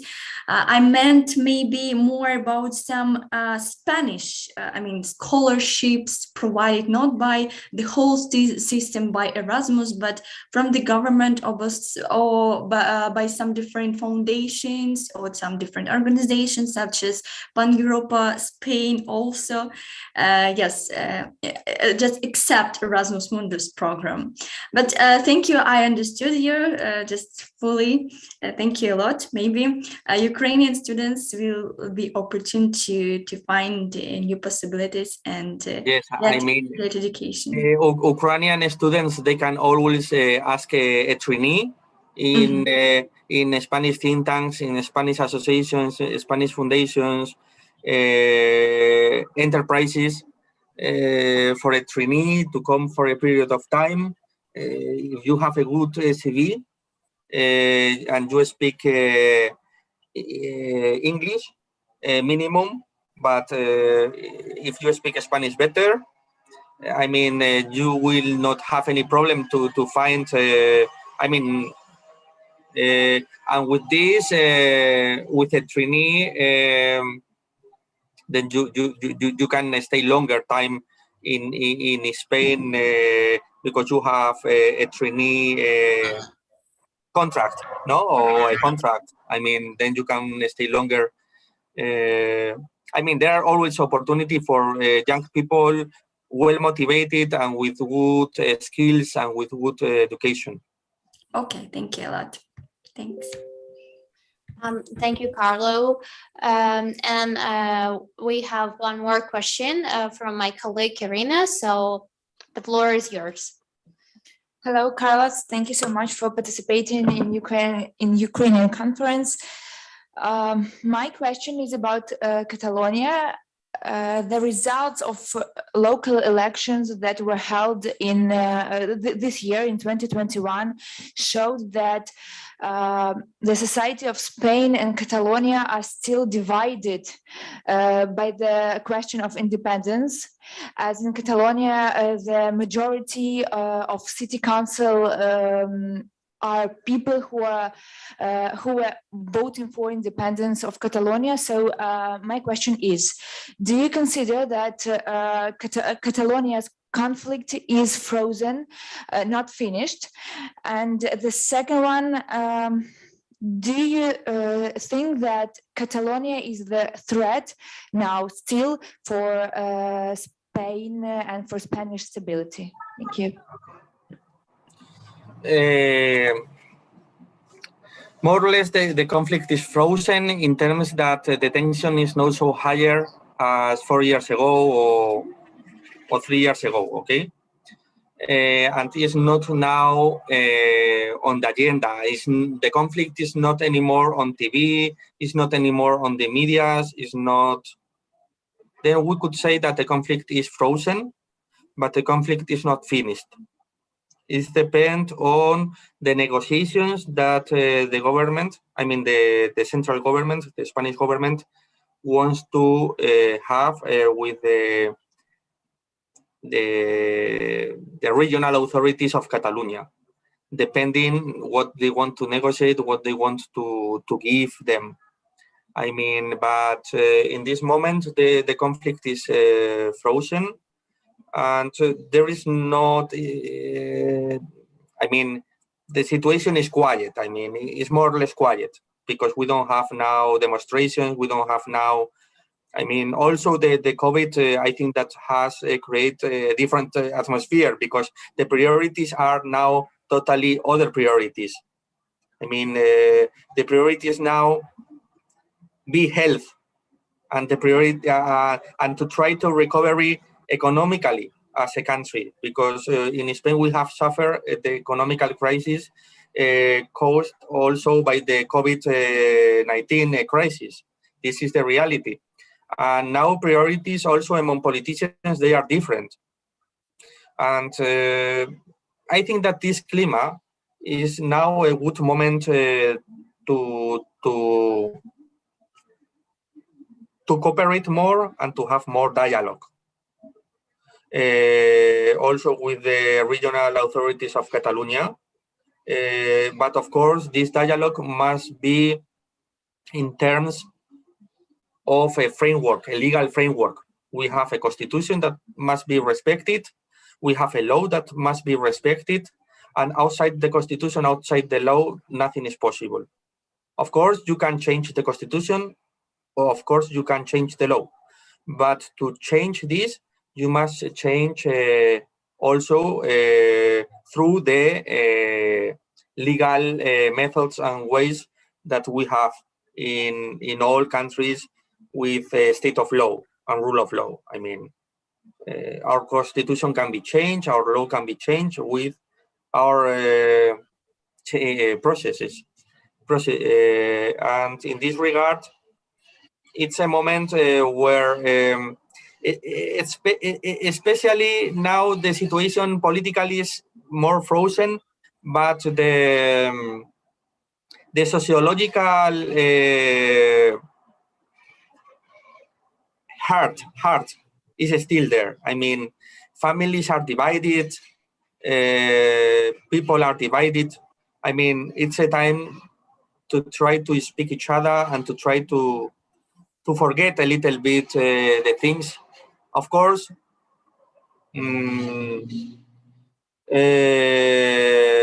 solutions, they can be always be on the table, but always with a clear dialogue, with a clear agenda, and under the respect of the law. I mean, under the law, you can speak of everything. We are a democracy in Spain, and you can say what you want. You can have your own political ideas. You can be a separatist in Spain. You can advocate for the independence of some parts of Spain, but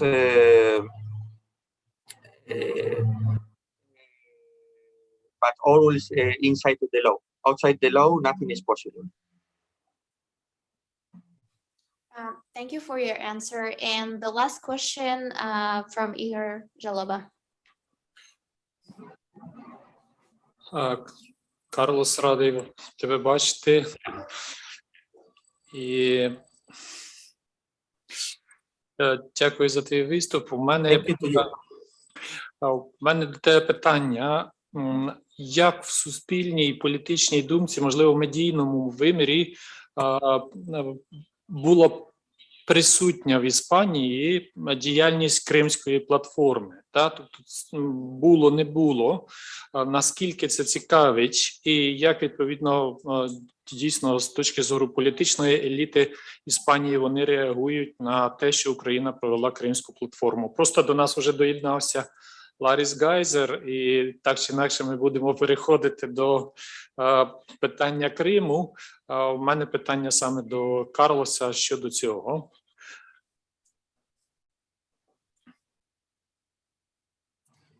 Well, it's not a topic in our media, unfortunately, and it's an issue that, of course, must be highlighted because I mean, Crimea is part of. I mean, the initiative of the Crimea platform, led by President Zelensky. I mean, it's a good idea because it's a mechanism to try to coordinate and to establish relations with Russia.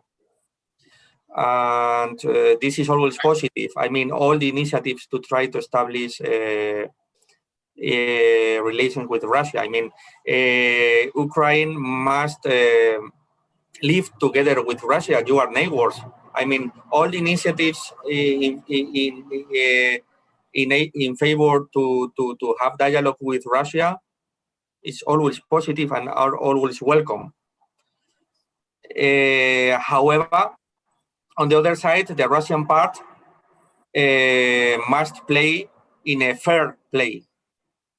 I mean, this is the same that with the separatists in Catalonia. I mean, two parts, they must always play fair play, not only one part. Then the initiative of President Zelensky is positive, but it depends on the answer coming from Russia as well.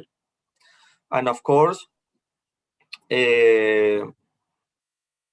I mean, if you are occupying Crimea and you are still creating interferences in the Donbass region and so on, I mean, it's not a good signal to try to establish dialogue and to normalize relations because the situation has not been improved.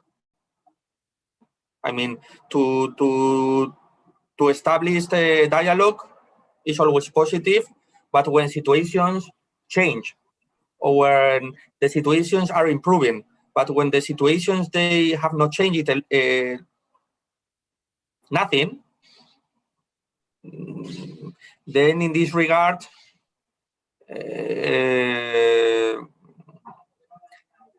I don't want to say that President Zelensky should be more strong in his positions, but because always to try to make proposals of dialogue are positive.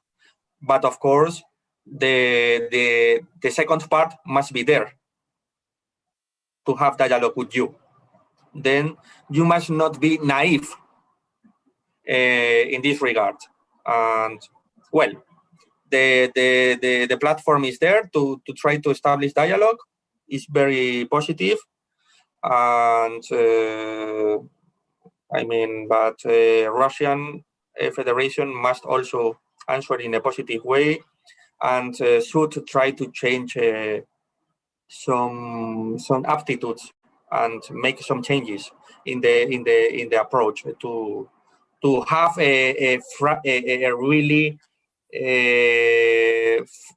frank dialogue among the two sides in a fair play. I don't think, I'm not sure if I was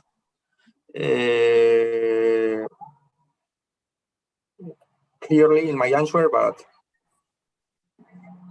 we must put more in the agenda of the media and in our society this issue, because it's an initiative to have dialogue, but you have as well the Minsk agreements and also the dialogue where France and Germany and Ukraine and Russia, they are involved in the so-called how do you say the format, the Normandy format. But it's working. The Normandy format is not working. I mean, then in this regard, President Zelensky is trying to organize a format having a leadership, but in a bilateral way with Russia. But be careful, don't be naive, because also to have this bilateral discussion with the Russians, you need also support. If you are alone in this dialogue, you are going to be weaker. If you are together with the European Union, with the United States, with Canada, you are going to be stronger also in this dialogue with Russia. If you are only alone, totally alone in this dialogue, you are going to be weaker. This is my position and my perception. Дякуємо, Карлосе, за вашу позицію щодо цього питання, а також за активну участь в сьогоднішній конференції. Ми трошки відстали від часу, тому будемо переміщуватись до іншого спікера.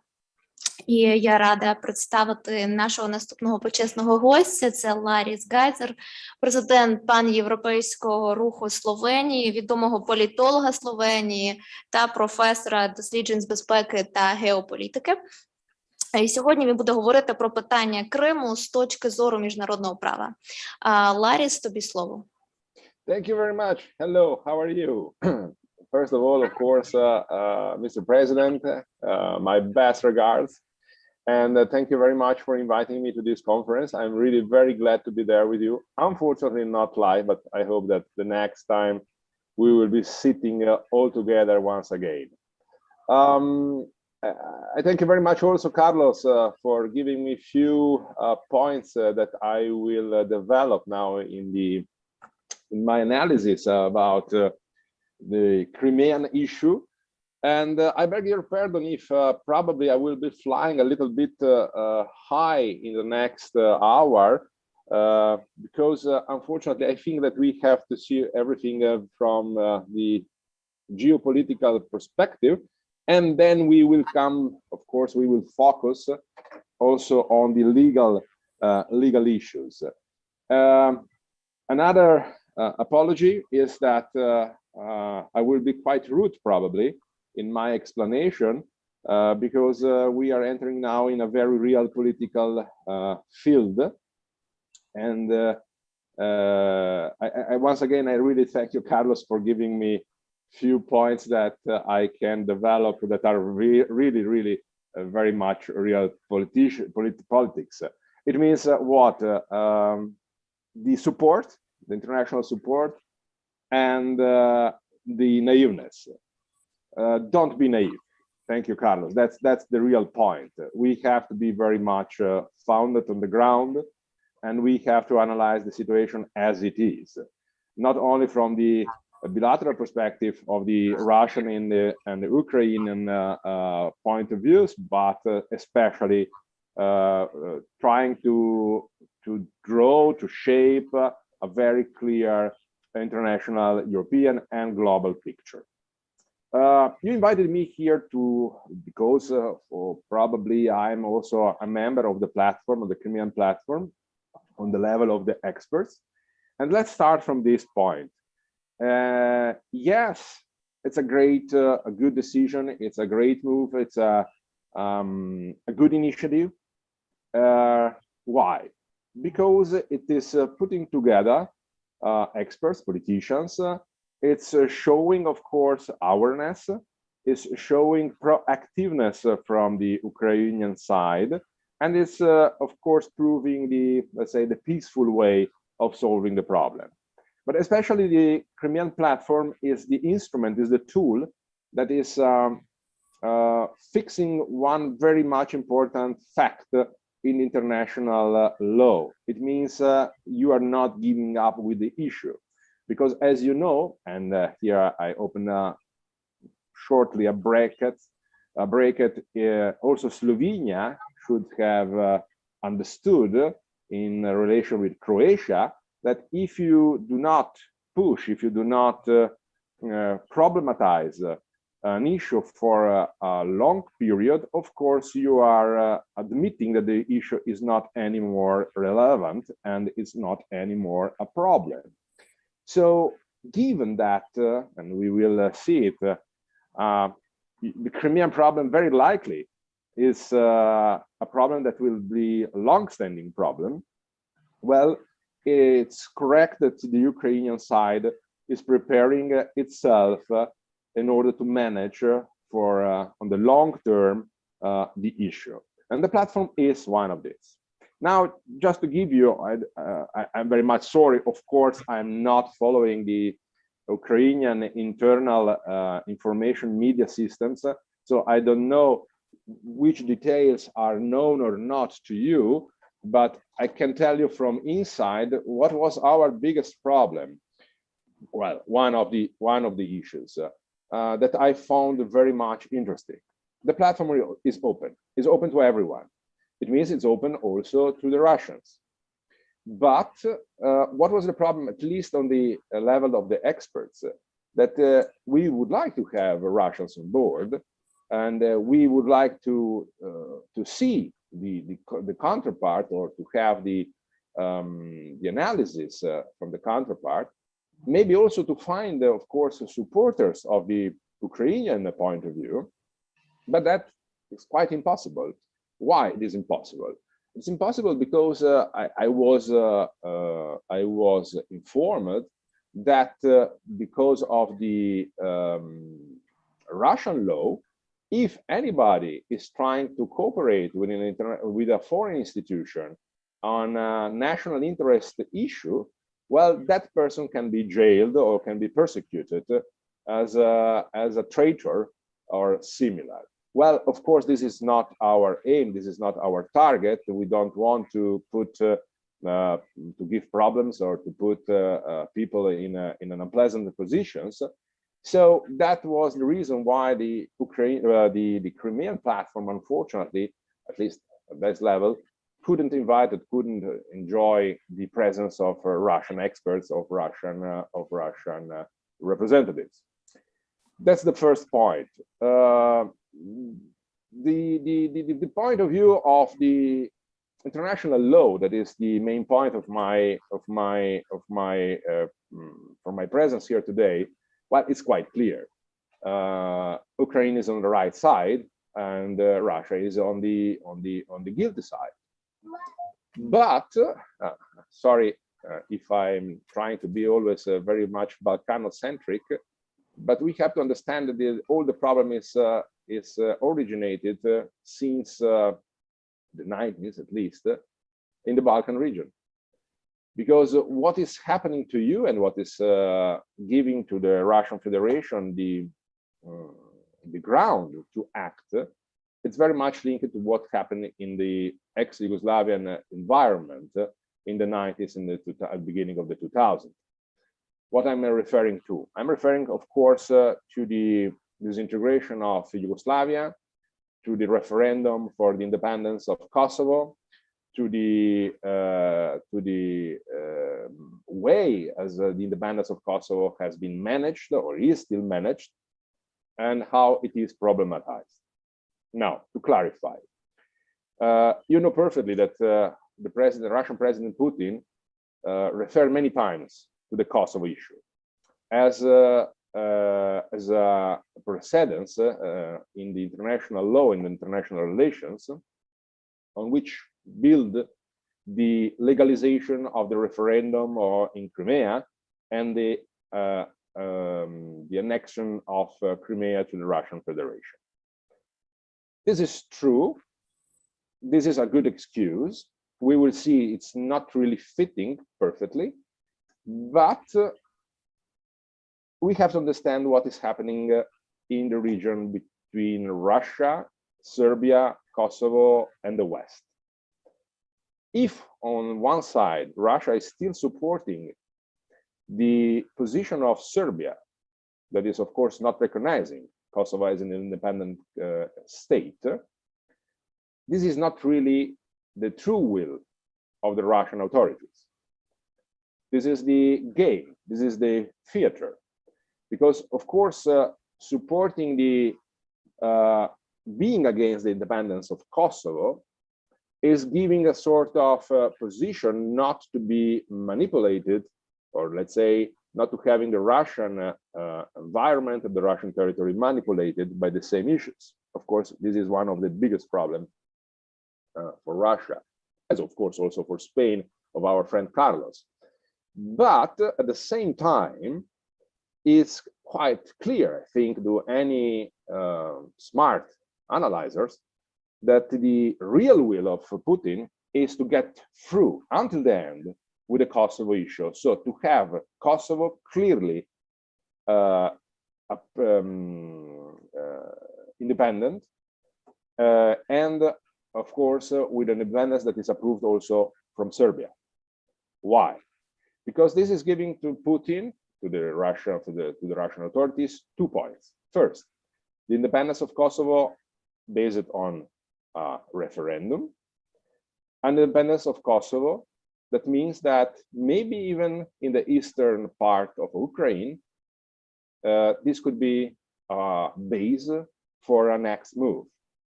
So taking de facto a territory until the end on the precedence of what happened in ex-Yugoslavian environment. So your case is strictly linked with what is going on in the heart of the Balkans. The Crimean issue wouldn't have been impossible without Kosovo, and everything that will happen in the future to you and in relation with Moscow is still very much linked to what will happen to Kosovo and in the Balkan region. Excuses. They are precedents in international law, they are precedents in international relations, and they are the excuses on which the Russian Federation can, of course, base, or if you want to use this word, manipulate the next international moves in regards toward Ukraine. Now, analyzing strictly the jure what happened, I think that it's clear also to you that the Crimean case is not a secession. So we cannot register it as a secession because we don't have, or let's say we never had so far, an independent Crimean state in the years that we are analyzing. It means that Crimea just moved, or let's say we have a border mobility of certain borders moving from inside Ukraine to inside Russia without a secession. So it's a border mobility case. And this is restricting our legal framework of analysis. The most important principle on which, of course, the Russians are claiming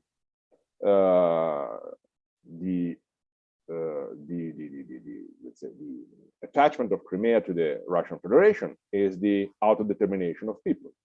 That's clear. But even here, the Russian claims are quite wicked, very wicked. Why? Because this principle could be applied when we have the so-called remedial secession. Remedial secession is, we have it when a minority, let's say in this case the Russian minority in Ukraine, claims to be object of abuses, of oppression. And in that case, the international law could accept, of course, the autodetermination of people principle. But in order to guarantee this as a right, it is needed to, of course, use, as Carlos remembered us, all the internal legal procedures that, of course, the Ukrainian legal framework was offering. Even if the Ukrainian economic, social, political, and legal framework was destabilized in that period, it was still enough stable to guarantee the minorities' rights. So we cannot use the excuse of the oppressed and abused minority, Russian minority in Crimea, in order to call for remedial secession. And we cannot call it a secession because it was not a secession, but it was just an annexation, removing borders that were not existing. So we cannot call on jus cogens and the customer law, the international law, of the principle of the determination of people. Referendum as an excuse, well, yes and no. Let's say that here the excuse could be fine, so the tool could be fine. If we have a real free referendum telling us that we have a minority that would like to detach, succeed from a state. But once again, here, the Russian authorities made a mistake from their point of view, of course, because the military presence of the Russians were already on the field. So this kind of referendum cannot be recognized as a free democratic referendum expressing the free will of a minority. So we don't have so far, let's say, the international framework, legal framework that is giving the support, the real support. And this is, of course, also, I'm telling this informally, of course, I'm not talking in the name of the Crimean Platform Network, absolutely. But let's say this is also what has been discussed inside is the majority of the experts is also supporting as a point of view. So it is, of course, an illegal act.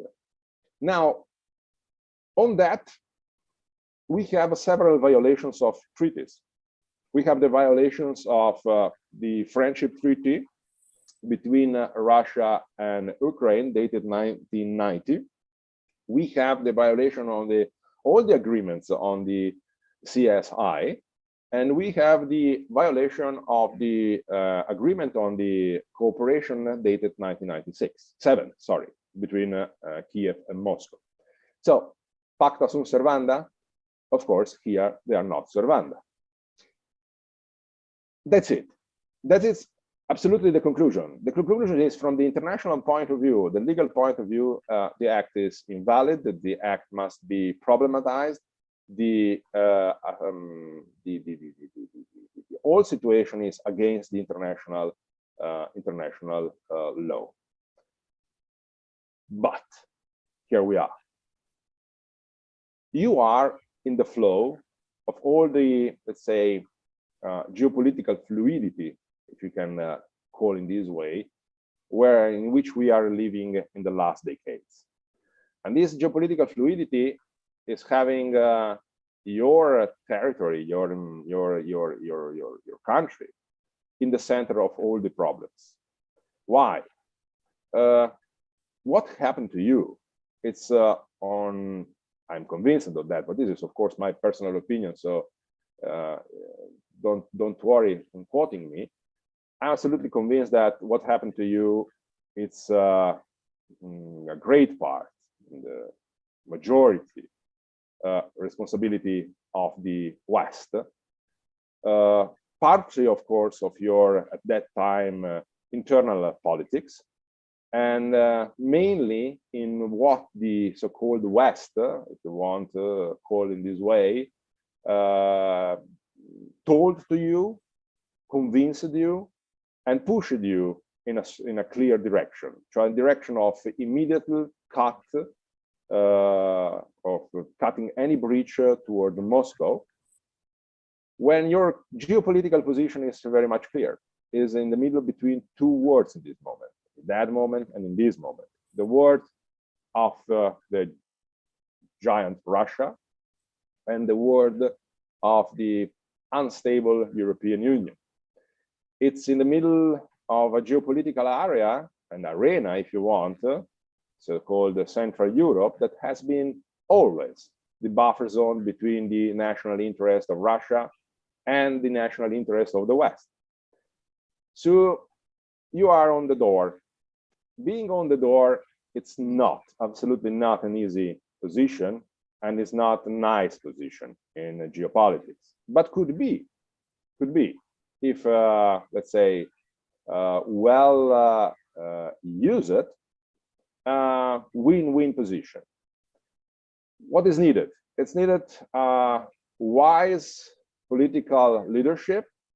It's needed a wise and open-minded geopolitical knowledge, and of course the readiness of your neighbors. At that time, I think we push it too easily and too quickly on our side without understanding the real political point of view of Moscow. I'm absolutely convinced that the administration of Mr. Obama should be guilty and take as responsible of what happened to you, because done in another way, more smoothly, more wisely, probably today we wouldn't be here talking about the problem of Ukraine non-joining EU, and we wouldn't have been here talking about the loss of a territory of Ukraine. So, starting from this point of view, that you are in the middle of two different geopolitical areas, is everything lost? Not at all. I think that, of course, first of all, the platform is a very good tool to maintain alive the problem, the issue. And this must be done, of course, by the Ukrainian side, because you are right on the legal point of view. But on the real political point of view, you are in a desperate situation. You lost your territory. And for, I think, quite a decade, you will live with this problem. You can solve it, of course. In the great moves of the international geopolitics, everything is possible, and in the future, it could be that we can find a solution. What is your position today? Well, you see, Europe is not an international actor, is not an international player. Let's be frank. We don't have power. We do not have a military force. We do not have a geopolitical strategy or a real unified will. You cannot count on us as a European Union. Of course, I'm talking. The United States of America has a problem that is called China. And if the United States of America finally will understood that they created, the Obama administration created one of the biggest geopolitical monstrum in the history, and this is the friendship between Moscow and Beijing, probably in the next years and decades, I hope years, I would like to say months, but I think that unfortunately we do not have such a smart people in Washington. We have to reshape our relation with Russia because we have common enemies and we have common challenges. This idea, what I'm talking about, is nothing new. Come on. If you remember at the beginning of the 2000s, the joining of NATO, or let's say the Council NATO-Russia, if you remember the summits between Bush, Berlusconi, and Putin, if you remember everything that was have been building at that time in a relation between Washington, Brussels, and Moscow, well, that was the right move because we are culture and societies that we have a lot in common. Even if for a while we put aside all the national interest and the standard request, the geopolitical request of Russia that are of course very much oriented to the heart of Europe, it means passing on you and over you. But going to the heart of the question, the Chinese problem and the radicalization of the Islam, or let's say the jihad, are common problems of Brussels, Moscow, and Washington. And we could cooperate. We should cooperate. We should find at that time, and still today, a common language in order to challenge these two problems. As representatives of a common society with common history, religions, culture, etc., etc. So if our leaders in the near future one day will start to talk again one to each other, and if we will shape up a common framework of good friendship relation, I'm not saying that we have to be unified and we have to agree on everything. Of course, in that moment, in a completely new geopolitical environment, you can still have the hope to return in possession, let's say, or to find a solution of the Crimean problem.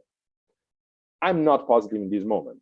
This is my position. I'm sorry, of course, for that. I would like to be much more positive. I completely, as you know, support your European path. I completely support your will to join the North Atlantic organization. Absolutely, you have all my support. But being really real, we have to say that you are alone. And you are alone, and you are part just of the game of big actors, big players. Now you have to hope to be in the right position, with the right leadership, in the right moment. And of course, continuing to knocking at our doors and continuing to knocking in order to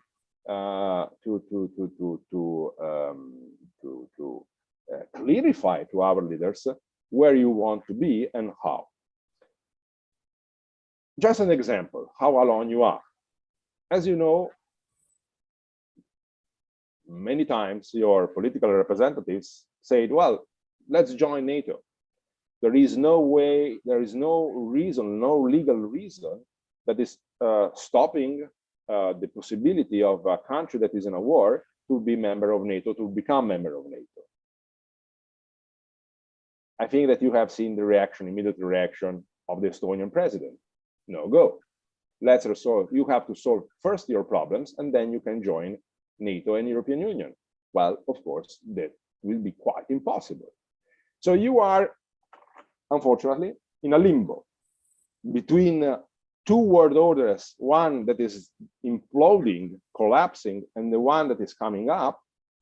You are in the middle of a new generation of warfare, that is the hybrid warfare, that we are still trying to understand and to improve from our side.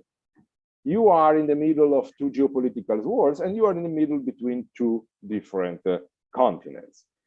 So from the legal point of view, you are absolutely right. You are on the right side. Nobody can say anything. But on the real political point of view, you are unfortunately on the feeble side. This is my very quick analysis, but I think I would rather stop here in order to open the discussion that probably would be much more interesting. The last point is the point of the beginning. Your destiny, let's say, or the next move that will happen in your territory and your environment are very much linked to the Balkan case. As it was with Kosovo, or let's say with excuses that will happen in Bosnia and Herzegovina, this will have, of course, a domino effect also on your future. So I would stop here, and please let's open a much more interesting and dynamic debate. Дякую, Ларіс, за чітку та чесну позицію з цього питання. І ми починаємо нашу дискусію, тому перше запитання, Ірино. Hello, Laris, happy to see you here online in Pan-European Ukrainian Conference. My question is, as you said, Ukraine is all alone in this wild world. What position should Ukraine seek in terms of having influence and in terms to defend its interests and positions worldwide? Of course. Thank you. Well, we have some rules in geopolitics, and one of the most important rules is not to create frictions. Once that you are making an action, of course, you are creating a reaction. And now the most important thing is not to create action and reaction. It means create a friction with no way, no return back way, on specifically always stressing only the Crimean case.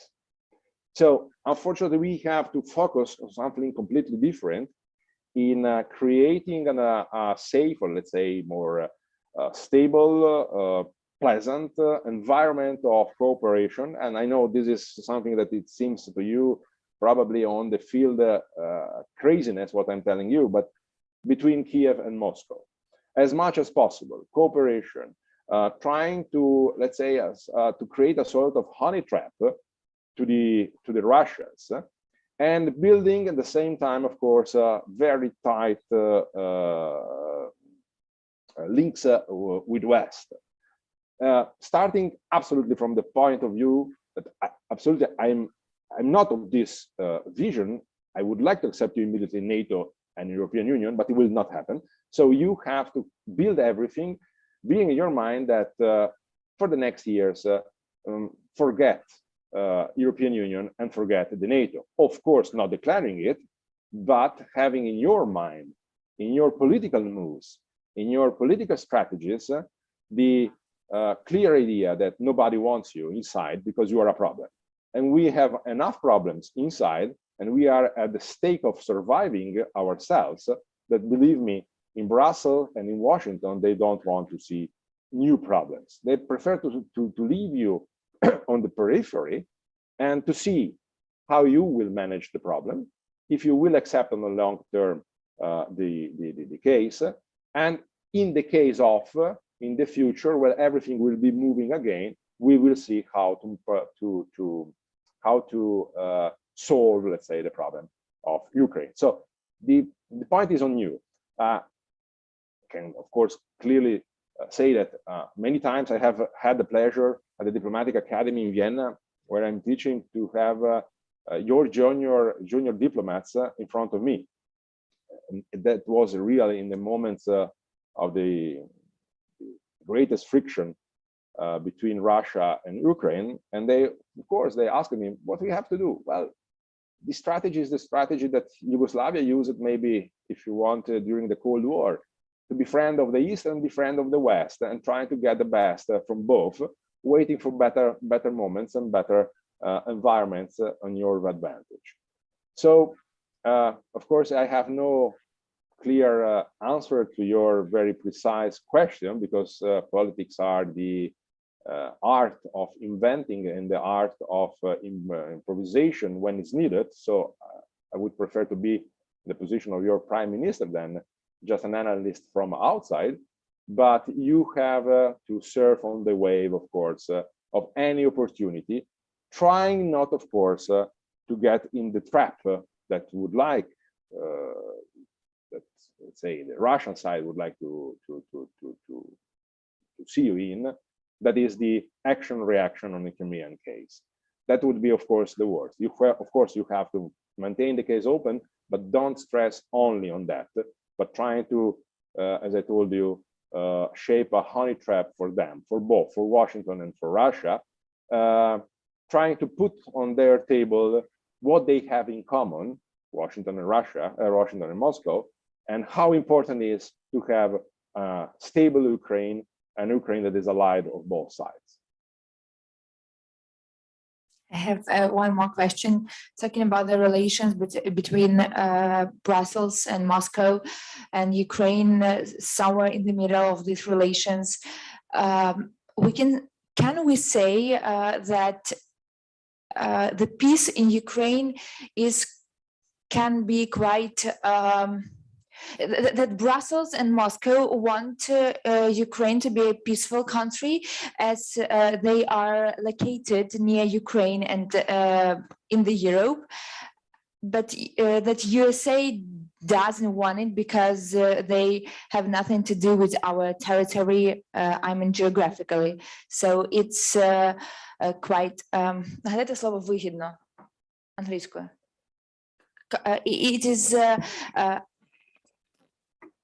It is profitable for USA to have a conflict here near Russian Federation. Well, of course, not for European Union, but yeah, European Union maybe USA is okay with this. Yes, because we have no other means. So let's say for the European Union, of course, to have a conflict in Ukraine, so very close at home, absolutely is not of any interest. But we, European Union, we have no means to solve the problem, and we are unable to do that, and we are divided enough not to find a common language toward Kiev. If the question is Russia has an interest, of course. The main interest of Russia, and you know better than me, the Russian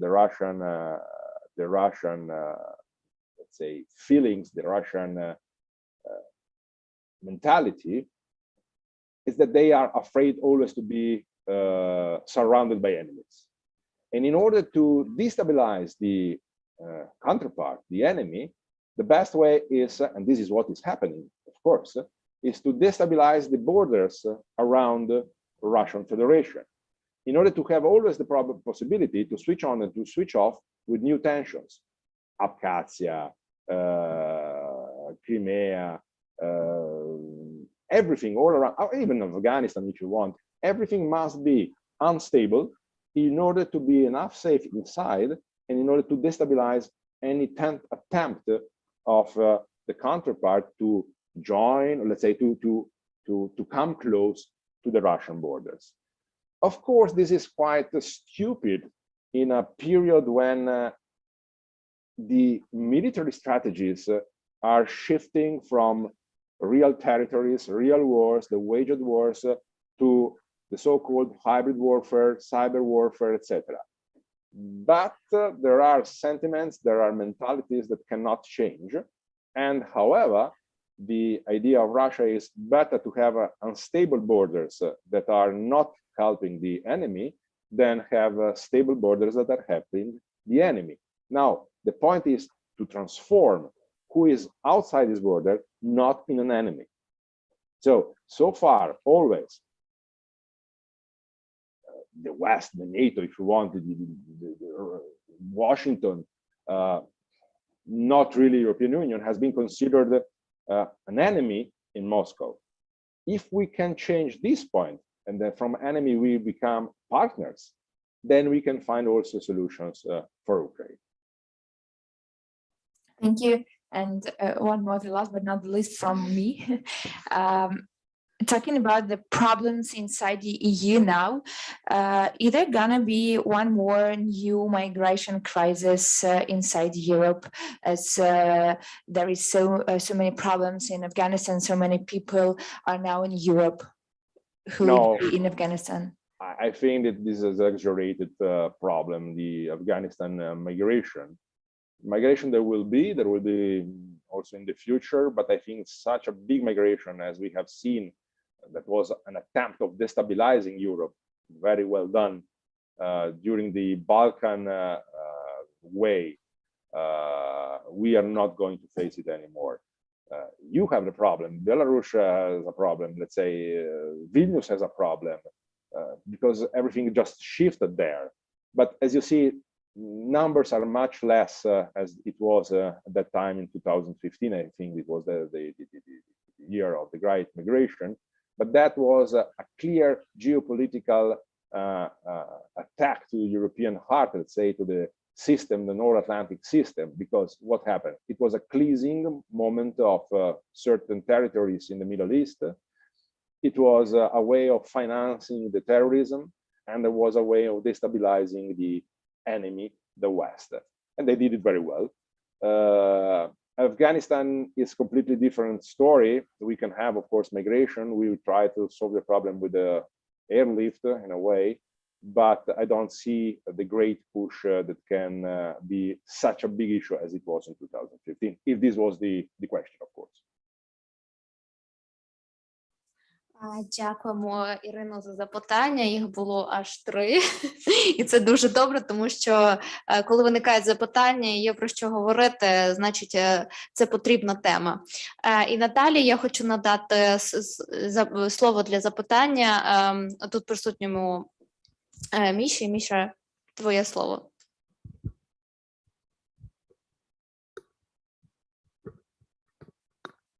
Алло, мене чутно?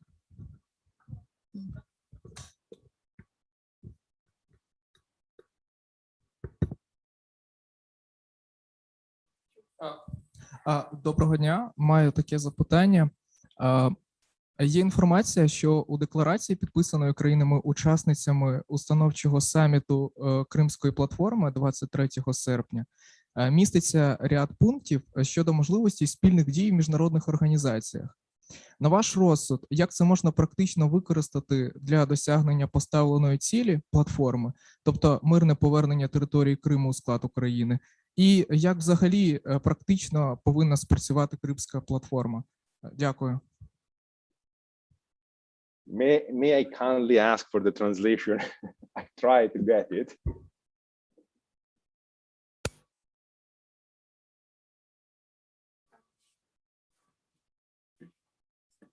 Did you hear the translation? No, unfortunately, no. Oh, I see. Just a second, please.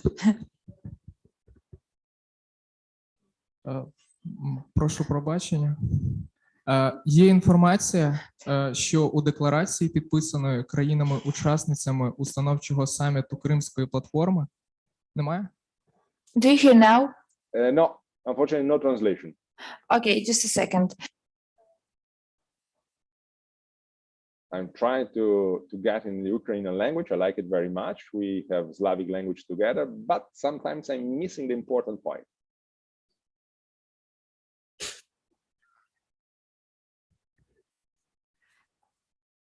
Okay, just a second, please. Yeah, I'm not moving. Все, ми готові? Є інформація, що у декларації, підписаної країнами-учасницями установчого саміту Кримської платформи 23 серпня. Міша, що я маю робити? ви маєте англійську? А я маю англійську сказати. If you so kind, maybe you can translate me live. Don't worry.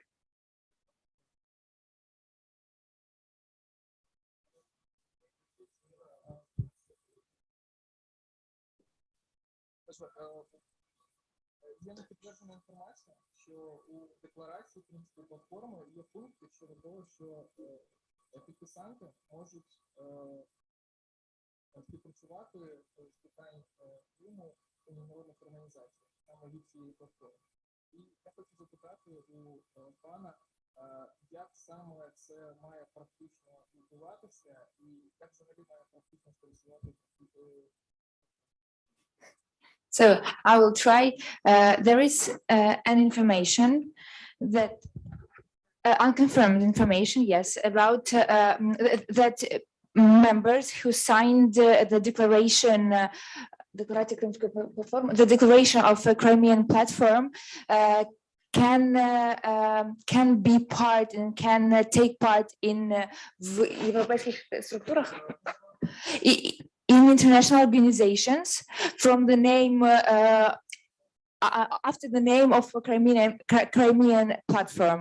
So is it true, as you know, and what is the practical, how practically the Crimean platform can work? If you understand it.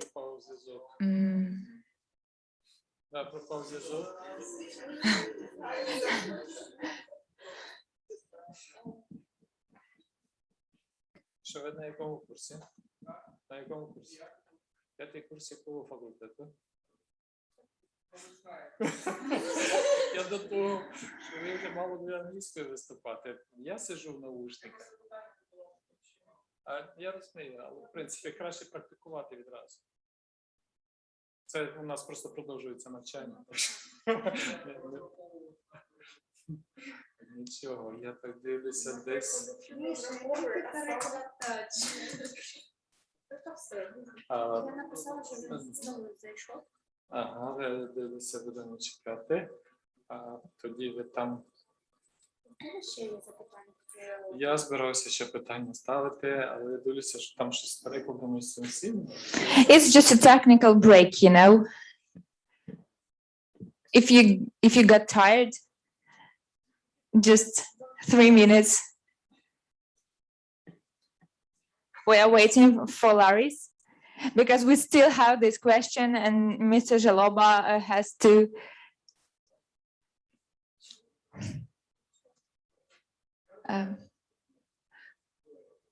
We wrote to Lari's, so he should. He writes that he is trying to connect, so please 2 more minutes. It's a small coffee break, you know. Ага, і Райнер написав, що англійський канал не працює. Oh, we didn't know it. How, Mr. Kluchik, how long didn't you hear us? For how long? For about 5 minutes. It started with the point when the one question was asked. The English channel was completely dead. Okay, we see. Just a minute, please.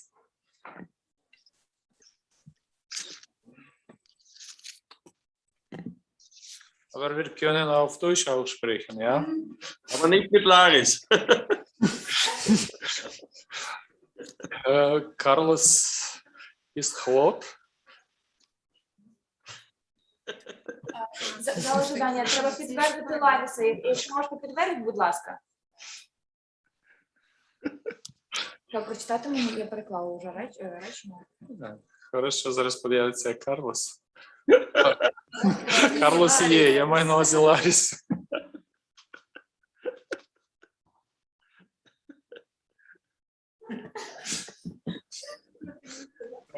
Sorry, I'm back. Oh, it's great to see you again. So the question was, how to apply the Crimean platform? Do you hear the translation? No, I'm hearing you now. Зараз чуєте, а ви зараз чуєте переклад? Є переклад? Yeah. Great, that's great. So maybe Misha can do it once again. Отже, прошу пробачення. Є інформація, що у декларації, яка була підписана країнами-учасницями установчого саміту Кримської платформи 23 серпня. Немає? I'm sorry, but I really did not get the translation. Okay, I'm here again. Thank you. Please, can you choose English channel? English channel? Don't complicate my life. I'm a beginner with these things. I'm against the cyber warfare. I am on English. Everything is in English. Where I should go? Interpretation? No, English. Laris. I got it. I got it. You have to pick yes. Switch off the original tone. There is Yes, a yes, second point. English. It seems that could work. Let's try again, my dear friend. Отже, з'явилася інформація. З'явилася інформація в мережі, що декларація, яку підписали 23 серпня країни-учасниці установчого саміту Кримської платформи, містить певні пункти, що ці країни можуть співпрацювати у міжнародних організаціях стосовно того, щоб Крим був повернений у склад України. На ваш розсуд, як це можна взагалі практично використати для досягнення цієї цілі? І як взагалі практично має спрацювати Кримська платформа? Дякую. Thank you very much, and thank you very much also to the translator. Very good. Sorry for it was my fault. As I told you, I am absolutely safe on the side of the cyber warfare. I have no clue about all these things. So the information that the Crimean platform could be transformed in something much more than the declaration and the platform of cooperation, exchanging point of views and coordination of politics, it's false. So it means the platform is going to be nothing else than a platform of discussion, exchanging of information, and political point of view. Of course, it's very clear defined. It means that in this declaration that I have here in front of me, but I think that you perfectly know, it's clearly say that the annexation is illegal. It's clearly say that the platform is a tool for consultancy and coordination.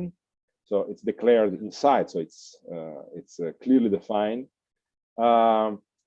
It is something that would like to support the maintenance of the minority rights in Crimea for the Ukrainians, for the Tatars. It's something that will should work for the reinforcement, support of the international right. It is something that is condemning the occupation, the momentary occupation of Crimea, etc., etc. It's nothing else than this. It is divided on 3 levels: political, experts, and parliamentarian, in order to give to all 3 levels the possibility to discuss, to exchange point of view, etc., etc. Going back to on the field in order to reconquer Crimea, well, now we are in the hypothesis. If you are counting on NATO or somebody else, forget it. If you think that you can do it alone, you are very, very much welcome, of course, from all the West, and all the West will support you, condemning officially, but of course supporting in the back. That's the reality in this moment.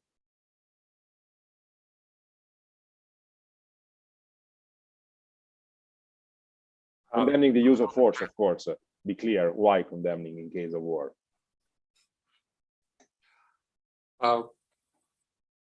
Дякую за відповіді. Ларіс, як завжди, чітко, відверто, контроверсійно. Sorry for that. У мене тоді питання.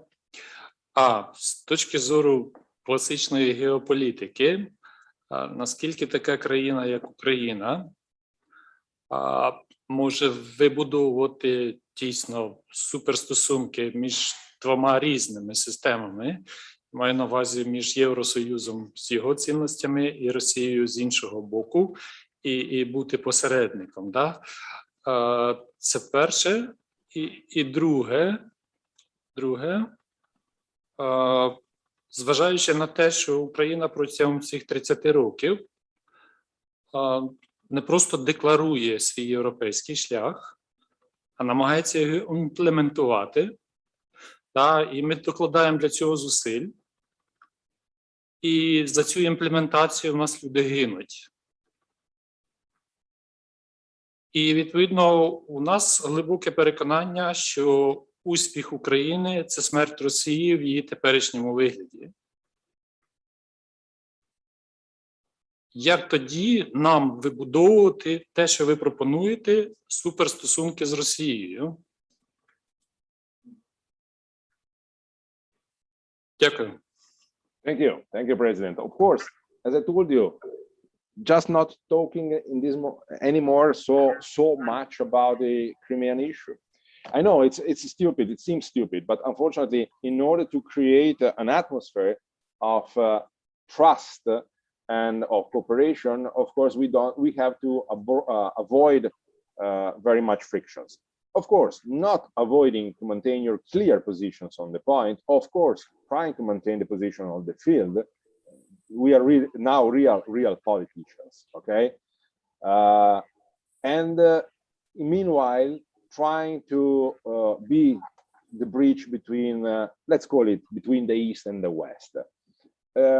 I know, as I told you during the beginning of my speech, it could seem to you on the field quite crazy.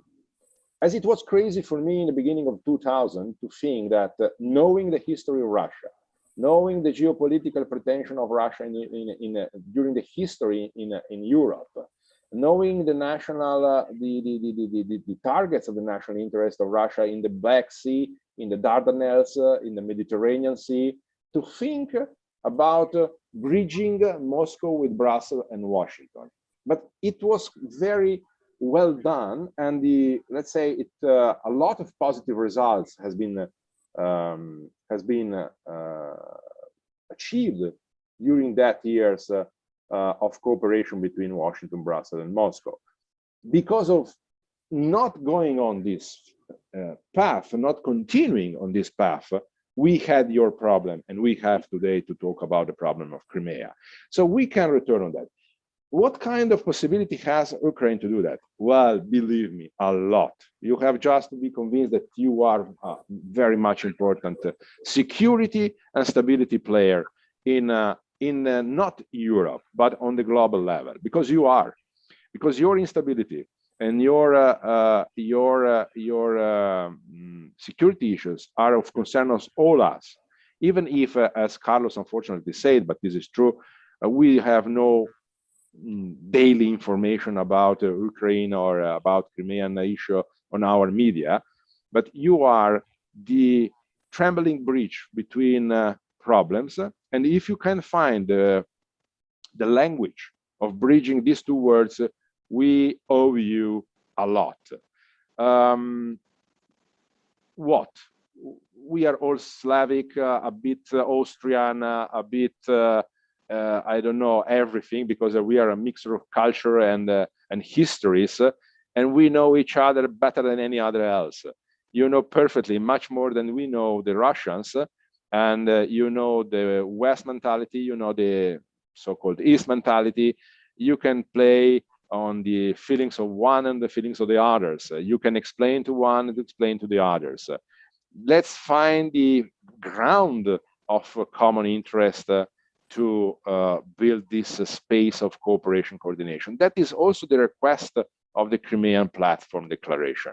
The Crimean Platform Declaration, I have to say, being inside, it's done, at least I'm talking, of course, of the level of experts.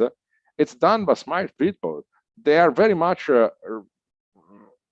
let's say, real orientated. So nobody is talking about great principles and fantasies, but everyone is absolutely aware of the real situation on the field and the possibilities that the global picture of balance of power is giving to you. Now, the point is that you have to clearly find in your mind, your politics, that the world is really moving from one world order, the world order of the post-World War II, to a new world order that is coming, and nobody has a clue what kind of world order will be. And you are in the middle of this road, in this path, and you can co-shape this path together with us. We would appreciate very much if you can give us a smart contribution, because we are lacking of smart leaders.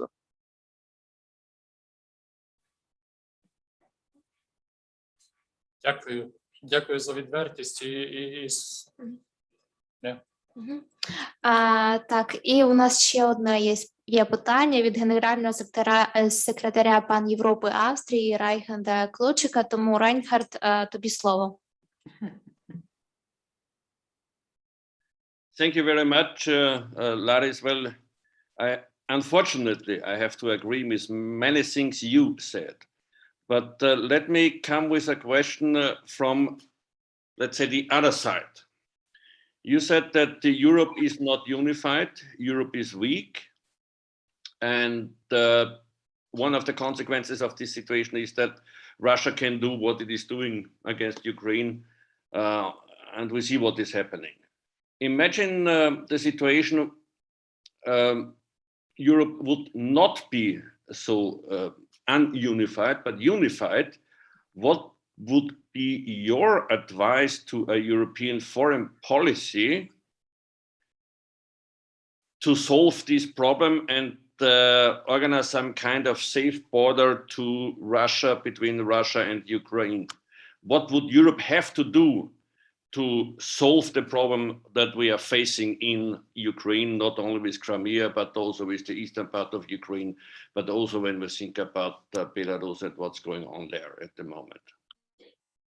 Thank you very much, Reinhard. First of all, I will not tell to Karl von Habsburg that you are agreeing with me. Secondly, mainly. Secondly, let's dream. Let's dream that Europe is unified, that Europe has a foreign policy, and that Europe has a military strength.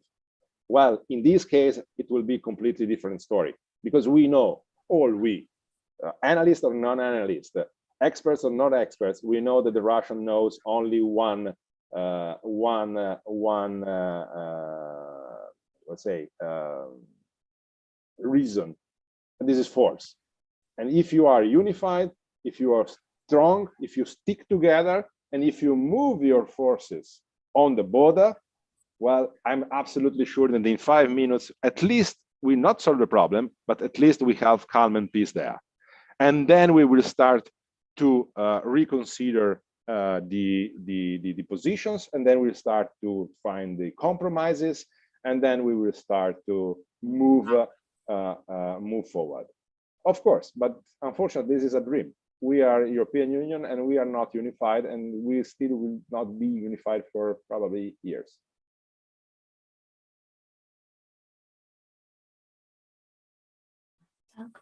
Sorry, I was now I found it. They understand only one argument, the argument of force. Добре, дякуємо Рейнхарду за запитання і Ларісу за відповідь. У нас ще є одне питання з чату, і воно звучить так.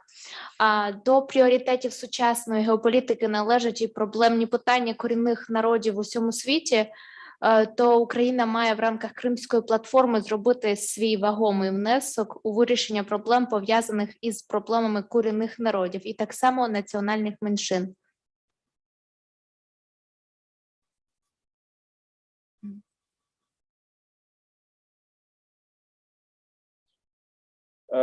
Sorry if I understood well the question. If the Crimean platform is giving us the possibility to support claims of minority around the world, it means the safety.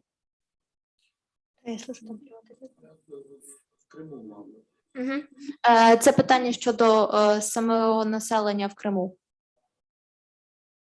Yeah, yes. Of course, this is clearly stated, and of course, I would like to let's say give a lot of importance on this point, because if the Crimean region is declared a border region, well, then there is very few possibility to let's say to defend them, because once this is declared the border region, they have to sell everything. The Ukrainians and the Tartarians that are not recognizing the Russian authorities or are not taking the Russian passports, they will have to sell everything in 1 year. If not selling, of course, everything will be confiscated by the state. So this is absolutely a clash with human rights. So the platform is stressing the point of supporting the minorities there, Ukrainian, Tatarians, and etc., but it's not taking into account, of course, these last moves of the Russian Federation. Now, these moves are on the table, and of course, I would say more than the military side, this must be an argument where somebody, the West, should immediately counterattack, because this is, of course, a problem of human rights. Somebody, a lot of people, will lose a lot immediately in few months. Дякую за вашу відповідь. І останнє запитання. Які можуть бути, на вашу думку, пріоритетними заходи щодо питання підняті щодо заходів Кримської платформи?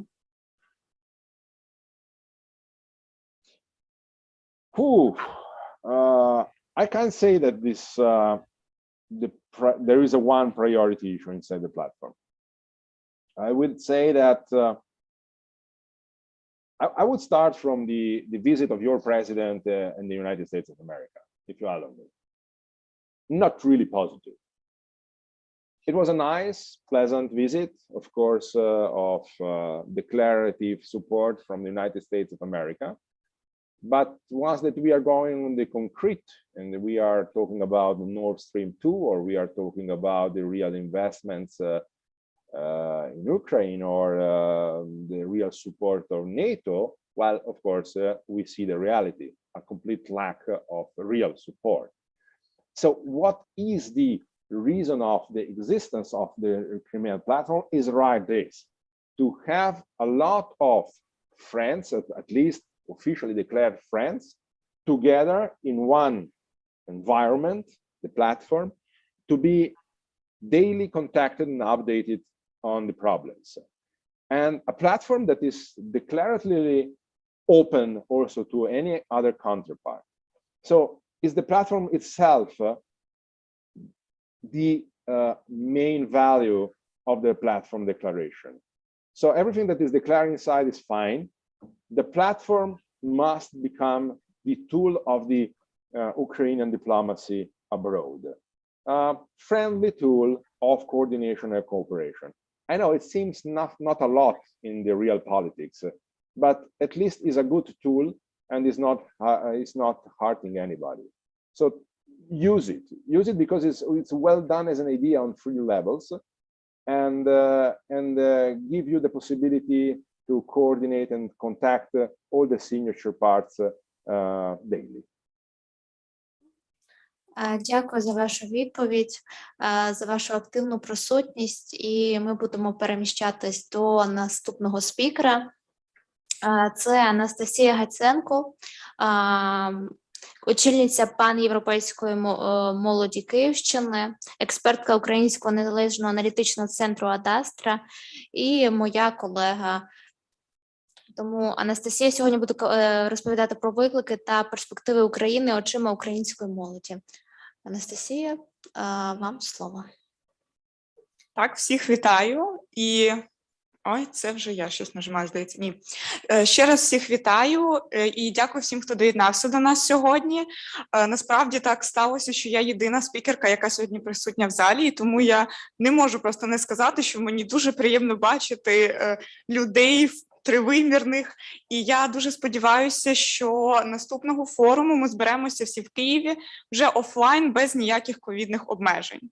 І так, сьогоднішня моя тема, на яку б я хотіла поговорити, це виклики та перспективи України очима української молоді. Добре.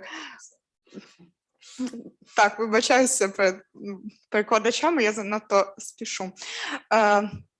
Про що хотіла сказати, з чого почати, це, по-перше, з того, що коли Ігор Володимирович запитав мене, чи хочу я взагалі взяти слово, поговорити на цю тему, в мене не було сумнівів щодо того, що так, я хочу, бо молодь звикла чути, що ми рушійна сила, що від нас багато чого залежить, на нас покладають надії.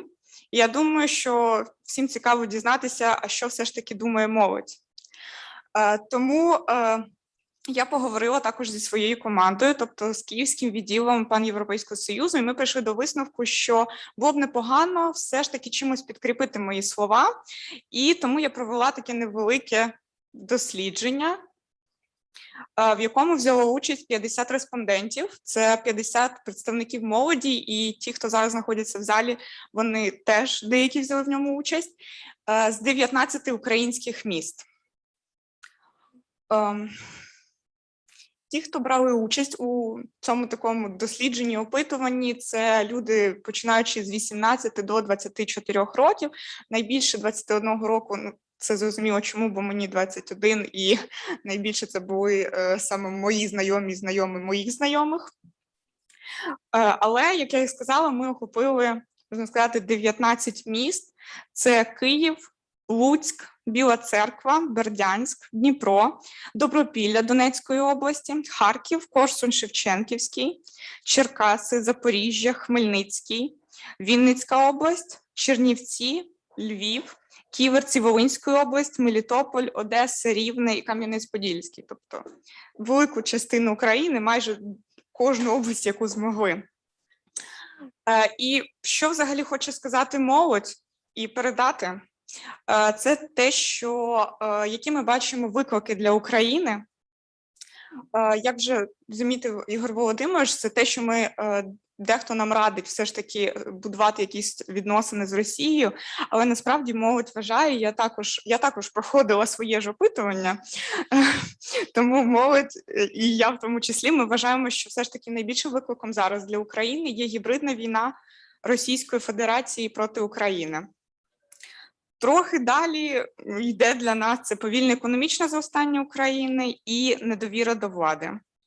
Також це бюрократизовані процеси і пандемія коронавірусу. І крім того, варто зазначити, що багато хто з представників молоді, не намагаюся, багато хто з представників молоді також вважає, що у нас існує велика проблема у складності забезпечення сталості реформ, наприклад, тієї самої антикорупційної, про яку сьогодні також багато згадували. Крім того, це також відтік мізків, тобто масова імміграція і молоді, і не тільки. І навіть хочу сказати про те, що деякі респонденти вважають, що вступ до НАТО та євроінтеграція України вони також є якимись своєрідними викликами. Про це зазначили це 30%, що вступ до НАТО є викликом для України, і 38% зазначили, що євроінтеграція є своєрідним викликом. Також хочу сказати, що молодь не вважає за викликами в Україні це обмеження прав людини, а також непорозуміння України з окремими державами-членами Європейського Союзу. Крім того, наразі ще не бачать особливого виклику у Північному потоку-2, але я можу з цим трохи не погодитись. І також один з респондентів дописав нам про те, що основними викликами, на його думку, є, по-перше, це застарівання і вихід з ладу радянського промислового, воєнного і інфраструктурного спадку. В той час при її взагалі відсутності. Також це погіршення психічного здоров'я нашої нації і також значний конкурентний тиск в області інформаційних технологій. Ось такі є, по-перше, виклики для України з боку української молоді. Друге питання, яке я поставила в своєму опитуванні, це було вже про перспективи. І я дуже хотіла, щоб всі відповіли щось тільки позитивне, але так і не виходить ніколи. Молодь підтримує те, що Україна покращує свій імідж і буде покращувати свій імідж на міжнародній арені. Ми також про це сьогодні згадували. Ми згадували про Кримську платформу, яка змогла зібрати 46 країн. Також ми згадували про наш борщ та Євгена Клопотенко, який намагається поширити нашу кухню. І мені довелося побувати на форумі «Україна-30», ініціативу якої запровадив Володимир Зеленський. І якраз я була на дні, коли ми розмовляли про бренд України у світі, і я вам хочу сказати, що не тільки зараз намагаються показати нашу культуру там через борщ чи щось таке, наші українські винороби зараз також намагаються показати, що гарне вино, воно не тільки у Франції та Італії. а ще й в Україні. Тому ми намагаємося вийти ще й у цю сферу. Також більш-менш однаково молодь погодилася з тим, кожен 50% відповіли про те, що ми поширюємо українську культуру і надалі, як я про це вже сказала. Також всі вірять все ж таки в економічний розвиток і залучення інвестицій. І крім того, те, що ми все ж таки проведемо всі ключові реформи, які необхідні для нашої країни, і забезпечимо сталість вже тих реформ, які існують. Але, однак, деякі респонденти зазначили, що Україна взагалі не має перспектив, і хтось бачить в майбутньому економічну ізоляцію та занепад. Я хочу сказати про те, що не було обрано, хто саме буде проходити це опитування. Тобто не малися на увазі тільки там студенти-міжнародники чи політологи-історики, які постійно спостерігають за ситуацією в Україні і на міжнародній арені. Тобто це було поширено, просто я ж кажу, знайомих. Наскільки я знаю, що в мене брали участь, наприклад, це програмісти з Дніпропетровська, з Дніпра, перепрошую, вже Дніпро. І третє питання, яке я поставила, це в якому взагалі напрямі рухається Україна. Я хочу сказати, що 82% відповіли, що ми поступово розвиваємося. Це чудово, я також бачу розвиток України. Але також є відповіді про те, 10% того, що нічого не змінюється.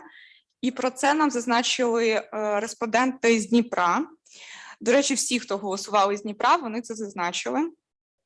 Також з Києва, Мелітополя та Ківерців, що знаходяться в Волинській області. Те, що ми розвиваємося у хибному напрямку, вважає 8% української молоді. Це були респонденти з Бердянська, Добропілля Донецької області, Білої Церкви та Вінницької області. Тут я навіть не можу нічого додати, насправді. Я все ж таки вірю і вважаю, що Україна розвивається і що ми це бачимо. Взагалі, я хочу сказати, що якщо я вже сьогодні кажу про від обличчя української молоді, то Україна для молоді, і не тільки для неї, вона все ж таки у контрастах. Так, вона в наших постійних скаргах на медицину, суди, відсталість у реформах, в недовірі до влади.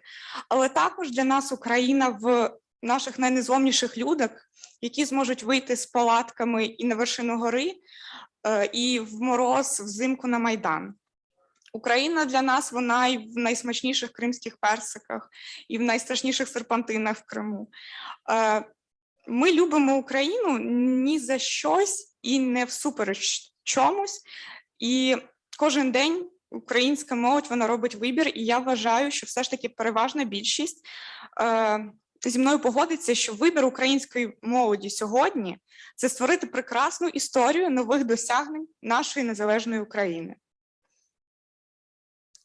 Слава Україні! І ще, якщо хтось хоче більш детальніше поглянути на результати опитування, ви можете просто просканувати цей QR-код, ви побачите Google, ні, ви не побачите Google форму, ви побачите Google таблицю.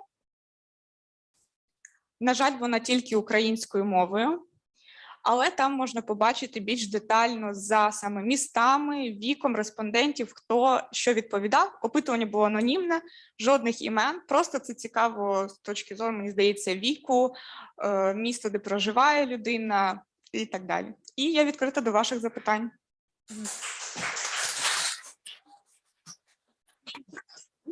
Дякую. Так, будь ласка. Мене цікавить, скільки часу зайняло проведення цього опитування? Я можу трохи здивувати, це зайняло менше 5 днів.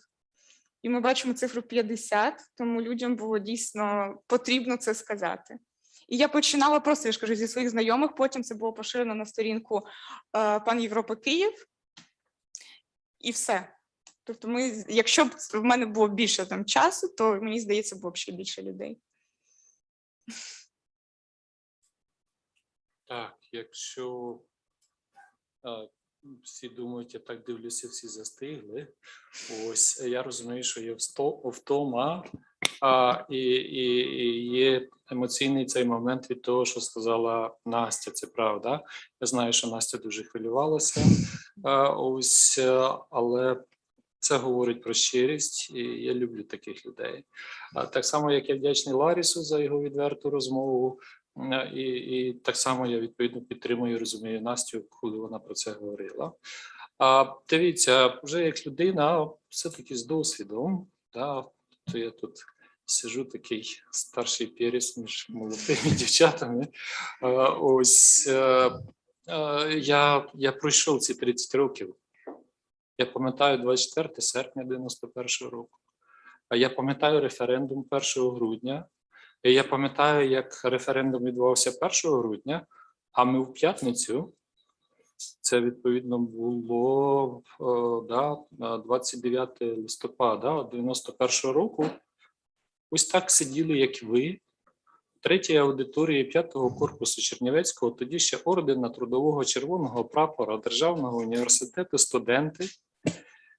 І відповідно, я тоді їм кажу, ви ж йдете на референдум післязавтра, чи там ваші батьки, за Україну, за Чорновола. Ось, і я тоді їм говорив, що ви подивіться, вся ця реклама, яка була на той момент, Україна виробляє, Україна має потенціал там і так далі, це все просто статистика. Це матеріальне.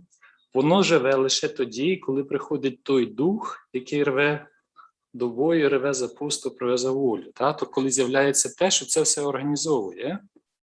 Я сам не здогадувався в той момент, тому що я спеціально припинив лекцію, присвячену Київській Русі, з тим, щоб відповідно поговорити з ними про цей референдум. Я не агітував нікого, нічого. Але я на той момент сам не здогадувався, наскільки у випадку з Україною це виправдається.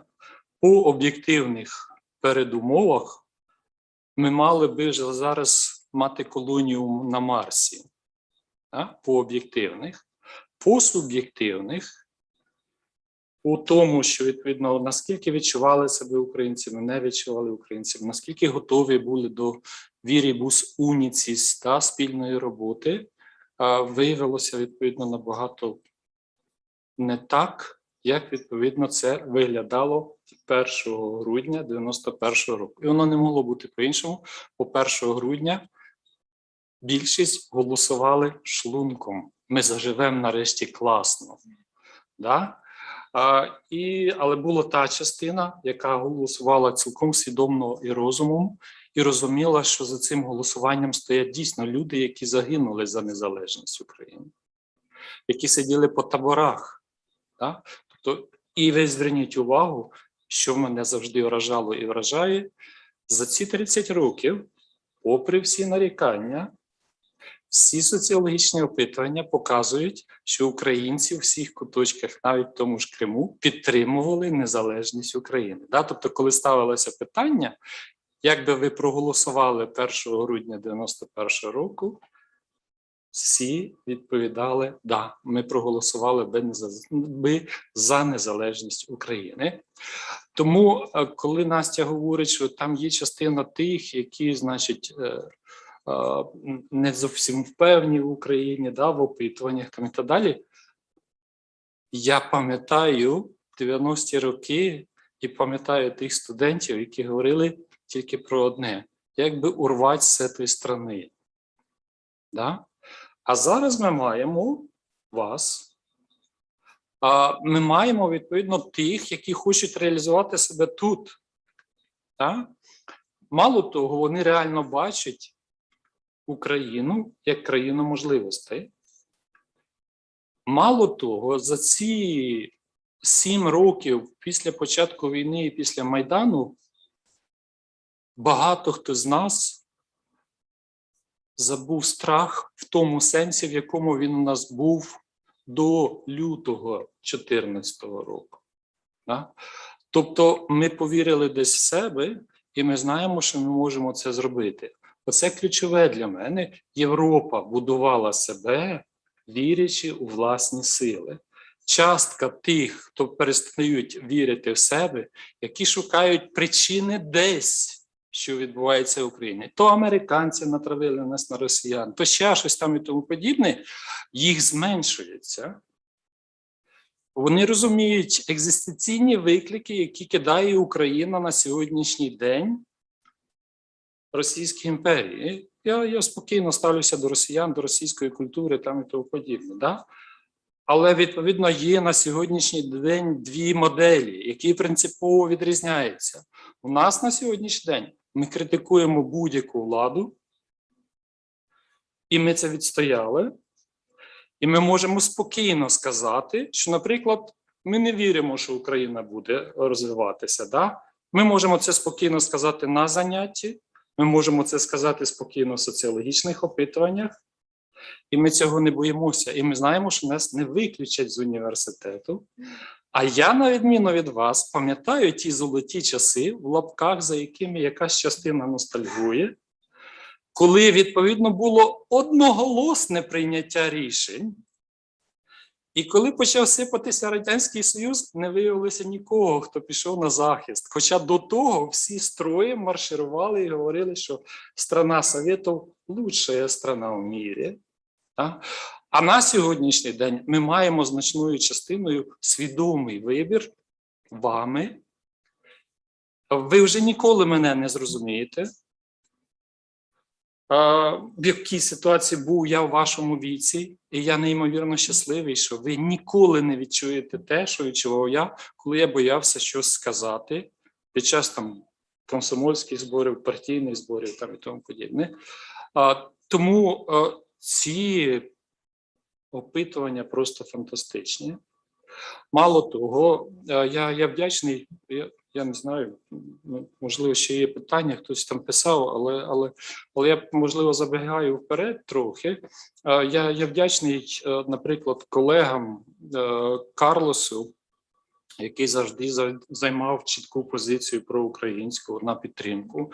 Я дякую Ларісу за його відверту розмову і намагання відповідно чітко говорити, да, без якихось ілюзій тощо. Карлу фон Гаусбургу, Райнгарду Ключику, всім нашим панєвропейським колегам, бо того, що саме в панєвропейському рухові на сьогоднішній день є чітке усвідомлення ваги Україні і тої ролі, яку ми зараз граємо у цій трансформації моделі міжнародних відносин, про яку говорив Ларіс. І те, що на сьогоднішній день з'явилася достатня частка в Україні тих, які розуміють, що ніхто нам не допоможе. І, відповідно, якщо ми не допоможемо спочатку собі, це просто фантастичне відчуття. І я дуже радий, що я дожив до цього часу. Що з'явилися ті, які не ходять і постійно нарікають, що все хірово, все пропало там і так далі. А які, відповідно, говорять, ми це зробили, ми будемо робити це. І я тепер би хотів зустрітися зі своїм одним колегою, з яким я гуляв у 99-му році по Відню, і він мені казав, знаєш, чим Прибалтика відрізняється від України? Я подорожував, кажу, чим? Вони кажуть, оце ми зробили, це плануємо, це будемо робити. А до вас приїжджаєш, та все фігово, все пропало, значить там і так далі. Ми помінялися теж. І зробили ми це власними зусиллями. Да, ми вдячні кожній руці, яка протягнута нам, але це завдання, яке ми робили вам.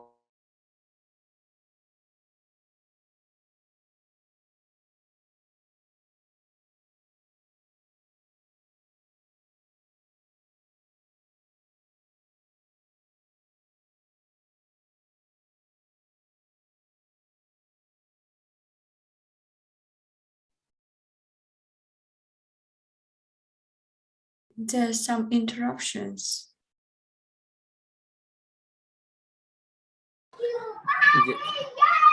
Yes, they are like blocked. We cannot see the other people who are in Zoom, yes, but no, Professor Žaloba is totally without.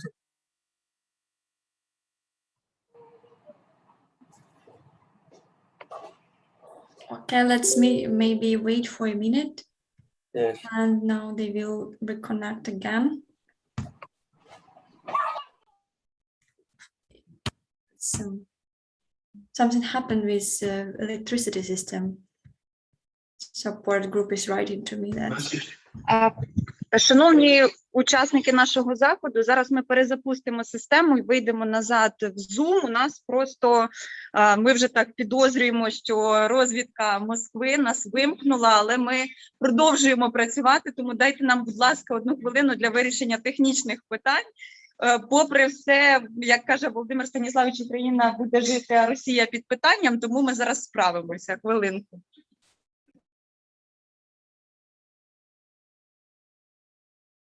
They will restart the system. I think you haven't the translation, and they said that probably the secret services of Russia has turned out the system, but they will restart and come back in a few minutes.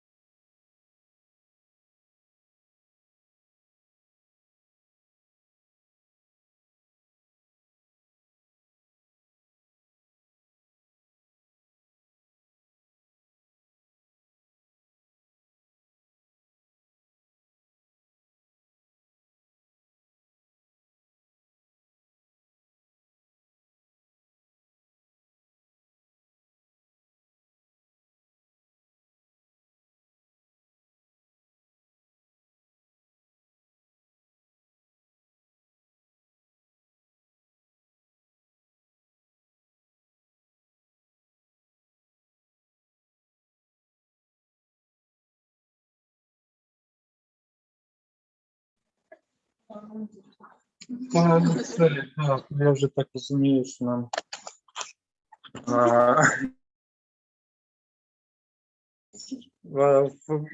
от так мене поставили тут на iPhone і ним. Ось решта всі чекають, що може щось під'єднається. В старій традиції хотілося б списати на происки врагов, а не те, що там у нас щось своє не склалося. Але в будь-якому випадку происки врагов ми теж не виключаємо. Я не бачу, пані Олена, крім вас, ще хтось бере участь у цьому? Так, країн-членів я бачу переклади. Ну, 10 людей і переклад є.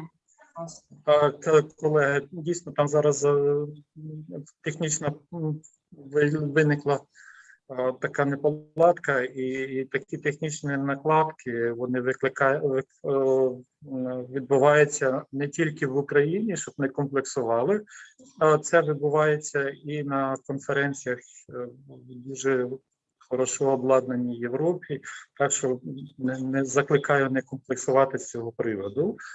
Ну і там, де включається посередництво техніка, завжди можуть бути ось такі накладки. Тому я запрошую колег постійно до цього поставитися. Я в першу чергу запрошую.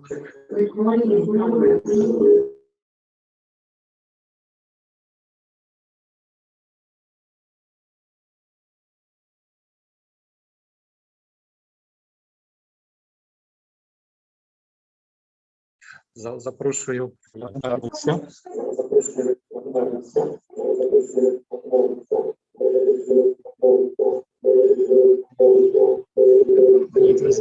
Звідти.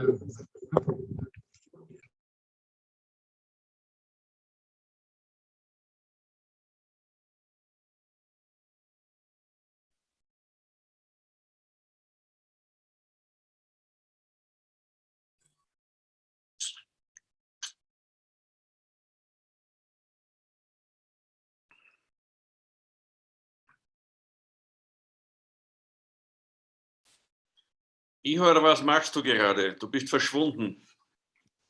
Na, stimmt nicht. Jetzt sehe ich dich wieder. Habe ich dich aufgeweckt? Ja, ich bin aufgeweckt. Und alles funktioniert wieder. Ich habe gerade auf Ukrainisch gesagt, dass es nicht nur in der Ukraine passieren könnte oder kann. Es kann überall passieren, wo diese verschiedenen Veranstaltungen mit technischen Unterlagen oder technischen Beleidigungen. Ja, stimmt. Okay. Dann bitte,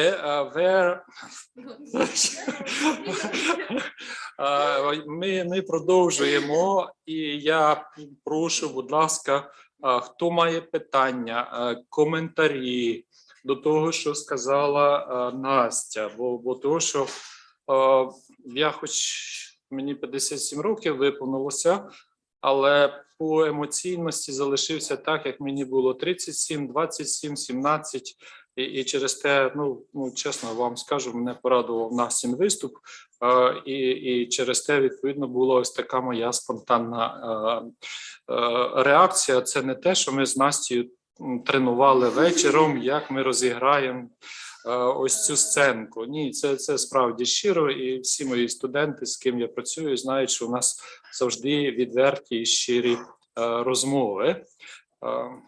Тому, будь ласка, в кого будуть коментарі до того, що сказала Настя, в кого будуть питання до Насті, будь ласка, ви можете їх поставити. Катя Давиденко, бачу, будь ласка.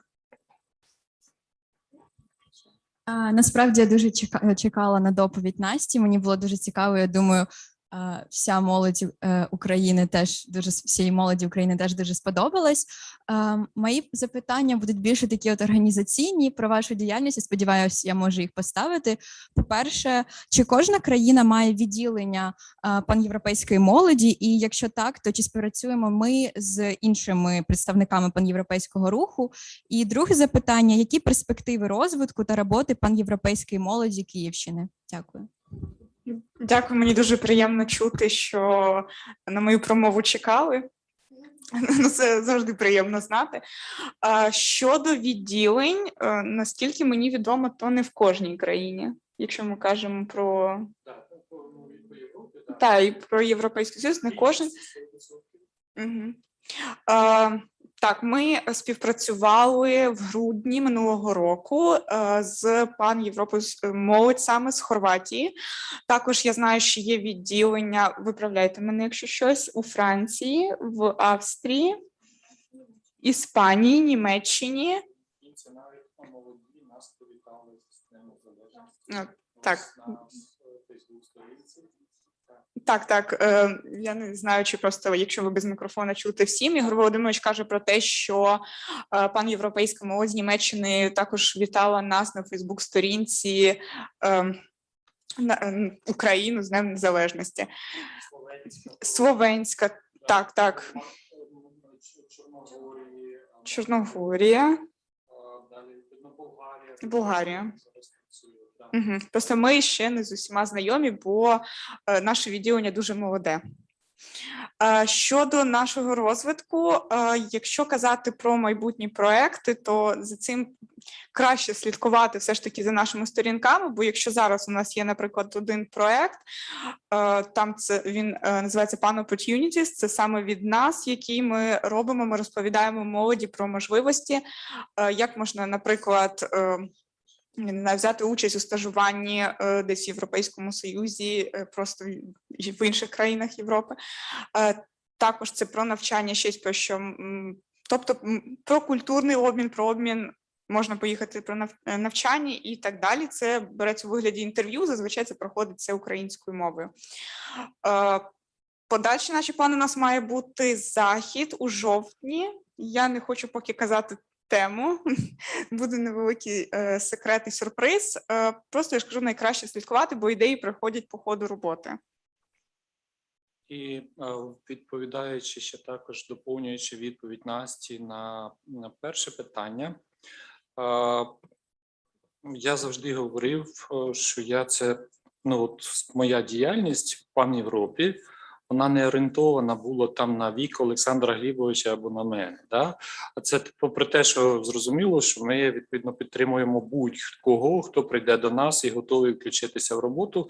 А головне своє завдання я бачу саме розбудови панєвропейських організацій, де би була молодь. Да? Безвідносно, чи це молодіжне відділення, чи, наприклад, як Буковинське відділення, де воно просто відділення, але, відповідно, переважно складають кількість саме молоді члени. І у перспективах, ось біля мене справа сидить Ірина Продан, ми планували минулого року провести перший молодіжний панєвропейський форум, конгрес. Да? Молодіжний форум провела Настя в онлайні, але саме ось такий, в класичному вигляді, масштабний. Ірина практично з відділенням Буковинським практично все підготували, і, відповідно, пандемія нам цього не дозволила. Але ця ідея залишається, і якщо ви включаться інші, то на наступний рік ми плануємо, що ми таки реалізуємо ідею ось такого об'єднаної зустрічі представників молодіжних організацій Пан-Європи, на яких ви будете обговорювати майбутнє вашої Європи, бо то, що ви вже будете її будувати. Ви сьогодні ще сидите тут, а завтра ви будете сидіти на моєму місці, а післязавтра на місці президента Зеленського.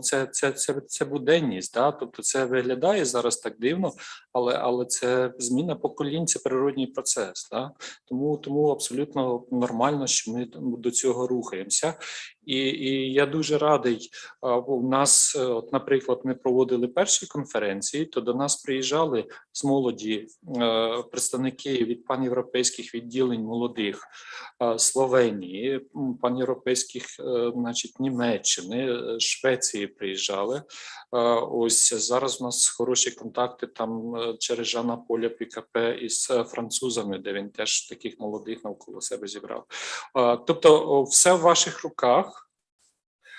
Будь ласка, долучайтеся до організації, маєте ідеї, ми будемо це підтримувати. Тим більше, що ми маємо справді дуже хорошого партнера, це фонд Ганнса Зайделя, який на сьогоднішній день наші заходи підтримує і дає можливість, відповідно, їх реалізувати ось в такому вигляді, в якому ми їх реалізуємо. Бо тому що підтримка фонду, можливості медіа-центру ГДІП і чудових двох команд дають можливість, відповідно, так працювати. Двох команд, які з нами співпрацюють. Я при цьому не хочу ложної скромності, що ми нічого не робили, стільки, відповідно, вони за нас зробили, а ми тут красуємося. Да? Тобто це спільна робота.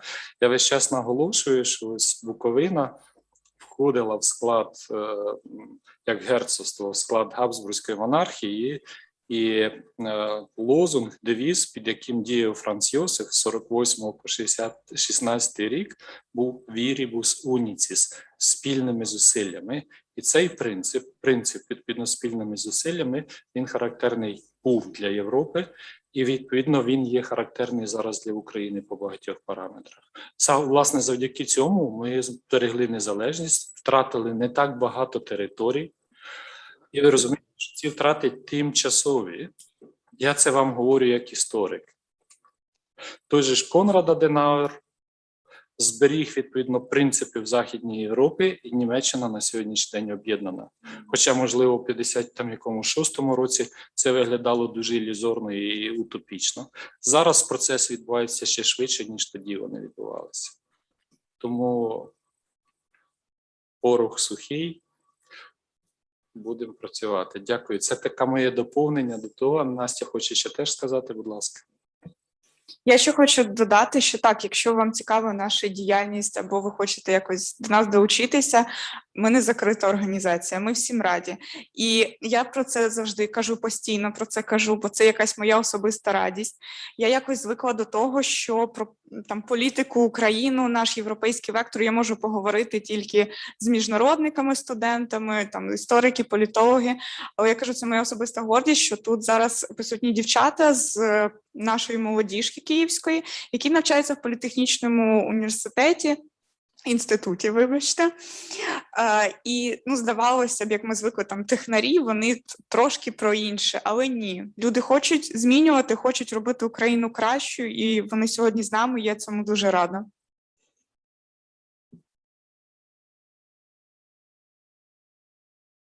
Будь ласка, ще питання, коментарі, так чи інакше, ми практично 5-та година, і в нас така заключна дискусія передбачена. Якщо в когось є бажання виступити, дати якийсь коментар, можливо, ще поставити питання, будь ласка, ви можете це зробити.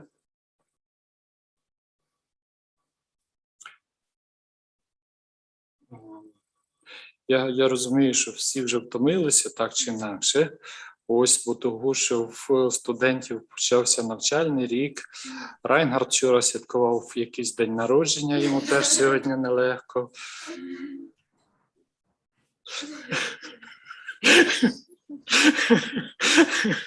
Ось, у будь-якому випадку, колеги, я так дивлюся, що ми будемо завершувати. Я практично виявилося так, що якась частина того, що я говорив, вона, мабуть, була пов'язана з тим, що я збирався говорити пізніше. Але зараз я найперше хотів все-таки подякувати нашим сьогоднішнім спікерам. Аня Главак, Боже, Анечка, сонечко, Вільнюс, мій рідний, будь ласка, вам слово. Так. Дуже дякую. Взагалі-то я хотіла передати такий привіт з Вільнюса і дуже подякувати за цю організацію і всім нашим спікерам. Мені дуже приємно бути сьогодні і слухачем, так і, можливо, частиною команди, тут переписуватися з технічним відділом, що і як, коли там якісь технічні проблеми, і бути на зв'язку, і це дуже як-то мотивує працювати разом. Взагалі-то я хотіла дуже потрапити на офлайн зустріч, але у зв'язку з навчанням це неможливо зараз, тому що є правила ковіду, є правила вакцинації, тестування, і це дуже зараз складно за кордоном. Ми такий виклик наразі новий 21 століття, 2020 року, 2021 вже.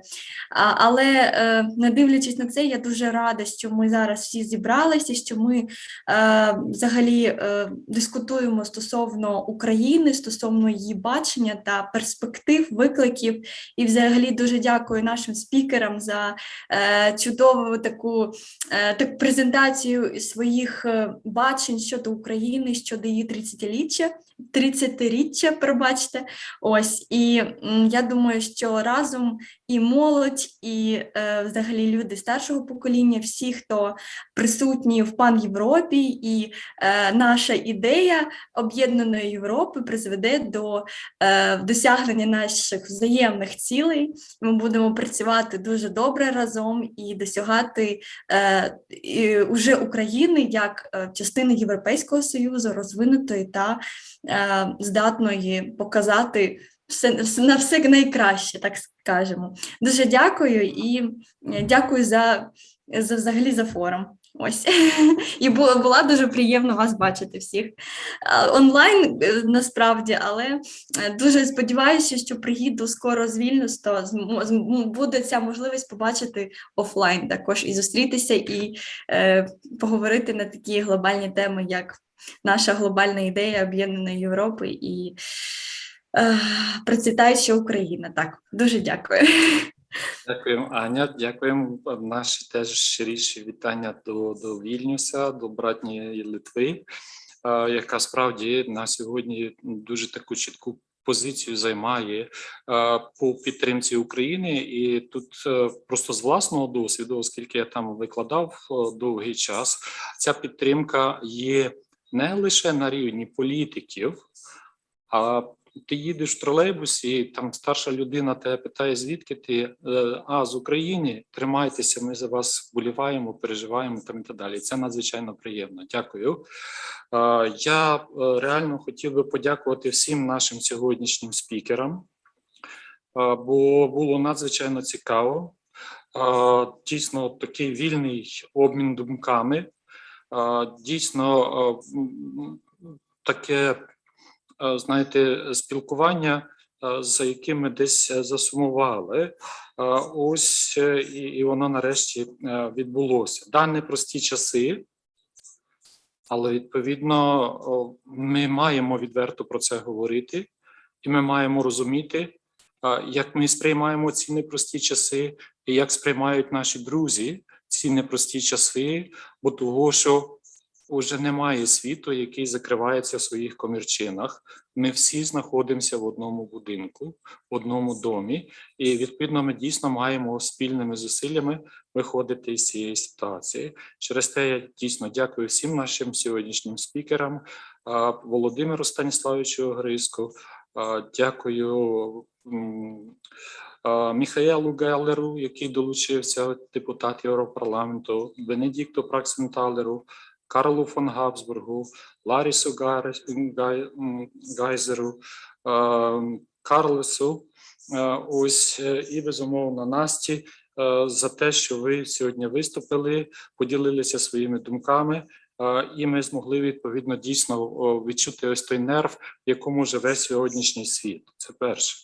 Далі, я би реально хотів подякувати фонду Ганнса Зайделя і всю команду, і присутніх сьогодні Олену МАКСИМОВу, і керівника Беньяміна БОББЕ, і відсутніх колег, я маю на увазі і Таню Золотар, і Олега Вартаманюка, і інших, які там є, тому що це дійсно хороша команда, з якою ми дуже давно вже співпрацюємо, і, зокрема, те, що підтримали ось цей гібридний формат. Ви знаєте, я за цей рік вже з чимось втомився сидіти перед екраном, зверху краватка, знизу не буду казати що, ось, і відповідно бачити всіх так. А тут ось ця можливість і молоді сюди приїхати, і нашому відділенні Чернівецьку сюди приїхати, і в той же час, відповідно, зустрітися з колегами в онлайні. Тобто це справді надзвичайно важливо, і ми дійсно щиро дякуємо фонду Ганнса Зайделя за ось цю підтримку і розуміння того, що ми в ПАН-Європі України робимо це не для слави, не там, умовно кажучи, за якісь гроші, а це дійсно частина нашого буття, наших переконань. І відповідно тут зібралися саме ті, які хочуть якихось змін і відчувають, що не можуть ці зміни зробити, і відповідно розуміють, що просто сидіти і нарікати, що те погано, там страна там і так далі, ну це не для нас. Це не для нас. Ми достатньо зрілі вже для того, щоб відповідно брати на себе відповідальність. І це якраз по цих європейських принципах, яких ми живемо.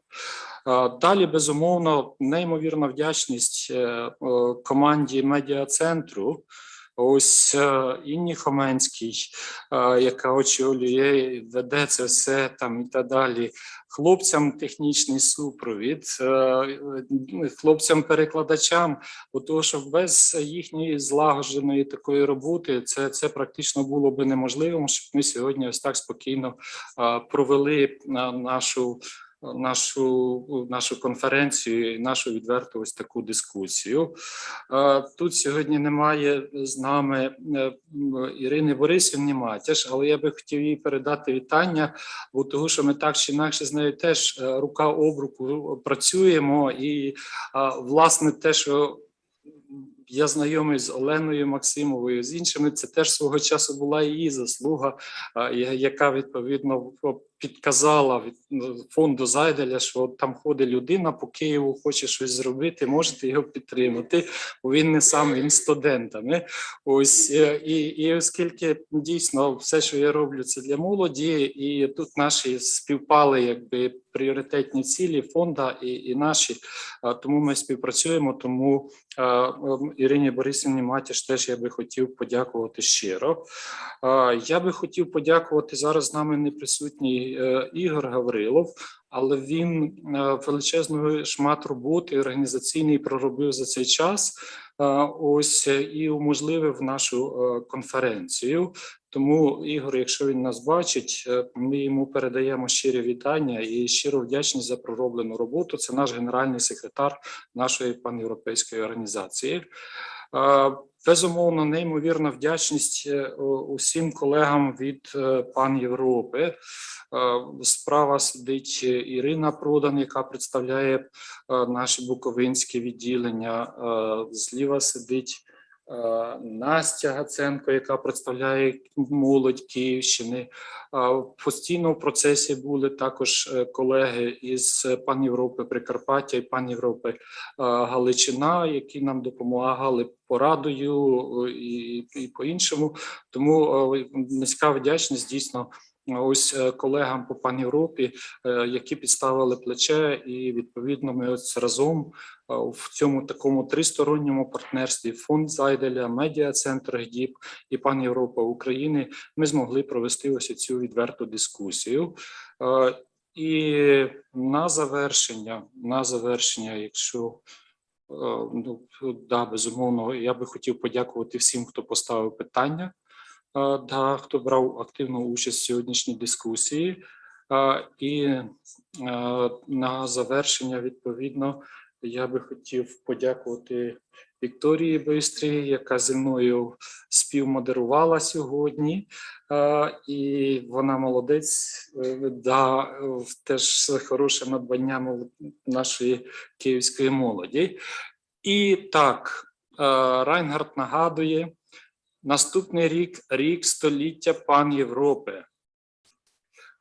І Райнгард, зараз двоє наших представників будуть у Відні, там будуть обговорюватися в тому числі, як ми будемо разом з нашими панєвропейськими друзями відзначати століття Пан-Європейського Союзу. Тобто на наступний рік ми дуже сподіваємося, що це буде офлайн, буде заходи у Відні, і Райнгард вже запрошує панєвропейську делегацію до Відня, і ми дуже сподіваємося, що ми дійсно зможемо потрапити до Відня. Чи є в когось якісь ще по процедурі, як кажуть?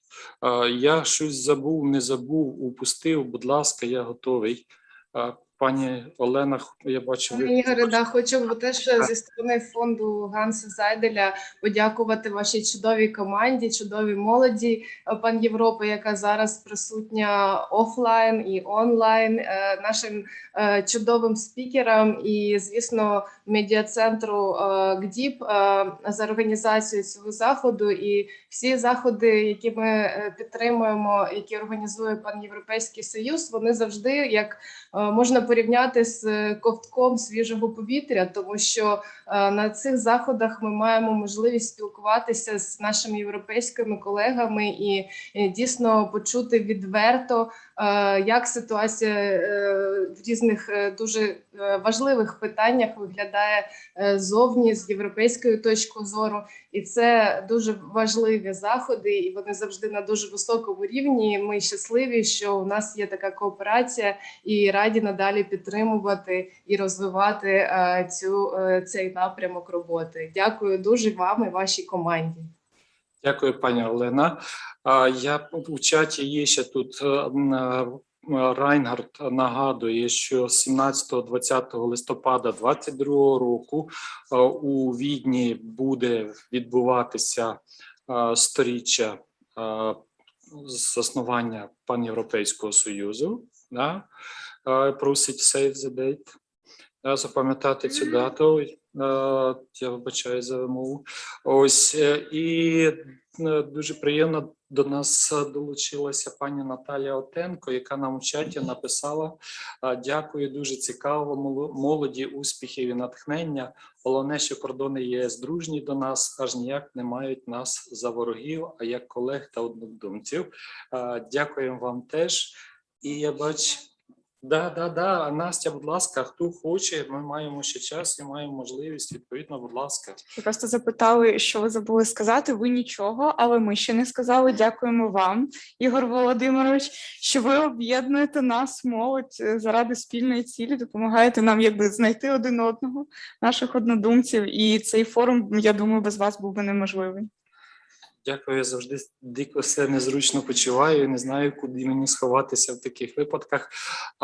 Але це не тому, що я вже в Насті не викладаю, але дійсно можу сказати, що в мене справді щирі відносини. Да? Тобто у нас кожен студент може мені сказати, що він думає, а я можу їм сказати, що я думаю. Тому це дійсно не там якась традиція з боку Насті, щоб сказати дякую, бо тому що там ось був завкафедрою, я зараз викладач, може залік поставить чи ні. А вона так це відчуває, і я відчуваю, що вона це так відчуває. І це надзвичайно приємно, бо я саме за такі відносини, відверті, щирі. Ми можемо в чомусь не погоджуватися, але так чи інакше це наш спільний дім, і ми маємо його спільно облаштовувати.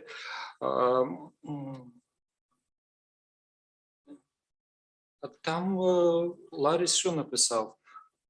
Райнгарда день народження? Так, 60 років. Райнгард? Не сьогодні, Це ж не 22-му році. No. Not today. Я зрозумів. Так що ми поєднаємо два ювілеї. Ларіс, я зрозумів. Дякую. Будь ласка, хто готовий ще хоче щось сказати? Пані Інна, можливо, ви хочете сказати. Будь ласка, я з радістю надаю вам слово. Дякую. Я хочу просто висловити свій щирий захват. Сьогоднішній захід, він неймовірний. Я отримала максимальне задоволення, не відволікаючись ні на жодну хвилину від усіх доповідей, які сьогодні прозвучали. Кожна з них була неймовірно цікава, але справді та атмосфера, яка панувала тут, вона ще більш надзвичайна. Тому спасибі вам, Ігор Володимирович. Ми так само, ви взагалі на мій ніколи викладач не були, але ми вас всі дуже сильно любимо, тому що ви справді об'єднуєте навколо себе унікальних людей. Тому вам величезна дяка. А всім учасникам просто мій захват. Експерти такого високого рівня сьогодні зібралися для нас, знайшли час, тому вам низький уклін за те, що думаєте про Україну, виголошуєте про Україну і є нашими великими друзями і нашими промоторами. Спасибі вам за це. Дякуємо, колеги. Будь ласка, якщо у когось є ще бажання щось сказати, будь ласка. Ага, я бачу. Ви можете сюди підійти, а чого ж ви звідти? Так, сюди, щоб... Так, сідайте сюди. Доброго дня. Я також хотів би додати свій такий трошки відгук з сторони, бо я перший раз на такому заході. Мене звати Олександр Афанасьєв, я представляю молодіжну організацію «Молодіжна крило політичної партії «Батьківщина» і займаюся також міжнародною політикою, діяльністю і представляю власну організацію і країну в великій європейській організації «Молодь Європейської народної партії». І тому сьогодні дійсно, от я побувши на вашому заході, дійсно те, що ви робите і ту мету, ту ціль, яку ви ставите, постійно артикулювати проблеми України, наші якісь негаразди і спілкуватися з європейськими партнерами про те, як ми спільно це можемо вирішувати, це є дуже важливо. І те, що ви залучаєте молодь, яка в майбутньому буде вирішувати проблеми, її жити, відповідно, її про ці проблеми дискувати, це є дуже важливим. І я хотів би також закликати молодь кооперуватися, не зважаючи на організації, не зважаючи на політичні інколи якісь цінності, вектори, і кооперуватися навколо України, української мети, українських цінностей для спільного результату і спільних перемог. Дякую вам дуже за цей захід. Дійсно, було дуже корисно, дуже цікаво, і ви великі молодці. Я бажаю вашій організації всіх гараздів і успіху. Дякую. Дякую, це приємно чути, і це дуже дійсно важливо. Я сьогодні згадував за Ярмака, який випустив, що потрібен живим. І там у цій пісні, подивіться, вона вже має 600 з чимось переглядів. Там якраз зауважується на тому, що мене непокоїло, да?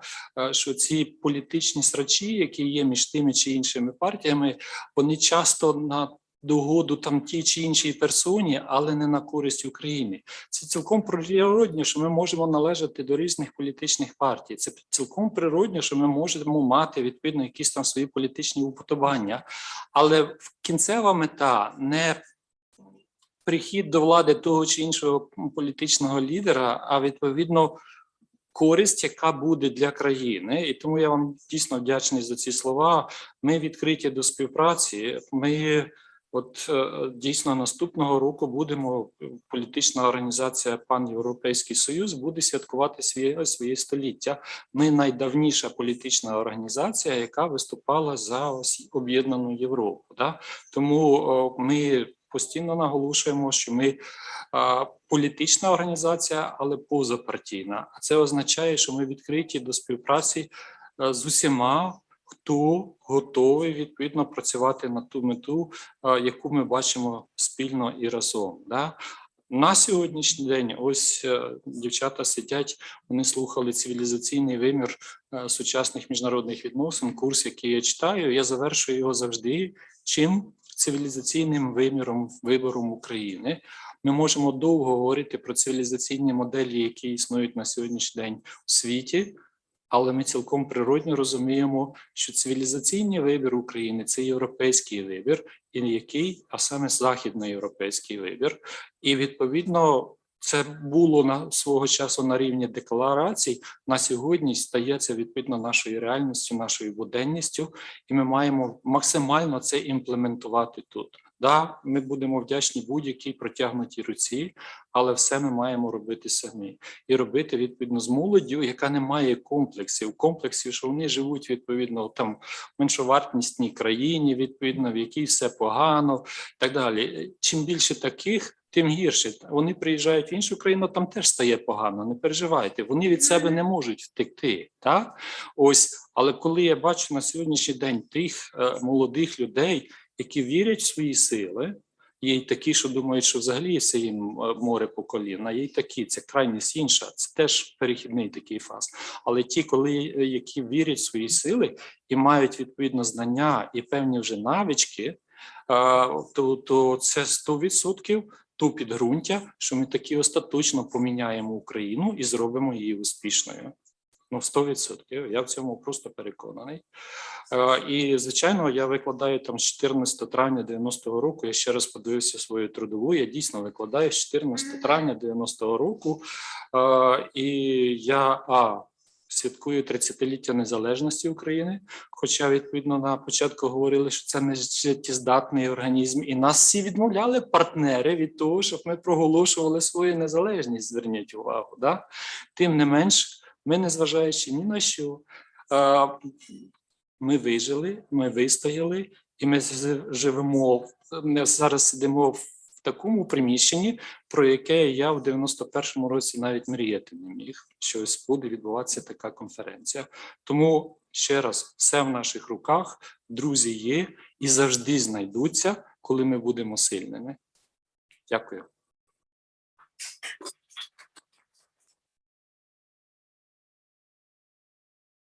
Все, в мене все. Тоді ми на цьому завершуємо. Ще раз усім величезна вдячність. І ми можемо сьогодні відпочивати. Наталя, да, дякую, пані Олена. Я бачу, Наталя, просто аплаус. Все, дякую. Дякуємо всім. Danke schön, alles Gute und bis zum Treffen in Wien. До зустрічі, до побачення. До побачення. До побачення.